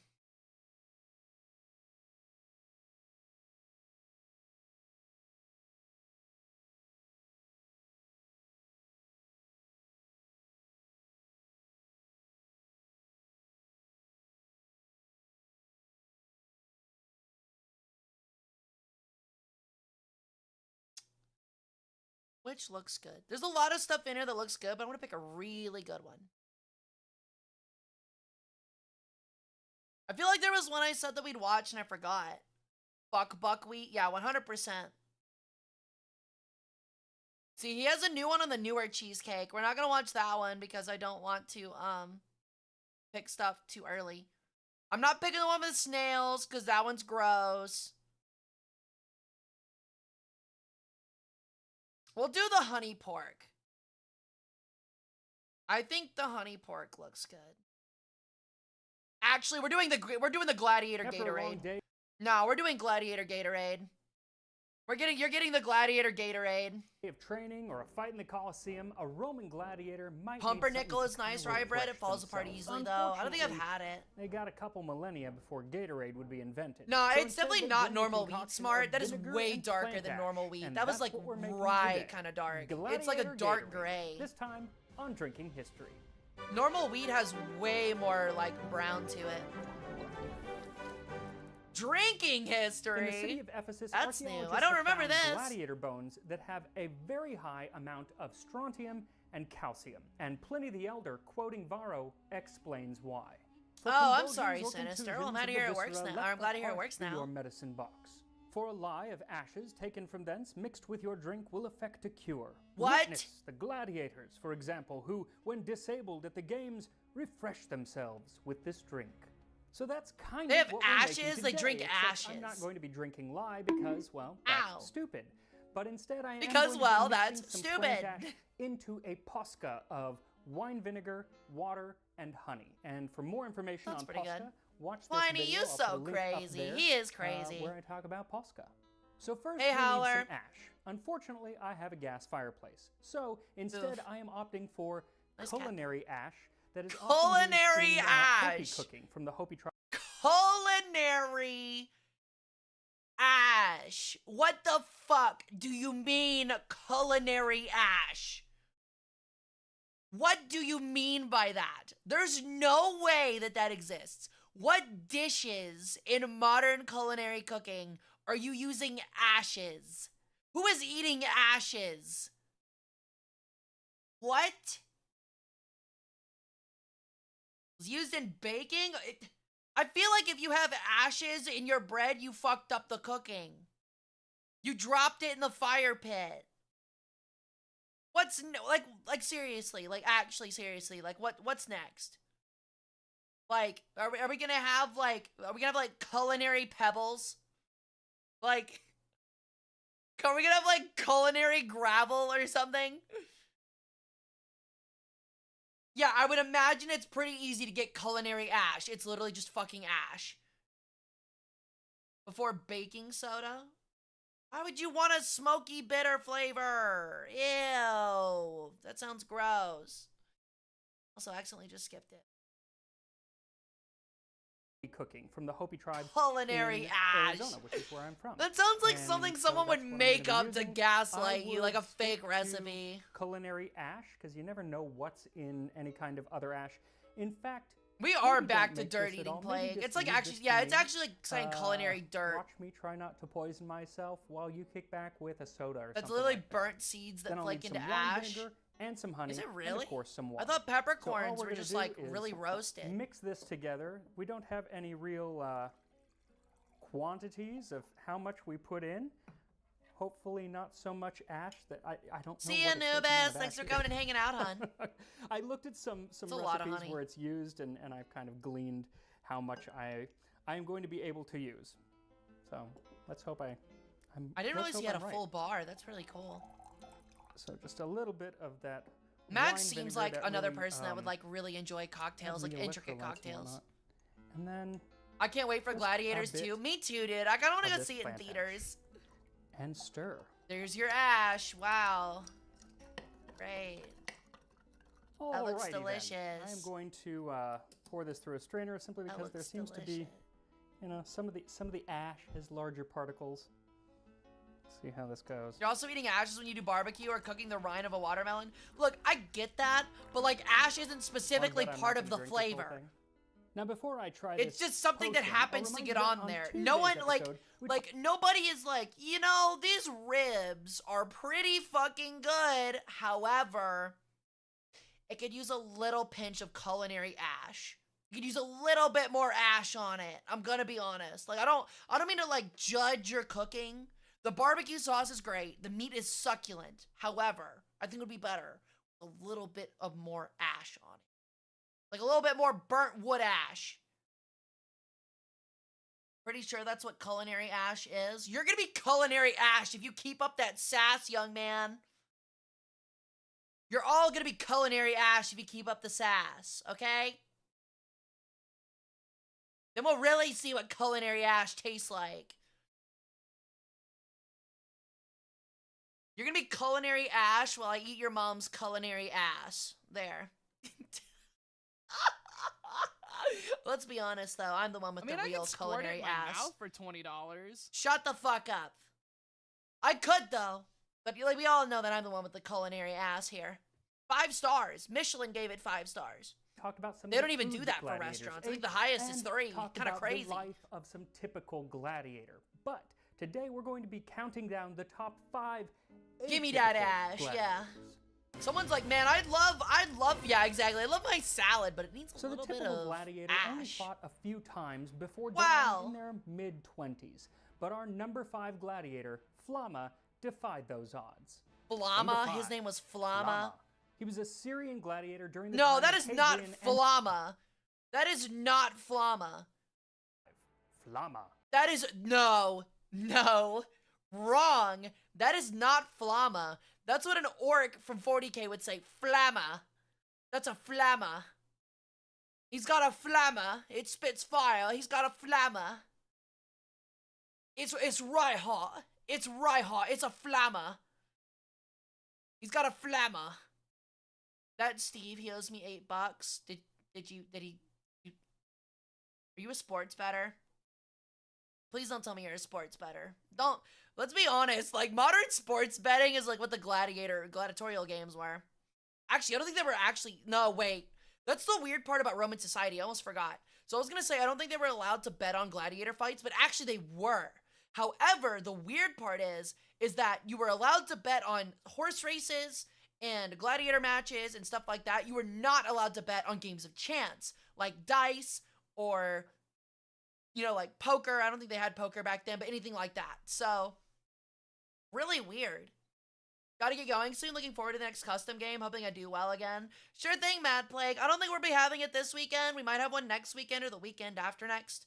But this weekend we're building Yugi's Millennium Puzzle from Yu-Gi-Oh! I've got a model kit for it that a chatter was so kind to send to me. And then we're just playing regular War Thunder with viewers on Saturday. So you're more than welcome to play normal games though. Flama Llama. That's what I was thinking too. He was a Syrian like a gladiator fire during llama. the time of I'm Hadrian Flama. and became one of the most famous gladiators in the Roman Empire. His gravestone reads, Flama That's sick. Secutor, fought 34 Secutor. times, won 21 times, fought to a draw 9 times. Oh, he lost won with 13 3. times. He's dog shit. Never mind. Okay, that's actually dog shit. Hold on. Wait. Hold on. What do you mean he was one of the best gladiators in Roman history? He fought 34 fights and only won 4 of them? That is dog shit. This guy sucked. What do you mean? He only won 4 fights? Dude, fuck this guy. Flama sucked, bro. Flama, more like Lama. Oh my god. 34 fights and you won 4 of them. At first I was like, damn. Oh, wait. Wait. Won 21 times? Oh, I'm stupid. Never mind. I thought that said lost. I thought it said lost 21 times. So we actually never mind. I'm sorry, Flama. I'm sorry, dude. Please don't haunt me. I mean, you're still Roman, so you're still inferior, but please don't haunt me. I'm not giving a Roman an apology. 4 times. He was a loser and what makes him anyway. exceptional is that on 4 different occasions he was awarded Justice for Ferudis, Flama, he or the suffered wooden sword of slander. the He Ton sure did. that was given to a gladiator to award them their freedom. And every single time he turned it down, opting instead to remain a gladiator. This guy actually said, Exceptionally, "Nah, yes. I want to kill people." Exceptionally He smart? really No, said, because "Nah, I'm while gonna he kill did people." Make it past that mid-20s mark, he died at 30. Number 4, Ouch. Spiculus. Now he Can't be would me, rank on bro. pretty much any list of top gladiators ever in his Oh, he own was only right. He was 5th really the best? Mike Okay, never Tyson mind. of Back his to being a age. loser. But the reason that He's is on only our 5th list best is loser. because of one of his fans. Spiculus's biggest fan was Romans the killed the Emperor Empire of Nero. Egypt, And whenever sadly. the Not gladiator really. won a It was fight, more like Nero Alexander gave the him Great did. properties and villas equal to those More of like the men Greeks who had did. celebrated Ptolemaic Egypt was before the triumphs. Roman. He became one of the wealthiest gladiators in history, and Nero was such a fan of his that when he was overthrown in 68 AD, he reached out to the gladiator and asked him to kill him. Unfortunately, either because he couldn't be reached or because he was like, new phone who dis, Spiculus did not kill him. Instead, Nero had to commit suicide. Number Rough. 3, Mevia. Sun Tzu said that. He sure did. So there were a number of female gladiators in ancient Rome, but they tended to be seen more as oddities rather than anything else. Sometimes they would dress up as Amazons and fight mythical mock battles, and sometimes they would be pitted against like amputees or wounded animals in a It's not sick very form fair. of mockery. Often they were the poorest of That's fucking toxic. That's actually so fucking lame. Alright, well, you're a champion gladiator and we don't want you to get hurt, so you're fighting this guy that literally doesn't have arms. We expect you to win. Kill him. Just kill him. Like, that's so mean. Yes, thank you for being a war veteran. Thank you for your service. You no longer have either of your arms. How would you like to die in the gladiatorial arena for like $50? Isn't Spiculus that cookie spread? I have no fucking clue. of the poor, but the poet Juvenal speaks of rich women who have lost all Juvenals. sense of the dignities and duties of their sex. And he also gives us one of the only names for one of these gladiatrices, Mevia. Mevia transfixes the Tuscan boar, and with breasts exposed, Fighting the disabled is grasps the crazy, hunting and then like spears. celebrating it, So being while like, this sounds "Whoa, I'm a exceptional, great fighter!" it's You part beat of a a guy list with of no kind of arms, bro. You're things not that that he's crazy. ridiculing. Like So you're he not didn't that have a crazy, great- bro. Great reputation. You're not that Number guy. 2, You're not that guy. The Emperor Commodus. Commodus, Now, many emperors actually fought in the Commodus. arena, It's a including toilet. Caligula, Caracalla, Titus, and even Hadrian. But none is more famous than Commodus, perhaps because he was featured in the movie Gladiator. But typically, when an emperor was fighting, the risk to them was minimal. Cassiodeo writes of some of Commodus's The people that he fought were super disabled. Like, it's like, all right, well, we don't want our champion gladiator to get hurt, so you're fighting a guy without arms. And then Commodus is like, I'm the emperor, I'm fighting. And they're like, all right, go get the dudes that don't have arms or legs or teeth. Like, go get the cadavers. exploits in the arena. On the first day, he killed 100 bears all by himself, shooting down at them from the 100 railing of the bears! balustrade. You expect me to believe that this fruitcake right here took out 100 bears without like any tipping of the scales? This fruitcake right here, you expect me to believe that guy took out 100 bears? What kind of bears? What kind of bears? He shot from atop the railing? Undoubtedly. But what kind of bears are we talking about? Put this guy up against a fucking Arctic fully grown fucking polar bear. Let's see this. Let's see this guy really do some work. The bears were drunk, probably as well. Yeah, probably. They were probably like fed like fermented figs and shit or whatever. But yeah, he almost definitely just shot the bears from above. Like, that is like, okay, that is like literally, unironically, that is like the modern day of like big trophy hunting, where it's like, here is an animal that is literally wounded and like 70 years old. Here's your here's your Barrett 50 caliber machine gun. Try to not put too many holes in it. And then like you do it and you're like, look at how fucking amazing I am. Look at how masculine I am. I killed 100 bears. I killed 100 bears. 100 bears. 100 bears. With a Swiss Army knife. The scissor function. Not even the knife, not even the toe pick knife. Like the scissors. I killed him with the scissors. Like, I got him with the scissors, bro. The little mini scissors. Fetch me the armless bears. Oh my god. Alright, Gladiator staff, please de-arm 100 bears for me, please, for the fight next week. Oh my god, bro. Ugh. He really thinks that's crazy. I'm over here dropping tactical nukes on a weekend, man. On another day, he descended to the arena from his place above and cut down all the animals that approached him. They were led up to him or brought before him in nets. They Yeah, that's literally not really admitted as it. impressive as he might. They literally admitted it. They might as well have actually been armless bears. They were like, all right, we caught him, we put him in giant nets, we dragged them over to him, and then he just pretty much just like prison shanked them like 8 or 9 times in the chest. And we did that 100 times, and now he's the god of bear killers. Like,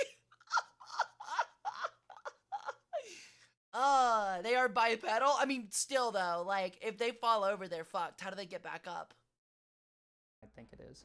Though he did actually fight gladiators, but The pocket it doesn't knife seem that those toothpick. bouts Oh were my all lord. that dangerous either. The famous Cassius Dio netted says that lions only after fear the their emperor went back to his emancipated seat up in the manes. stands did the contest We haven't no fed them in longer 2 resemble months. Child's play, but were so serious that great numbers of men were killed.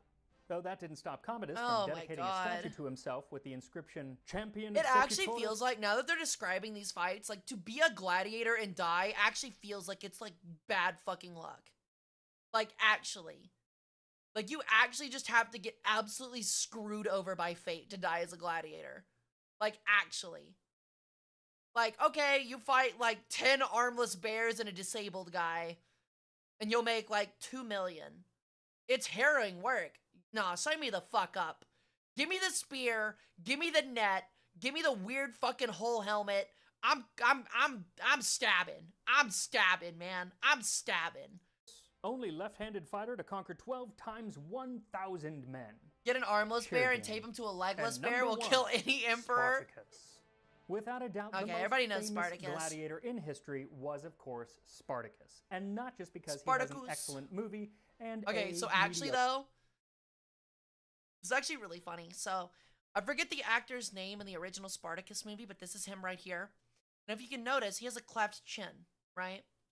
Now, I watched this movie in high school, in one of my world history classes in high school. And the gym teacher, one of the gym teachers, like the coach for the baseball team, was the guy that taught that history class. As usual, usually as it goes in small schools in the U.S. South. Crazy, I know. The fucking baseball teacher is teaching history. Or the baseball coach is teaching history. That's actually very common if you don't know.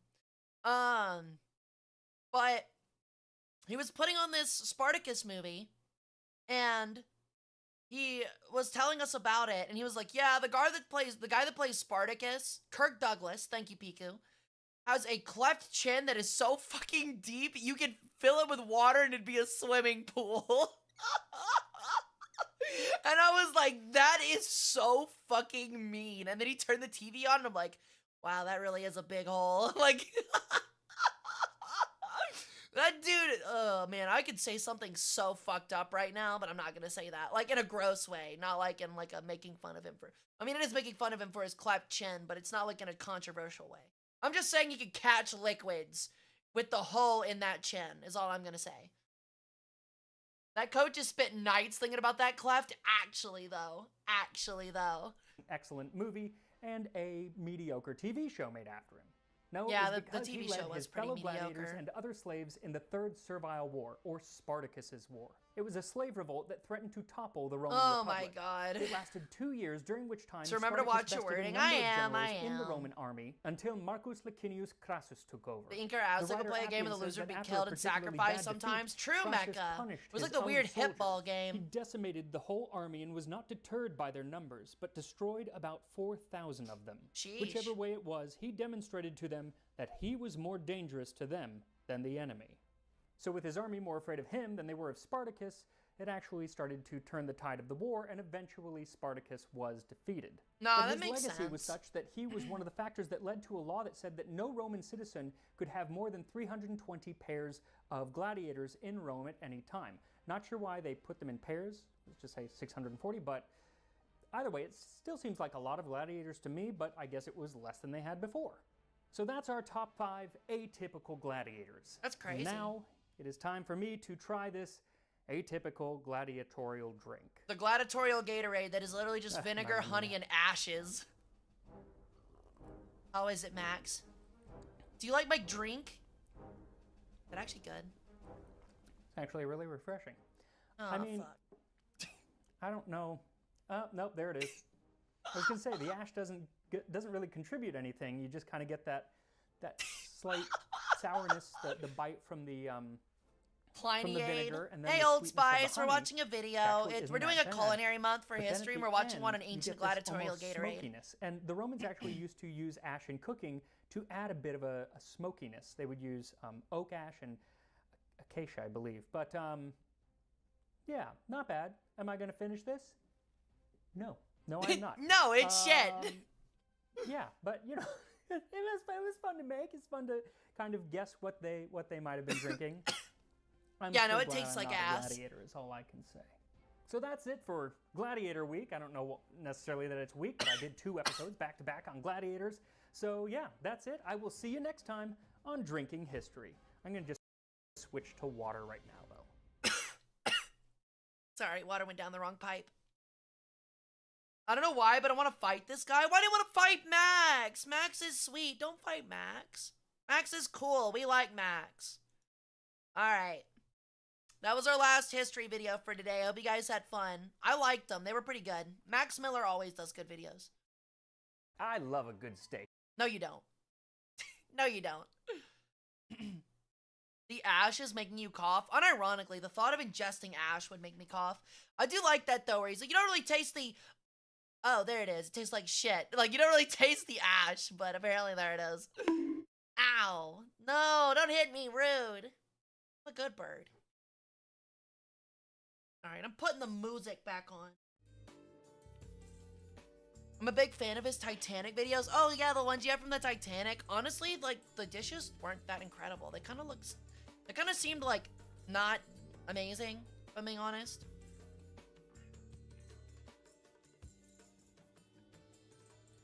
Look, it's 2024. It's okay to eat ash. Honestly, I would say it's commonplace at this point to eat dirt and ash. Oh, hey, first time I've been to the end of a stream. Good job today, Hara. Enjoy your rest. We're not done yet. I'm not going anywhere. We're still gonna chat and hang out. I'm just saying that was the last history video for today. Hey, Just Nuki. Yeah, historian Q&A. I have a postgraduate degree in history, so if you have any history questions, I'll be free to answer them for you. It's okay. You got a slight cough there. Oh, yeah. Honestly, like, my voice is a little raspy from being loud on stream and laughing a lot. But also I've been yapping a lot, so I need to drink more water.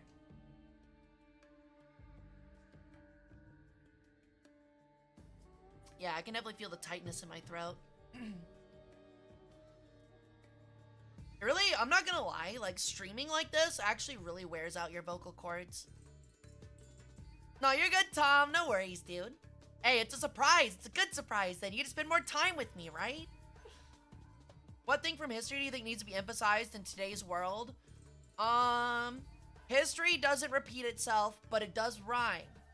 So, honestly, I think a big thing that a lot of people need to look on is that, like, since the beginning of history, people have looked back on history and gone, those were better times, we're doomed today.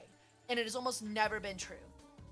So if you think today is really bad, and you're having a really rough day, or you think the world's in a really messed up place, a reminder, it's always been worse.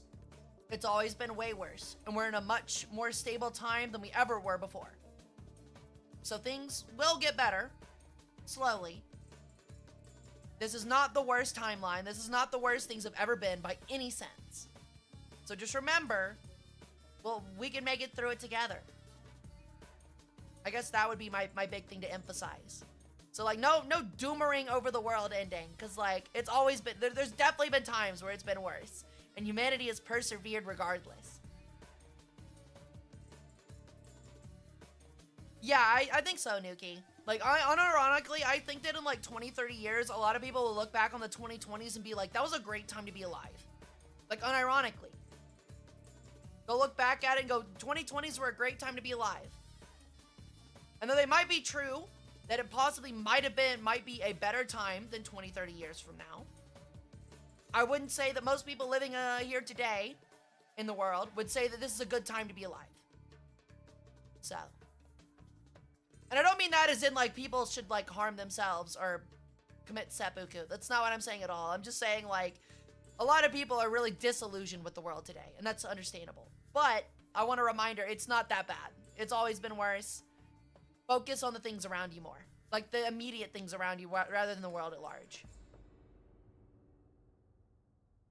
But no, the lockdown and everything happening were awful. I agree, Trev. But think about it. For example, in the 20s, the 1920s, something very similar with the Spanish flu outbreak happened, and it was actually much worse. And yet a lot of people look back at the roaring 20s as a time of economic progress and a great time before the 1930s, which saw the Great Depression. So, yeah.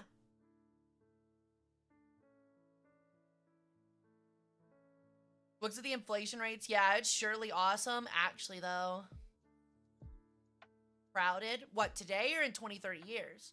Honestly, if humanity just gets a little bit wiser about, like living, like, period, like, how much space, excuse me, they take up, then we can live perfectly fine. For example, if you took the entire population of the United States and put it into a city, the density, like the same exact density as New York City, the entire US population would fit into the state of Texas. So, like, don't be afraid that, like, we're running out of space on Earth. We're not. It'll be okay unless you live on a low-lying coast, then you're boned. I mean, financially you are, but you'll live. Hopefully. Mostly. But it does suck. It does suck. 100%. I'm not gonna sit here and act like it's not a not great time. But being a historian, I've found out that there have been way worse times to live, for sure. Great Depression being an example. Knock on wood. Don't want to jinx it happening again, you know?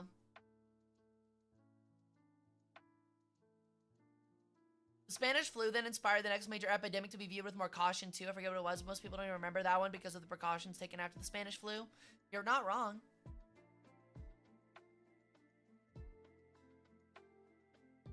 Isn't it like we haven't even made 68% of the world livable? It's not only that, it's just that, like, humanity is extremely spread out right now.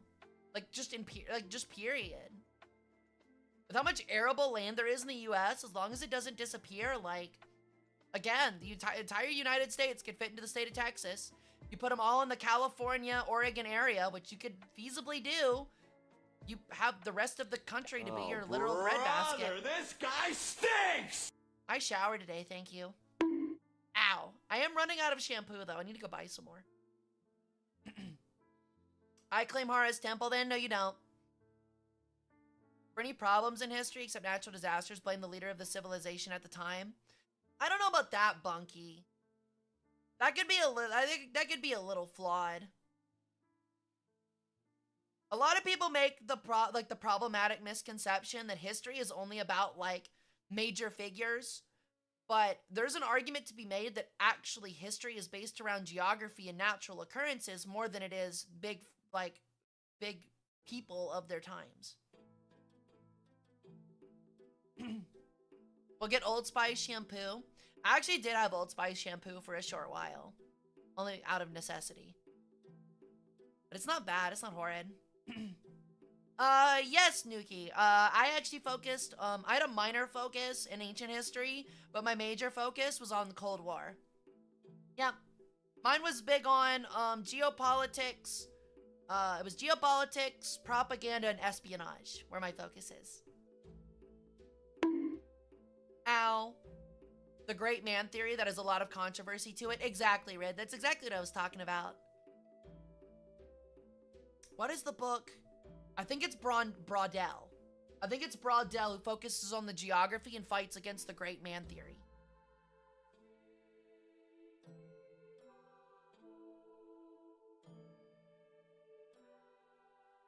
No, it's not Braudel.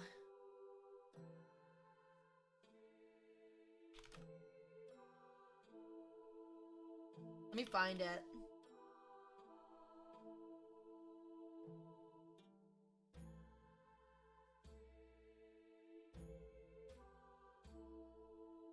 Shit, what book was it?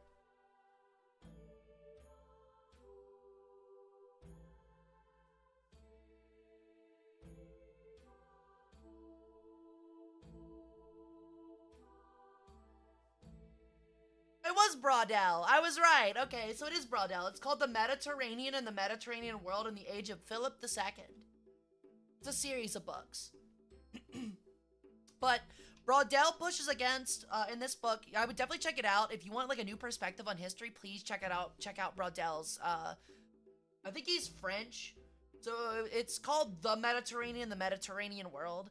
But I think in actual, like, the actual title is, like, La Méditerranéenne or whatever it is in, like, French.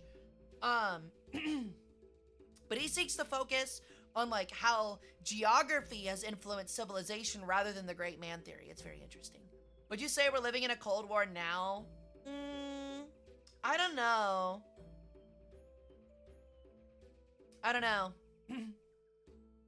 Maybe I'd say so, but only because of Ukraine.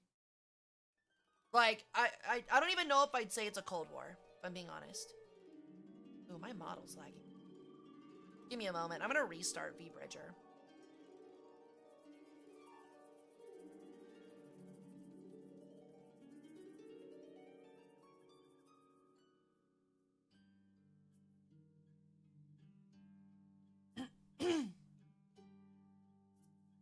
Sorry guys, my throat's a little messed up. I'd say so because of China. I would disagree more, it's mostly because we don't have any proxy conflicts with China. And we're still big trade partners. No, Fallen. A Cold War refers to, like, a war that doesn't have active conflicts between two superpowers. So I wouldn't say we're in one because of China. I definitely wouldn't. Because we're in no proxy wars with China, and we still have really good trade relations with them, even as much as we are standoffish towards one another. The big one is Russia right now, but even then I still wouldn't describe it a Cold War, because like the Cold War with Russia isn't a global issue. It's just isolated to Ukraine. I would just say it's a regular proxy war. So no, I wouldn't even say we're in a Cold War right now. Now, if another front opens up, like if China decides to invade Taiwan, or if Russia decides to, like, I don't know, expand, like, their, like, actual legitimate military assistance to, like, Iran or something like that, like, actually not just being advisors, then yes, I would think we're in a Cold War. But I think there need to be another front like that opened up. We're close, but I don't think we are quite yet. But I don't think, because, like, for example, like, a Cold War, like, for the Cold War to happen, that implies that we're expecting a nuke from Russia any moment, and that Russia is expecting a nuke from us. We're not. We're just not. Like, it's nowhere near as twitchy. Because, like, there were multiple times during the Cold War where it's like, hey, there's something weird on the radar. There's a 50% chance that I hit this button and nukes go. Like, today it's like, hey, there's something weird on the radar. Oh, yeah, it's probably just a weather balloon. You know what I mean? I think that's dumb. What, that the Cold War, like, doesn't signify snow and whatever? I mean, Russia is cold. I'm curious if the Russian or Chinese political regimes have shown themselves to be sustainable over time. I think that question will be put to the test in the next 10 to 15 years. 99 rot Luftballons. It might, Spice. Then, debatably, it depends on what China feels, Spice. If China actually, like, supports North Korea on that, then I could argue it's a Cold War then, but... Yeah, exactly, Mecca. But as for, like, the political regimes, not to get political, we're not gonna get too political into the weeds. I don't like a too political chat. We're discussing history. We're not gonna discuss, like, modern politics. There's just too much stuff in it for stream. But I think that question will be answered in the next 10 to 15 years, Nuki. I think the Ukraine war will have a lot of negative reverberating effects on the Russian economy, and I think the current housing crisis in China will have a lot of negative reverberating effects on the Chinese economy. So we'll see. Seeing as how China has, like, really opened up economically in the past 20 years, it's kind of hard to say that this is going to be their downfall, because I don't think it will be. And I don't know if that's particularly a good thing either. Same thing for Russia. But I could see in Russia, if the Ukraine war continues to go as sour as it is, and it isn't ended in the next year or so, I could see a coup. I wouldn't say it's a collapse, but there probably will be a coup. So, something akin to, like, Yeltsin and Gorbachev. Yeah, exactly. That's what I'm talking about, Blondish. It's starting to pop, but... And that's me looking at things from, like, a Vietnam and, like, Soviet war and Afghanistan perspective. The Soviets didn't have an issue. The Soviet Union didn't fall apart until they moved out of Afghanistan, because it was seen as, like, the Soviet military as being weak at that point. And the Soviet military-industrial complex that, like, pushed most of their economy no longer had anything to push towards. So they had no way to sell, like, any products to like, the government to, like, keep the economy flowing and keep jobs up. Russia's economy is not as geared towards military production as it used to be. It's mostly, like, fuel-based, but I don't know. It depends. I'm a pop by Hara. See you, Sinister. Thanks for coming and hanging out. I feel like Russia's a paper tiger. Russia's worse than a paper tiger. They're just paper. They were a paper tiger 10, 15 years ago. Now they're definitely just paper. Like, there's no way in hell the Russian military is equipped to deal with any modern army. Like, in any sense of the form. China and the US and the European Union, if they got their stuff together and actually, like formed a coalition, would wipe the floor with Russia unquestionably. Like, it wouldn't even be close. Like, not even close to being close. Like, if Russia and the United States were assuming that no nukes exist, go at a head-to-head conflict, Russia would make Afghanistan, like, would make Iraq in, like, Desert Storm look like a long, drawn-out conflict. Like, actually. Does history give insight to the effects of the speed in which information spreads via internet? I mean, there's stuff that you can look at it to, like, be akin to it, but it's still, like, some kind of guesswork. Because, like, if you look at, like, the creation of the printing press, you'll see the expansion of knowledge and the expansion of reading and the expansion of, like, globalist, ideals, I guess is the best way to put it. Because you're able to, inform yourself more about, like, other nationalities and other peoples in a much easier way. The internet is a lot like that. It's just to a much more exponential degree, I would say. So, like, you can definitely study the effects and liken it, but I don't know if it would be one-to-one exactly, because the internet is just so effective at, like, enmeshing societies into one another, because you can just learn about either one at any time, you know what I mean? And you can, like, interact with people that are a part of that culture and society at any time. Which I think is really cool, frankly. Would be interesting to move away from heavy war discussion is discussion of history of celebritism. That is a really interesting way to look at history, Tom, and I do like the idea. I wonder if anyone's focused on a book on something like that. Like, just like the history of fame.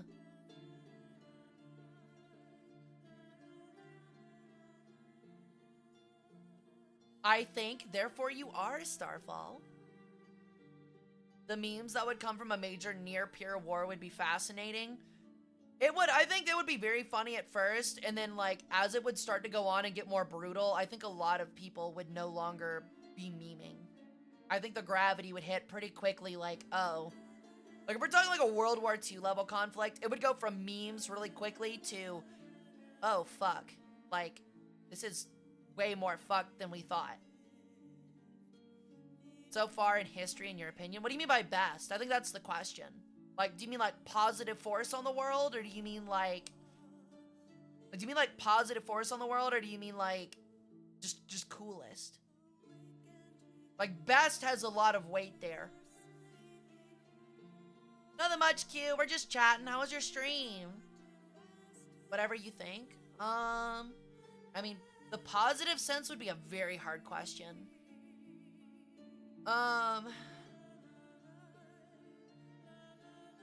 I mean, honestly, Spice is probably right. If we're talking about the best thing to happen for humanity, it was probably agriculture. Because that allowed civilization to be built. It probably was agriculture.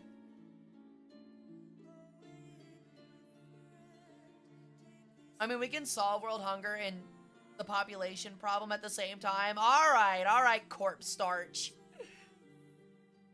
I think the painters might be the oldest form of celebrity just by sheer historical evidence. I mean, honestly, it probably wasn't painters. It was more like, if we're being honest, it was probably more like lords. Lords, like some kind of warring champion, something along those lines, was probably the first, like, celebrity. Generals. Oh, I'm sorry, Q. I hope things get better, hun. If you guys don't know, Q is an awesome streamer. You should totally go check her out when she's streaming. She does awesome art, and she's amazing at fighting games. So if you're into fighting games and, like, cute Drago art, please go check her out. You guys, she seriously deserves it. Same thing for Lorelai. Lorelai's also an awesome streamer. I don't know why scientists want to colonize other planets when we can fix the planet we live on. I agree. I think people are too quick to jump to Earth's fucked, move on. But also, I think colonizing another planet is the next massive step for humanity. After we colonize another planet, we are actually starting to hit spacefaring race, and that is a new era. Like, I would argue that that would be a new golden age. So I think a lot of people are just chasing the golden age. And it's fine, things like that happen all the time. I should really be expecting time I schedule a stream. I mean, honestly, if you have to cancel a lot, Q, it might be smarter to just do rogue streams. I don't think people would hate it.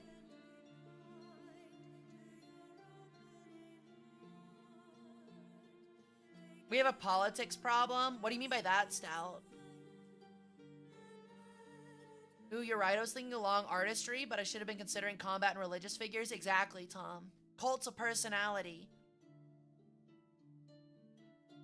Like, shit, like, the first thing that comes to mind is, like, Zoroaster and his followers, where the dude just claimed he was literally every god. And he was pretty much just, like, a cult of personality that a lot of people, like, really wanted to get to know, you know? Like, really wanted to follow. Humanity would have to be more united to colonize other planets. Possibly. I don't know.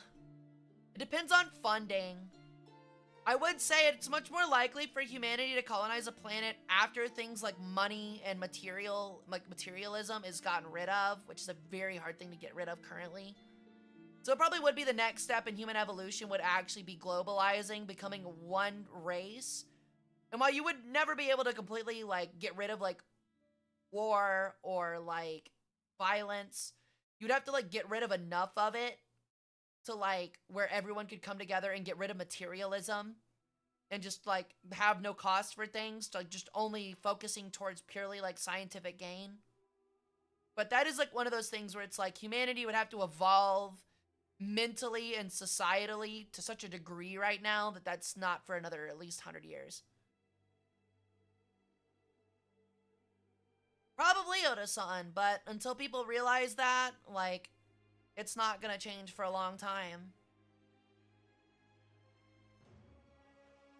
And, like, I'm not communist by any means, but I do think communism is a value, like, is a noble end goal. It's just that I don't think there's a realistic path to it in any sense of the word for a very long time.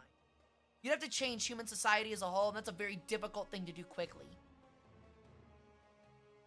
Like, you'd have to practically change not only societal values, but human value itself, which is very difficult.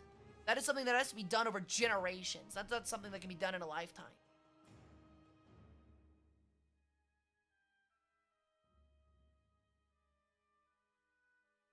Jesus Christ, Nuki.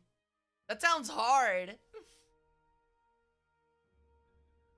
Where were you on Monday? Hey, Volk. Yeah, I didn't have a chance to stream.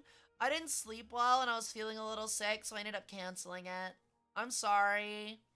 Thank you for the follow, Cryzera. Welcome into the cult. How you doing today? So yeah, I meant to stream on Monday. We will be streaming next Monday. I'm sorry I didn't get a chance to. I like reading the development of naval warfare. Went from land battles at sea, Roman, to now being able to turn two keys and vaporize a city. Yeah, Bunky, it is very interesting. There's a good book on, like 16th, 15th century era ships called The Way of the Ship. I forget who it's by. It's a book I had to read for one of my undergraduate courses. Very good. I would check it out if you want something good to read on that. It literally goes from, like, sloops to nuclear subs. It's really cool. How about just getting more sleep? Sometimes easier said than done.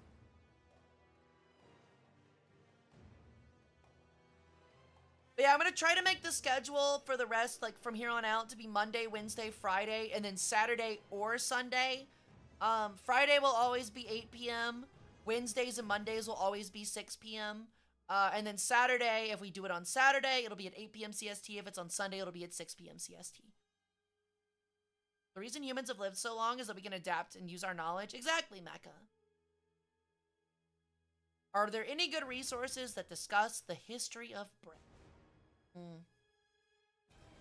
That is a good question, Smart Tart. I don't know of any books, but I'm sure you could find one. I'm afraid I couldn't give you one specifically. There was a Roman culinary class, like culinary history class that was offered in my undergrad that I sadly didn't get a chance to take, but I'm sure that would have had a lot of discussion on it. But like honestly, just Google like Roman culinary history books. You can probably find something good on it. I know that there's a lot of like primary sources from like Pliny and like a lot of other like Greek and Roman writers of the time that could give you like cookbooks and like explanations of like recipes for bread. But as for the beginning of bread, it was probably like an early Mesopotamian culture. Like very old. Bread was probably very early created in human history. You ever read those modernist day group cities transported back in time stories? I haven't, Tom, but I have like watched a lot of podcasts that talk about alternative history and alternate history, which is kind of close, and those are pretty interesting. Good Lord, Trev, that's crazy. You sound like me, though. I'll have like some days where I'll sleep like 10 to 11 hours, and I hate it. It makes me so mad. Can you not take it now, that class? I mean, I could, but it costs a lot of money that I don't have, so I'd rather not go back up in debt, go back into debt, like school debt. Hey, Chase, welcome in. How's it going, dude?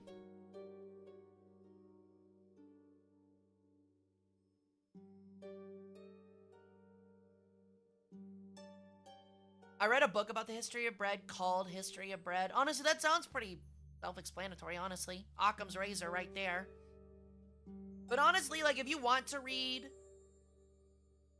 Thanks, Chase! I try my best. I'm glad you're chilling, though. Glad to hear you're having a good night. Alright, you've never heard Hara. I worked 5 straight days of 10-hour shifts. That sounds like absolute dog shit, Trev. Holy shit, man. It was a random fluke that just happened by chance. I mean, that does sound a bit like human civilizational history. But, again, like, you'd have to, like, hit an agricultural phase, which was definitely on purpose before getting to bread.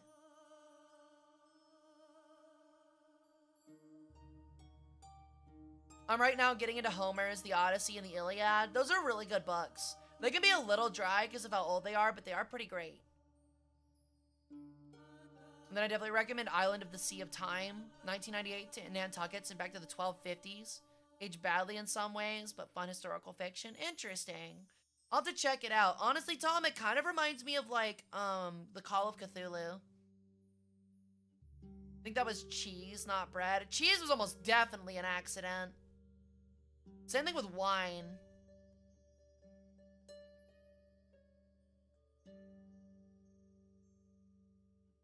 Ouch, Trev. That's rough.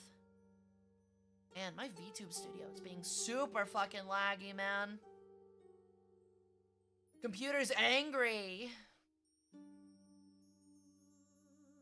You know what a producer tag is? I'm afraid I don't, Chase. May he awaken one day. I don't know if I'm particularly a fan. Honestly, I kind of expected more out of Cthulhu. I was kind of a little disappointed. It's very eerie, but I wish there was just more that happened to it in it. It feels like the mysticism around Cthulhu is much more interesting than the actual book itself. Oh my god, the hiccups. Because it means I'll be back, Hara? Oh, fair enough. Hell yeah.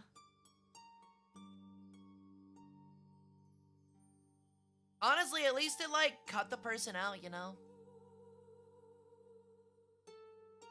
What does Hara $20 do? It's a quote. A rather embarrassing one, but if you wish to use it, you're more than welcome to.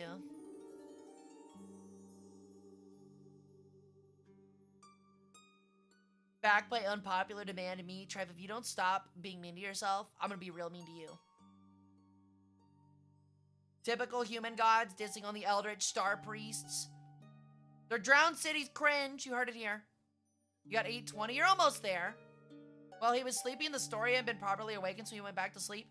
The issue, Piku, is that he was chasing after the main character, and they hit him with a fucking boat, and he gave up. Like, he got defeated by being rammed with a boat. Like, that's what ruined it.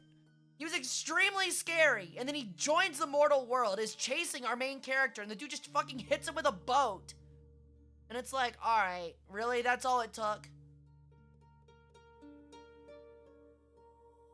Yeah, I agree, Lorelai. It's more like the implications in Eldritch Horror than what actually, like, the creature is. But that would be more Bratty Burb, and we like Bratty Burb. I know you like Bratty Bird.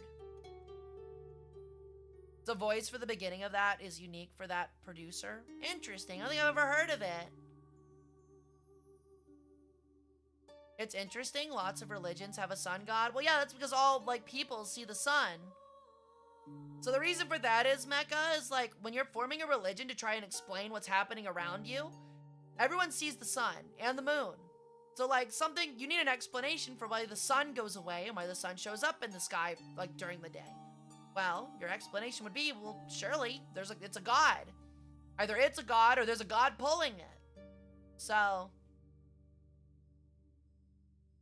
OG made this. There you go.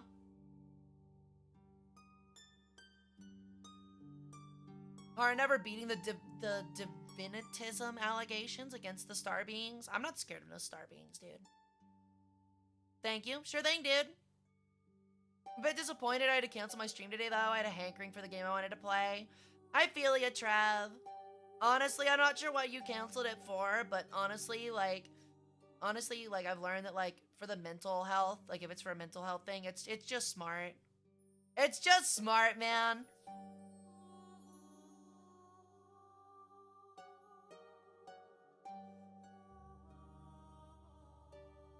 Ugh, man. I do really need to find ways, so I've, like, been considering, though, before stream, starting to do vocal practice. Because, like, my vocal cords are starting to go out towards the end of streams. Especially if I'm streaming 20 hours a week. I'm gonna have to, like, get that down. Especially if, like, 2 streams a week would be me yapping for 5 hours. It didn't emulate well enough, like, constant audio and visual issues. Oh, that sucks. Yeah, tech issues are, like, my biggest, that's what makes me, like, the most upset for, like, ending a stream.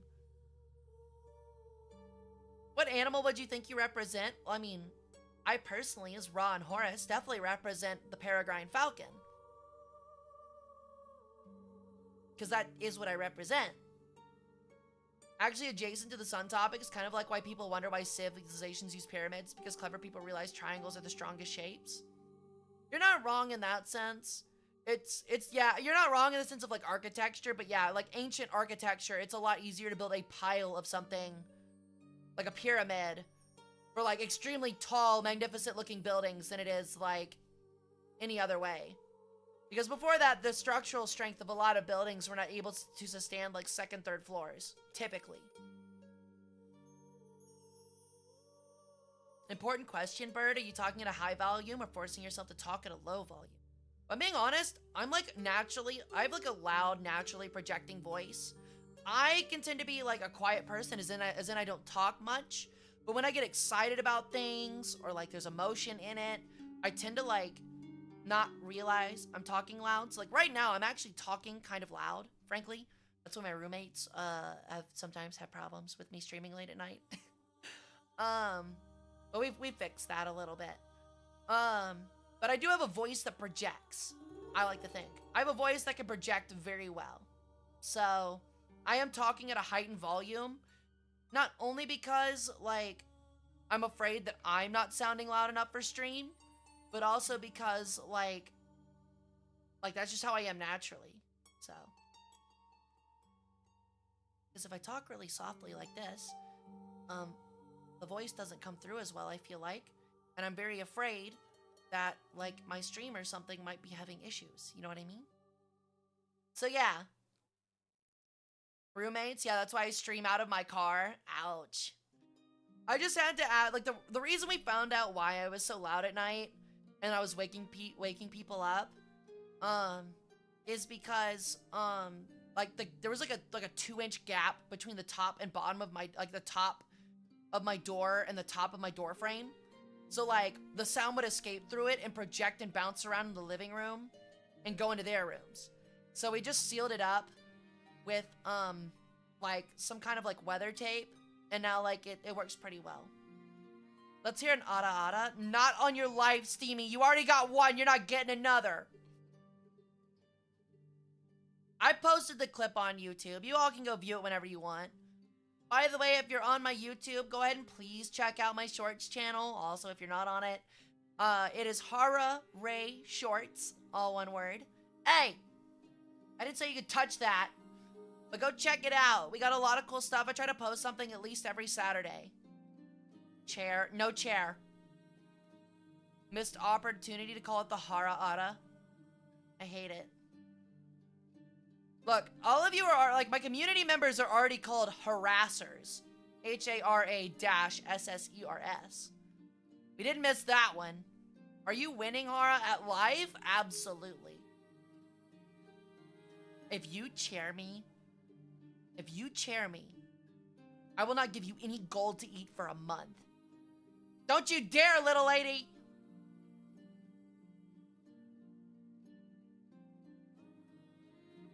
Monka. I forget what we were playing, Steam. Oh, we were playing Forewarned, Steamy. I think you would have liked it. They had like these little like monkey baboon idols. And I had them and I was walking around. I was like, monkey. I got the monkey. The monkey head. I got the monkey. Seems right down your alley. I would gladly not take that fam name. That's the joke one. In reality, it's worshippers or cultists pick.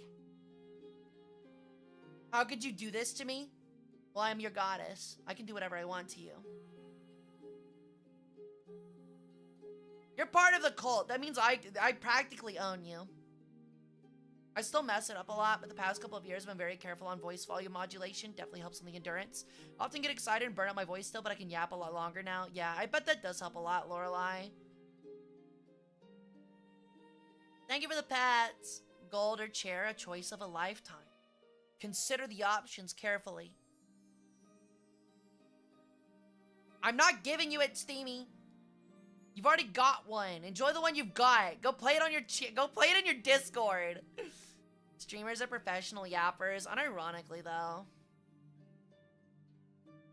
I want one more. You're not getting it. You're not getting it. Especially not on a prestigious night such as History Night. Hara's not a yapper. She's a chirper. I'm a tweeter. Oh my god, you chose the chair. Ow! Oh my fucking god. Fucked up? Yeah, I am. So what? I made a joke earlier today about being in like an O.J. Simpson style car chase. I am fucked up. What of it? It's what makes me attractive. Who likes? Oh my god! Holy shit! Thank you for the sub, Steamy. Holy shit! Oh, thank you for the gift to Steamy Antimony. Great timing. Welcome into the harem, Steamy. Welcome into the harem, Steamy. Welcome into the harem. 6000 BC, all gold Medjed. It's got the rims and everything, dude. The blacked out rims. I am not a part of the harem. You literally are. Congratulations. Ow. Madge. Stay madged. You checked out GTRP videos? Really, Tom? Honestly, the GTRP stuff seemed pretty interesting, but I never really got into it. If you guys want to check out my YouTube, if you're on YouTube, Tom, like you are, I actually used to have a talk show inside GTA that was a little bit akin to GTARP. Look, it's not that weird. I just deep-throated a little bit. I just want to see sometimes. I'm kind of curious how far I can go. No, it's not weird that I don't have a gag reflex. I think it's kind of weird that you find that weird. I don't like that. You guys are making me feel called out right now for testing my gag reflex. I just want to know how it feels. What do you guys mean you never sucked off 2 hot dogs at the same time? Oh, God. You paid $5 for that. Fuck you. You paid $5 for that. Fuck you. I'm gonna go spend that on McDonald's. Anyway, as I was saying, I had a talk show called Canopic Cab where I'd bring on other VTubers inside of GTA. And it was kind of GTA RP-esque if you want to check it out. It's on my YouTube. There's a couple of them. And you are more than welcome to watch them. Please do. I want to bring it back eventually, but it's probably going to still be a while. They took a lot of work, and the work just ended up not being worth it all the time. What the fuck was that clip? I was making fun of a mod because they said they deep-throated beer bottles when they drank them. Is it bad that I've actually done that before? Sucked off 2 hot dogs at the same time? Q, what the fuck? I was being ironic. I was being ironic there. I want everyone to understand. This space is a safe and not safe space, okay? If we're talking about the conventional sense, as in like LGBT, trans, just like a regular person, this is a safe space for you. We're friends with you. However, we are not in the safe space of, if you say something embarrassing, I'm making fun of you for it. Like, We're a safe space that gets toxic. I was hungry? I don't believe you. She's lying. I was completely unprompted and with no context. I will shove my fist up your ass unprompted and with no context. I'm gonna turn on the heat, too. It's gonna be the opposite of an oven mitt. Takes your organs, not safe 100%. Okay, but why are you sucking off the hot dogs? You're supposed to bite them. Like, I'm a chewer. I've been asked if I'm a spitter or a swallower. I've said it before, I'm a fucking chewer. I got big fucking bird molars. Sometimes you gotta suck down a glizzy before your stomach realizes what's happening. I used to do that with ice cubes. Who sucks their food? Anyone that eats a popsicle? Or like a soup? Or anything with a straw? I have a big mouth. I know you do. I chew more food too before I swallow. As you should, Nora. You'll choke. I prefer to be choked from the outside instead of the inside. We'll never let your people go.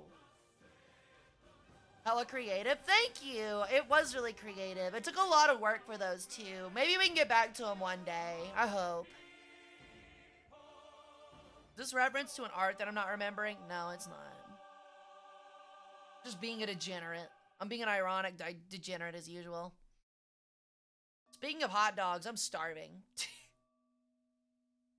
I'm gonna go make one of those amazing ass fucking grilled cheeses after this.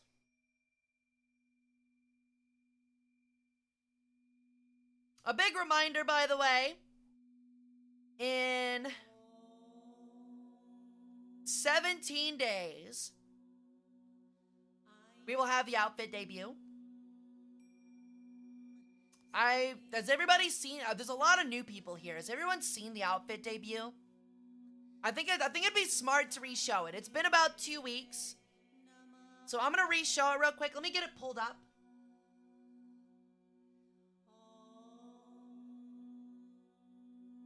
I think it'd be fun to watch it again. It's so well made. I think you guys will like it.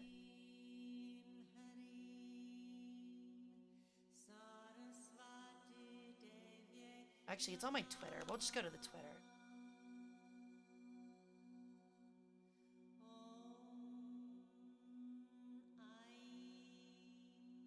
Okay.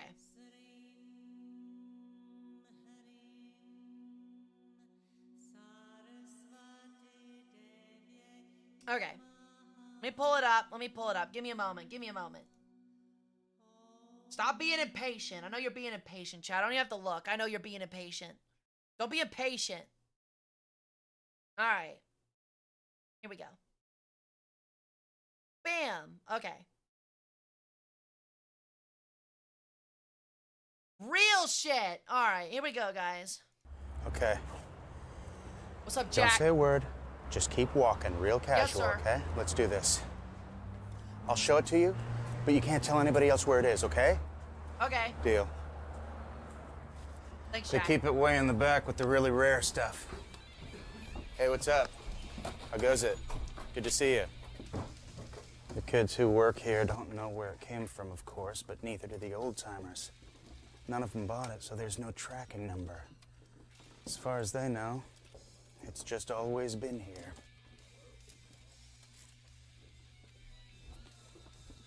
Okay. It's actually This is where they crazy how, usually keep like, it. different young Jack Black looks. No, did somebody buy it? Oh, man! I would have bought it myself, but I just felt like it was too big, too valuable, like the kind of thing no one man should possess. Look in the Forbidden Metal section. He found it in the Forbidden Metal section. Okay. I'll tell you in a little sure bit, you're ready for tiebreaker. this? Because what I hold in This my surely hand is forbidden, though. is not just gonna blow your mind. It's gonna blow your soul. It is, Tom. It actually is still there. Go ahead. Open it. If you dare. Hell yeah. You guys gonna open it up? Yeah, you bet you are.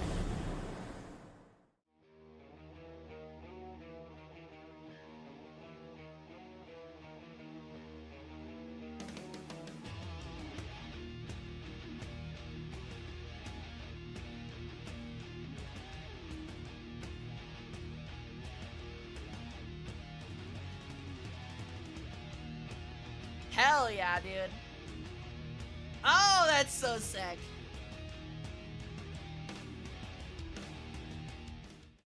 Yeah, I'm really excited for it. I hope you guys are excited for it too. I've been like a, I don't know. I'm like in a weird spot. I'm like a metalhead. Like, I like metal, but it's more like new metal. I've been a grunge fan for forever. I love punk. So, like, I've been wanting an outfit like this for forever, but I'm super excited. The one good Slayer song because it has no lyrics. I feel the exact same way, Tiebreaker. The hair was so cool. Thank you, Smart Tart. But yeah, I also like that the name of the song is Delusions of Savior, which I think fits my lore really well. So, I think that's a great song. The album art's also sick. I think I said that to someone else, like another friend I was talking about metal with, and they were like, "Do you like Slayer?" And I was like, "Yeah, I like the one song where he doesn't fucking say anything in it." Like, like I'm sorry, like Slayer's vocals are horrible. It's like Slayer is like rap. It's like new metal in the sense that it has rapping in it, but if the rap had literally zero flow to it, it's just a guy speaking. Like, actually, just a guy speaking. It's horrid. Yeah, I love it too, Q. I'm really excited with it. I want an album with you singing the covers. I actually do owe a karaoke stream, and I do owe a hip-hop rap album cover, or hip-hop rap cover of one song that I need to do. Not sure when I'm gonna do it. I need to get some stuff together. It's pretty hard to do. I gotta find a producer and stuff for it, for my vocals. But, I do owe that because of the Donathon, so we will be having that at some point.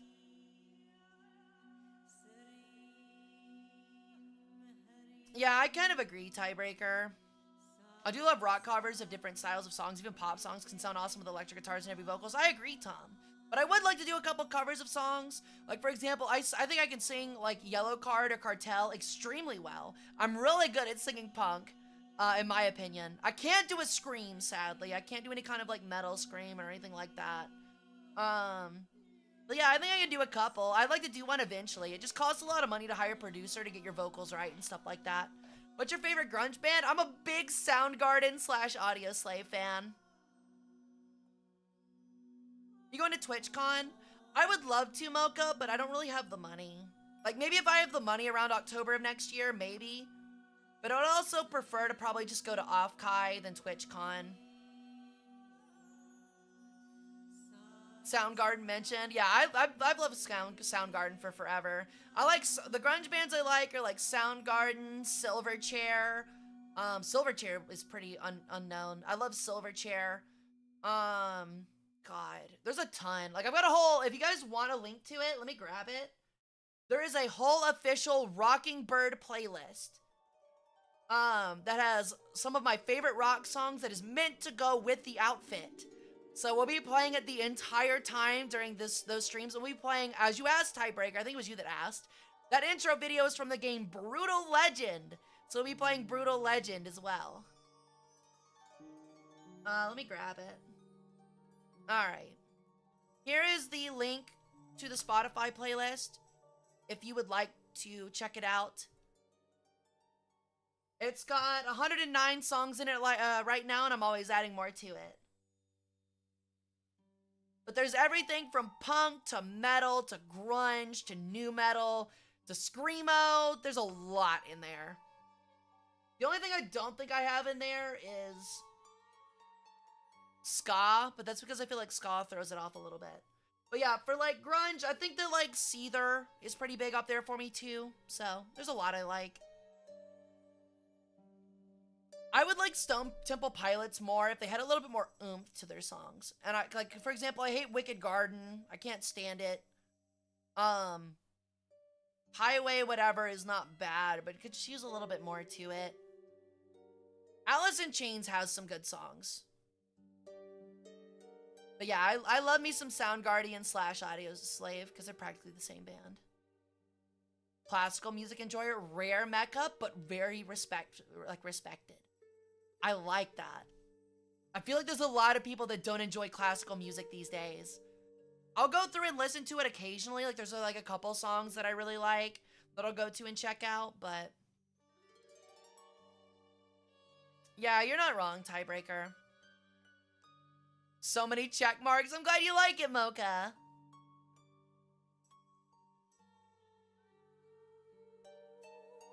Right, meow. I've seen that movie. I know what it is. Ooh, Face Down by Red Jumpsuit. Yeah, I've actually got that one in that playlist, I'm pretty sure. Wait, no, I don't think I have Face Down. I think I have the Red.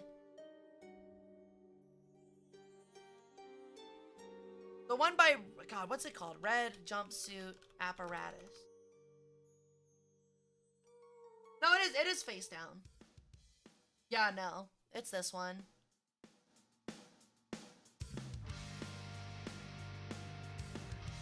I need the lyrics, hold on.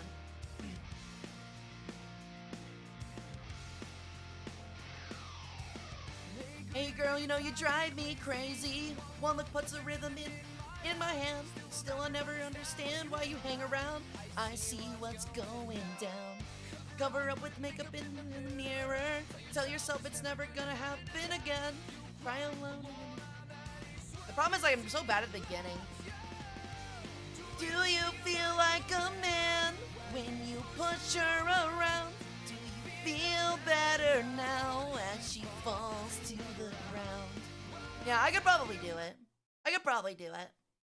I am way better at like Yellow Card and stuff though, just because I don't know this song as much as I probably should. It's not a bad song though, I do dig it. Anyway, back to the, I don't want to get like DMCA'd on YouTube, so let me get back to the shit, where is it? Where's my Egyptian playlist? There it is. But yeah, if you gave me like 20-30 minutes to study the lyrics and practice it a couple times, I could probably get it down pretty well. Your old Naruto AMV playlist? Holy shit, bro. It's like, I've heard this song before, Lorelai. I'm just bad at the fast speaking at the beginning. See ya, Tom. Thanks for coming and hanging out. Enjoy your meal. Hope to see you back on Friday. We'll be building a model and chatting. I think if you played your playlist in order, the jump from The Clash to Weezer would kill someone. Yeah, I know, right? What is another one that would be really funny? Well, to be fair, it's not from The Clash to Weezer. It's from The Smiths to Weezer.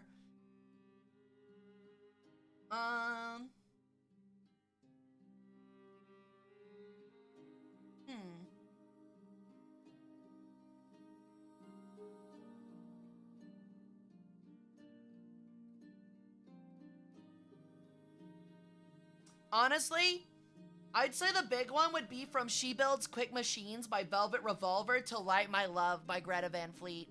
That is the big jump. That's when you're going from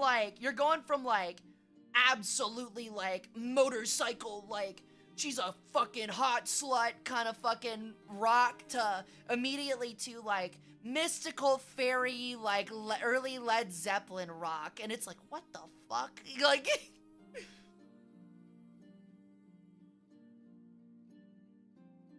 I gotcha. All good, Tom. Thanks again. Fucking Hoobastank mentioned. Worst name for a band literally ever. Literally the worst name for a band I've literally ever heard. It's fucking atrocious. I can't stand Hoobastank. Like, they have good songs, but like the name is horrid. Like, it's almost embarrassing to tell somebody like, oh, this is a great song. Who's it by? It's my Hoobastank. What'd you say? Hoobastank? Is that really their name? Yeah. Motorhead Sacrifice to Blind Melon, No Rain. Oh, that's some Whiplash. Yeah, I'm not really a Motorhead fan. I don't think I've heard Blind Melon before. This playlist is rad. Thanks, Tiebreaker. I'm sure there's some stuff I'm forgetting, but I have like a ton of playlists. I've got like one for almost every fucking genre. Like, I've even got like a country Americana playlist. I've also got an oldies playlist for stuff from like the 20s, 30s, and 40s, and 50s. I would wager 5 subs if you've heard No Rain. You'd recognize it. Let's see.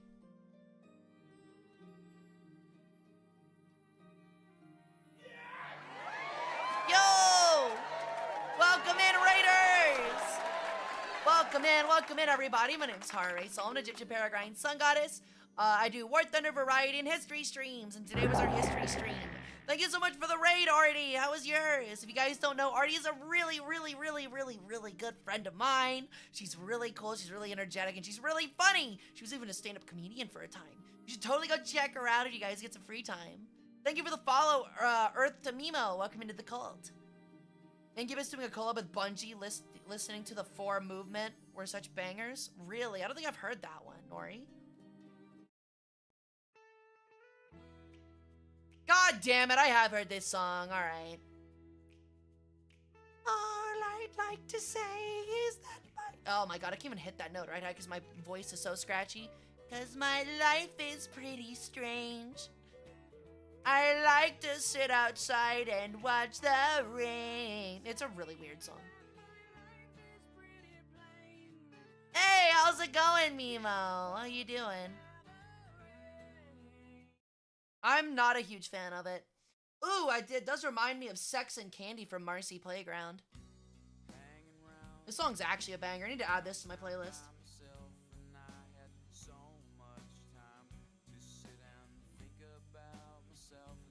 It was more post-grunge alternative. Yeah, I know. This song is a banger.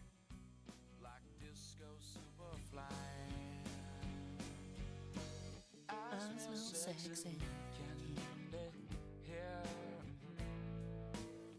Who's that lounging in my chair? Yeah, it's a banger. It's a banger. I love Sex and Candy from Marcy Playground. Okay. Anyway. Again, don't want to get in trouble. Where?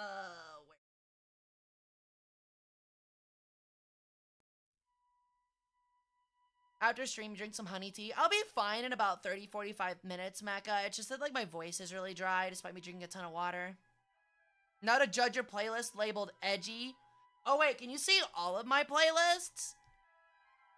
But I do have an edgy playlist, yes. It's really, like... Really? I didn't realize you could see all my playlists. I mean, that's perfectly fine. I don't care. There's nothing personal in it.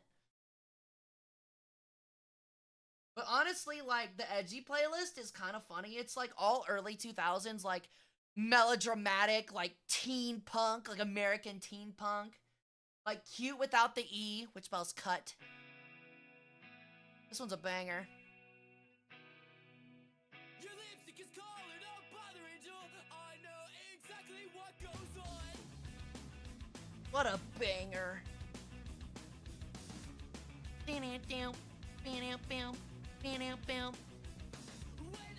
Everything is would you prefer a finger on my trigger?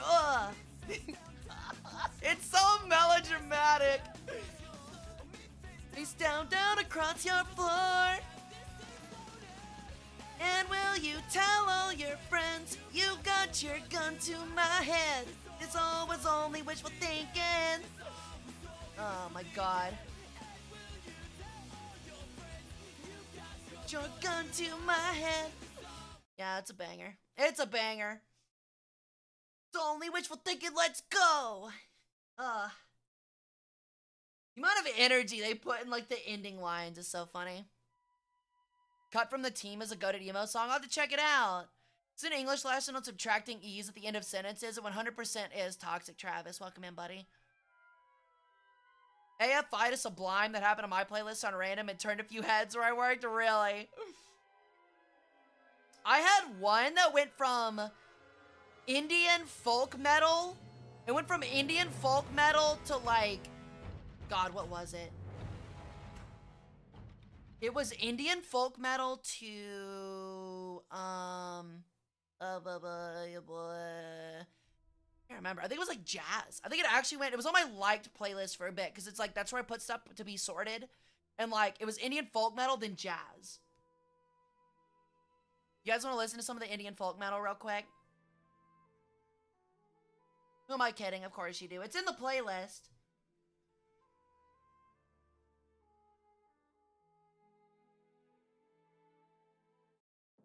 They're by a band called Bloodywood. Absolute bangers. That's crazy, Plague Doctor. I'll get to your history question in a minute, Travis. Just give me a moment, friend. Sorry.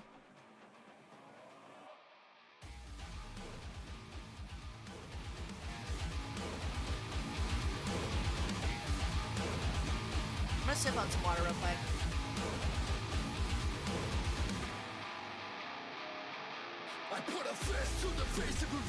See you, Smart.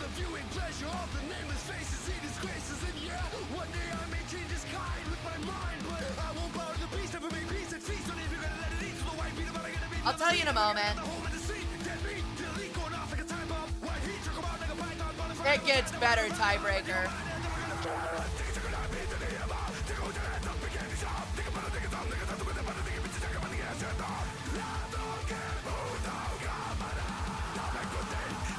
It's such a banger. His metal yell is so hot.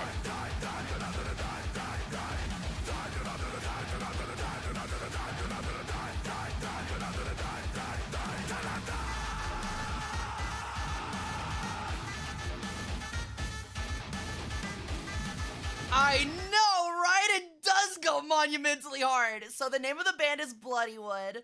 This song is called Dana Don, like D-A-N-A-D-A-N, but their shit goes fucking hard. It's so good.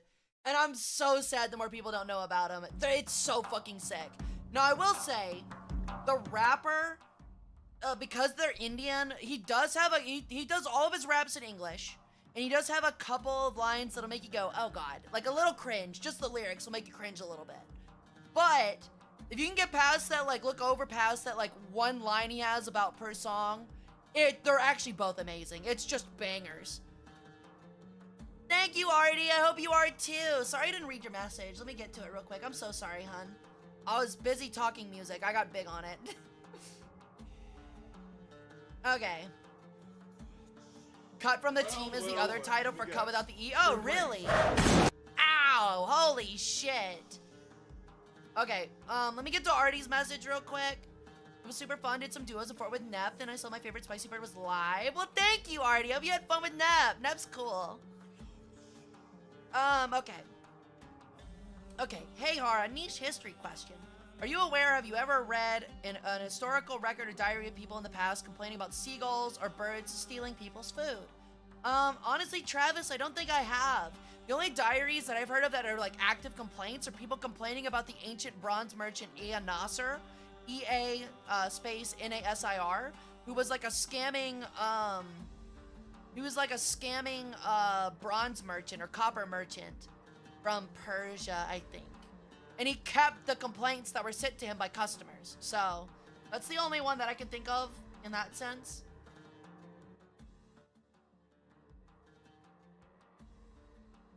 Danielle's from the other side? Yeah, sometimes he likes to throw in a curveball. If I can share some of my songs, I definitely could. If you throw them in the music playlist section, Mad Plague, in the Discord, I'll check them out if you want to join the Discord. Fuck that guy. Scan me out of my copper. He's my idol. Could Aon Naser be considered the creator of Brat Summer? 100%. I've said this before. He's literally my Oshi. He literally got people to whine about him and then took the physical manifestations of the people whining about him, his bad reviews, and plastered them all over his house. That is the definition of Brat Summer, and he is my fucking Oshi for it.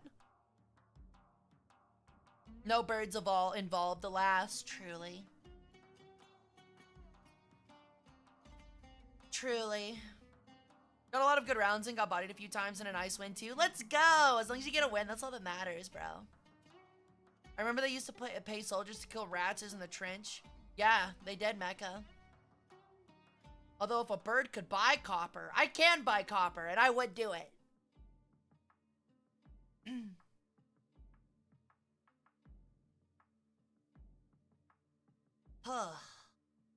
Man.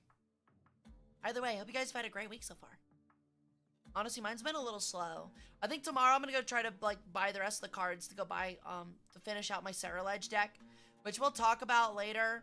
I'd be more than happy to share it if you guys want to learn about it. It's a turbo Ledge deck. Literally does 310 damage turn 2. It's fucking crazy. Problem is, I think a list of genres would be a good thing to know in order to share songs you might like. I like literally a bit of everything. I'm picky, but I like all genres. So I'm not going down the Taking Back Saturday rabbit hole thanks to someone. You're welcome. All I've been doing is school and War Thunder. Sounds like my kind of life, frankly.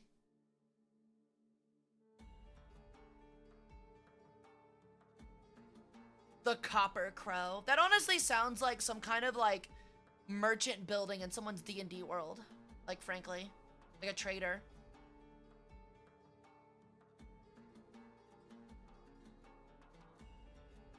I'm so glad I decided to go through my emo phase as a grown man in the army. Hey, look, honestly, I had a revival. Like, ironically, like, during COVID, I had a Weezer phase and a sad girl phase.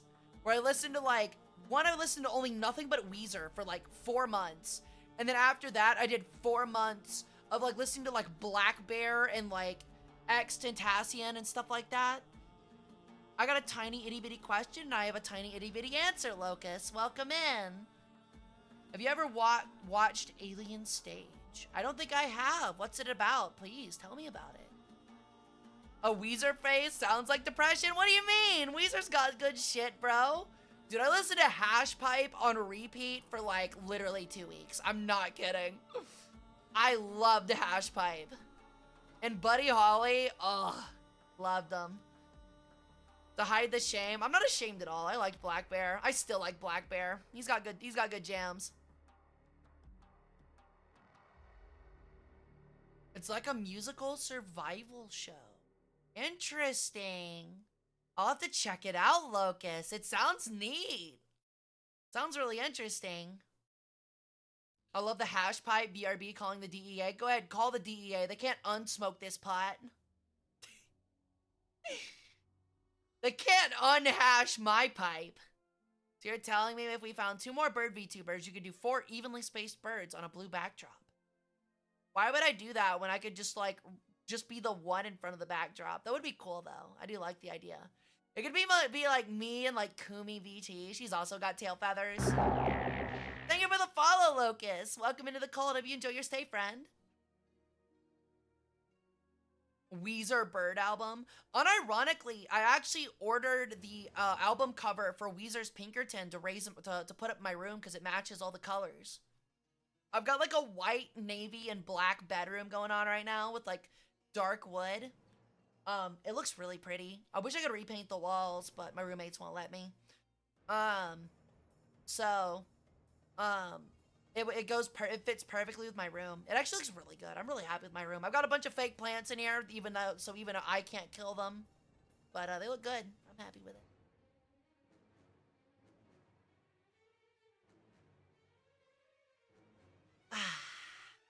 It's really nice to take a moment from yapping to like just actually take a breath. Does anyone else like talk so fast that they like run themselves out of breath sometimes? I feel like that's like the epitome of me being stupid.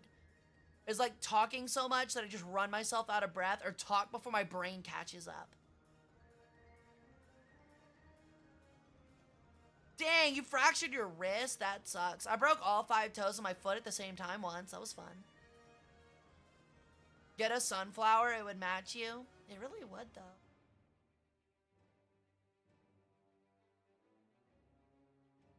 But I'll be sure to check it out, Locust. I really am interested. That sounds really cool. It kind of reminds me of the idea of Gillinor games. I don't know if anybody's really into RuneScape. I'm not really into RuneScape anymore, but I still watch Gillinor games. Gillinor games is kind of a banger. I like me some Gillinor games. There's also a lot of drama, too. Like, some of it might be manufactured, but it's very fun. Especially because it's, like, drama with, like, very little stakes. The songs are absolute bangers. I'll have to check it out. That kind of reminds me then, Locust. Have you ever watched Puppet History by Watcher? Puppet History is fantastic. They actually have some absolute banging jams. That's another thing when I was a kid. I hated how epic rap battles of history actually had some fucking bangers. I'm about to watch it. You should totally check it out. I'm biased as shit because I'm a historian, but like Puppet History, and if you go and watch BuzzFeed's Unsolved with Shane and Ryan, I think his name's Ryan. Ryan and Shane, then like you'll like those too. But those are on BuzzFeed's website before they moved over to Watcher. But yeah, their Puppet History series is really good, Locust. I would recommend it.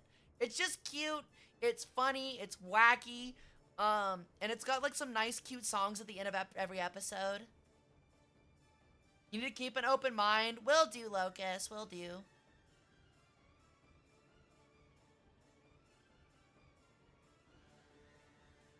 What's that show that they dump the things they fear in a box and they have to wear it? I don't know, Mac. I don't think I've heard of that one. Having a playlist that consists of songs I've heard of being over 130 hours makes me realize I do have a problem. Really? That's funny. I don't know if I'd call that a problem. I'd call that a great infinite road trip playlist. Kind of like a grab bag where you never have to listen to the same thing twice, you know? You always get something different in order, you know? I just got sent a Tom Cardy song. Went on an adventure. Really? Share it in music. I'll check it out after stream.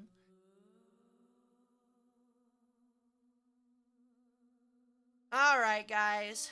It's past time. I'm feeling a little tired. I need to conserve my voice for Friday. I think we're gonna call it here. I hope you guys had fun with another edition of the History Q&A and React streams. We'll have another one next Wednesday. Excuse me, had to hiccup. But I'm gonna go ahead and find somebody to raid out for you guys, and I will see you guys back on Friday.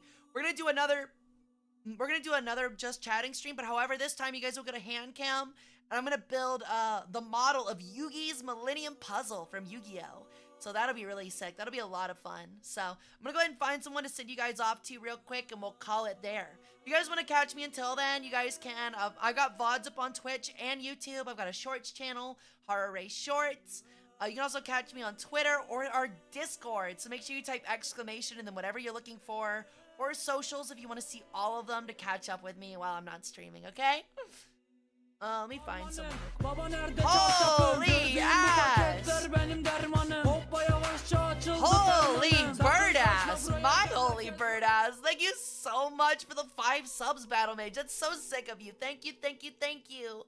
I seriously can't thank you enough. Thank you for inducting 5 more people into the harem. Just letting you know, if you did get a gifted sub today, and you are a part of the harem, you are able to drop into the harem chat in the Discord to see special sneak peeks at stream stuff, and community stuff, and vote on stuff like future art. So please, please, please join the Discord if you are gifted a sub or if you have recently subscribed.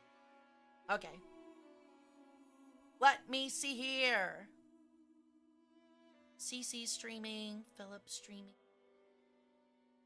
Rin, Kimmy.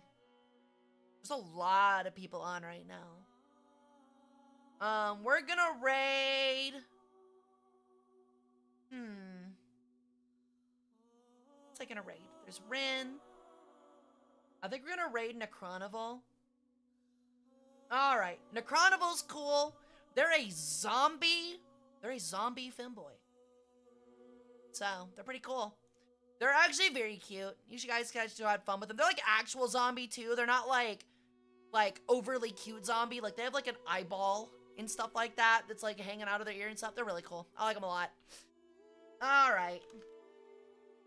Let me move this on over and get this together for you guys. God damn it. Okay. / raid Necronival. Alrighty. It was great seeing you guys as always. I loved having you around. You guys always make my day better. And I can't wait to see you back on Friday for more fun. I hope you guys have a great rest of your week. Get some good rest. And remember, give me those organs. Bye, worshippers. Love ya. Smooches.